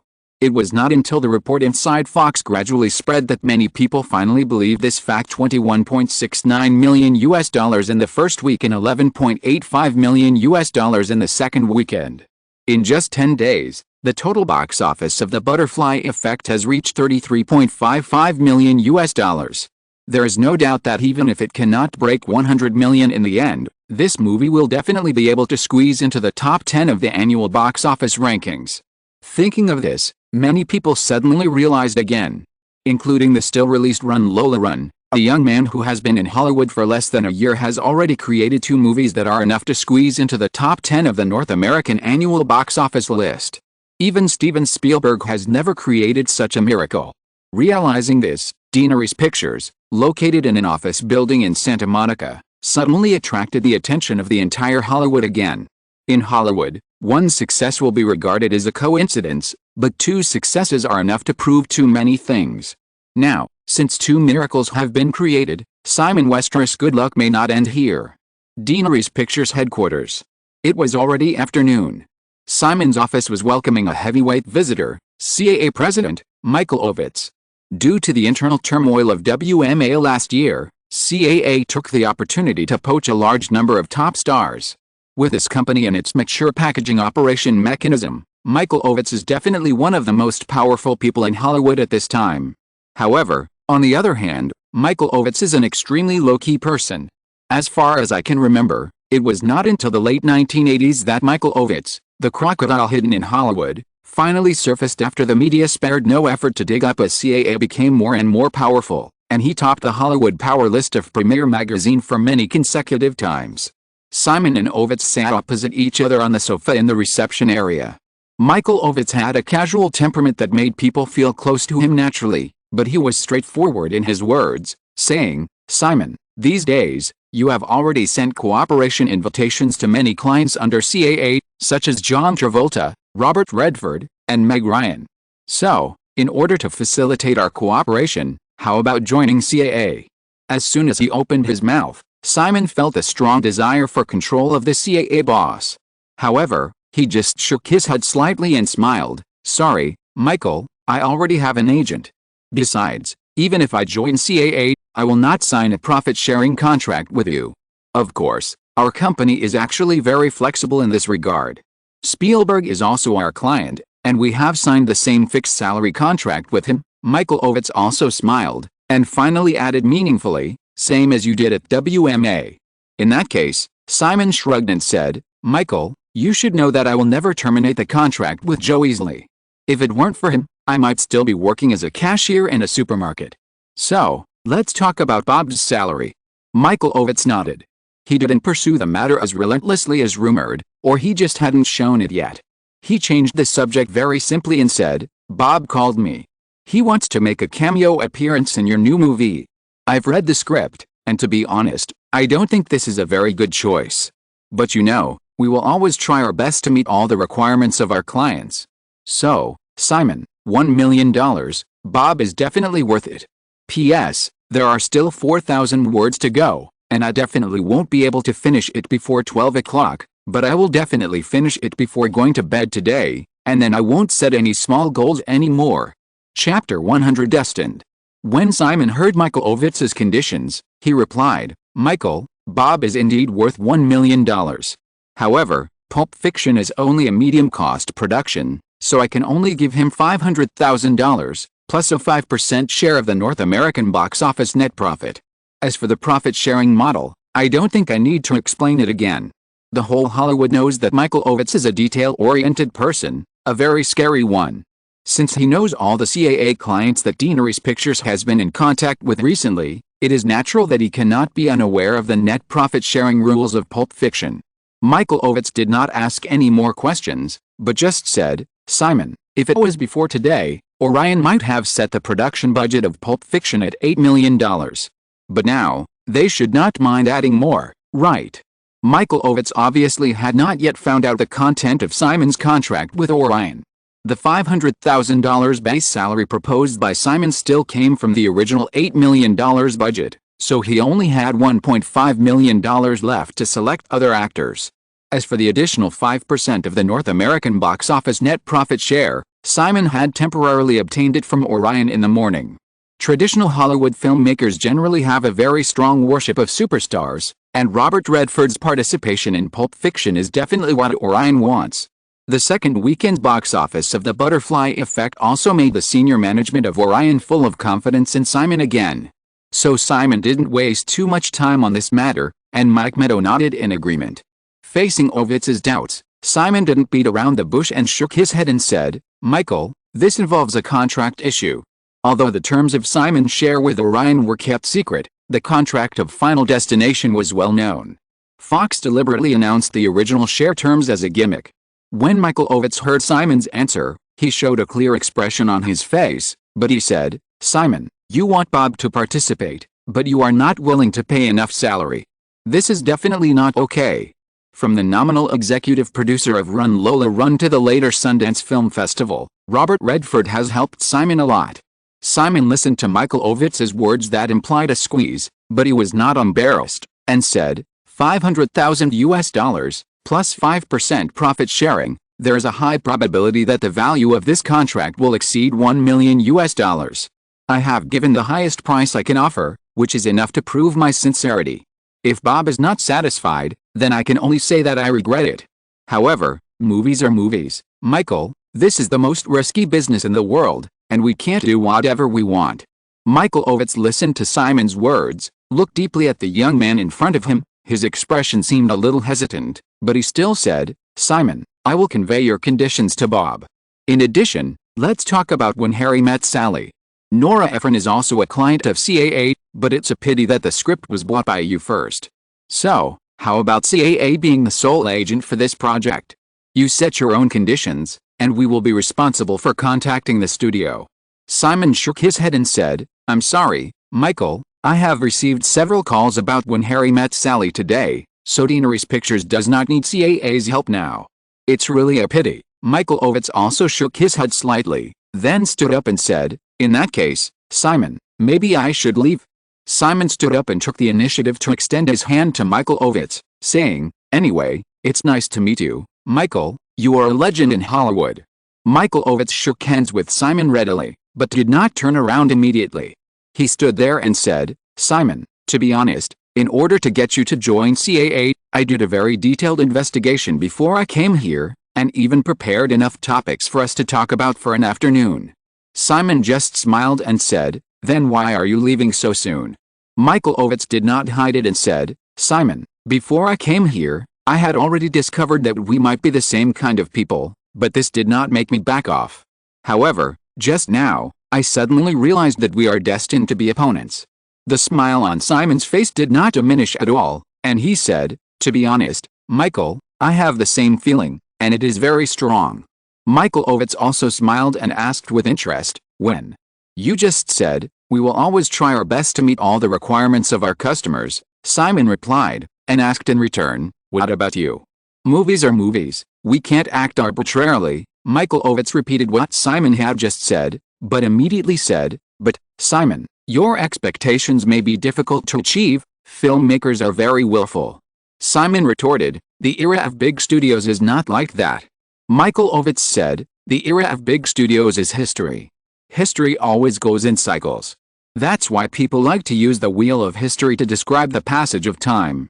It's a very interesting point of view. Michael Ovitz nodded with a smile, and said, maybe we can be friends in private. Of course, we will also be opponents at the same time. You have to understand, Simon, you are still very weak in front of CAA. If a lion wants to change history, it must find a bigger target. It can't take an ant as an opponent. Speaking of changing history, Ron and I thought about it that way back then. Then, CAA was just established, and the name of our small company at the time attracted a lawsuit. A very profound lesson. Isn't this a threat? Of course not. In terms of position, we are actually salespeople and you are consumers. It is absolutely stupid for a salesperson to threaten consumers.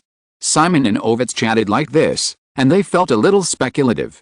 However, they were actually very busy, so they didn't sit down again, and Michael Ovitz soon said goodbye and left.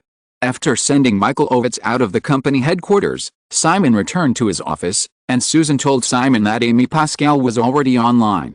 Simon originally wanted Amy to handle this meeting, so that even if the negotiation failed, both parties would not be too embarrassed by the agent. However, Michael Ovitz hoped to talk to Simon in person, so he and Amy temporarily changed their schedules. Last Saturday, a drug test was secretly conducted to confirm that Meg Ryan had not touched anything too hopeless, and Simon signed a film contract with the other party. The salary was $300,000, and it also came with an option contract. After When Harry Met Sally, Meg Ryan must star in another movie of Deaneries Pictures.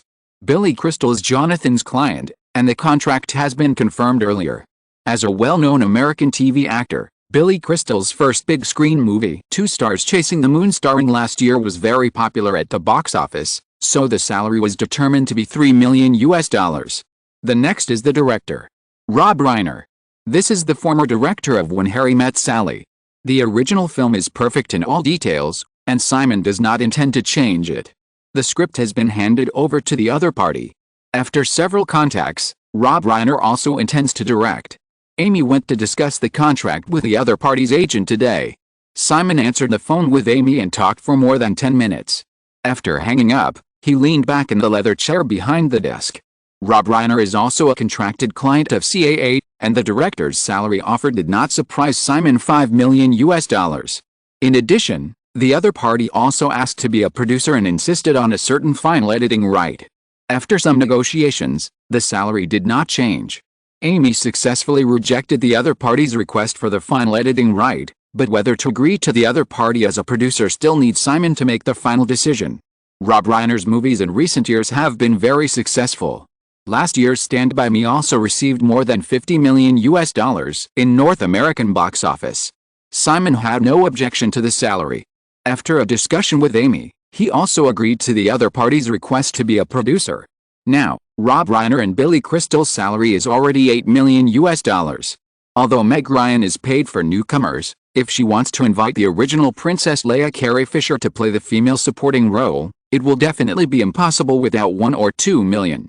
It's just that the online expenses of the main creators have reached the tens of millions level. Under this kind of celebrity standard, the offline expenses must also be guaranteed to be around $5 million. Therefore, the budget scale of When Harry Met Sally directly reached $15 million. In memory, the North American box office of When Harry Met Sally exceeded $90 million. Compared with the production cost, this is definitely a project that can bring huge profits to the film company. Before today, Simon had been hesitating whether to invest in When Harry Met Sally personally. The money in Simon's hand can only be used in November. In November, it is already winter in New York.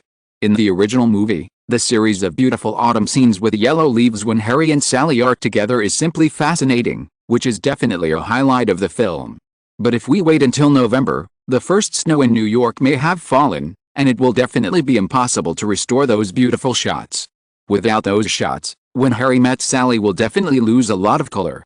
Simon can't wait until next year. Not to mention the contract with Nora Ephron, there will definitely be things next year. Now, with the release of the second weekend box office data of The Butterfly Effect, the originally stalemate situation was instantly revitalized. Simon also has a very definite plan for When Harry Met Sally. P.S. This chapter counts as yesterday. I originally wanted to write 4,000 words, but I found that 3,000 words is just right. Anyway, I have lost all my moral integrity, so I don't want it anymore. I don't want it anymore. End of this chapter. Thank you so much for reading until the end. Don't forget to give it a like. Looking for more exclusive content and immediate access? Subscribe to our Patreon. Remember, every like, subscription or donation encourages us to continue. Thank you all. See you in the next video.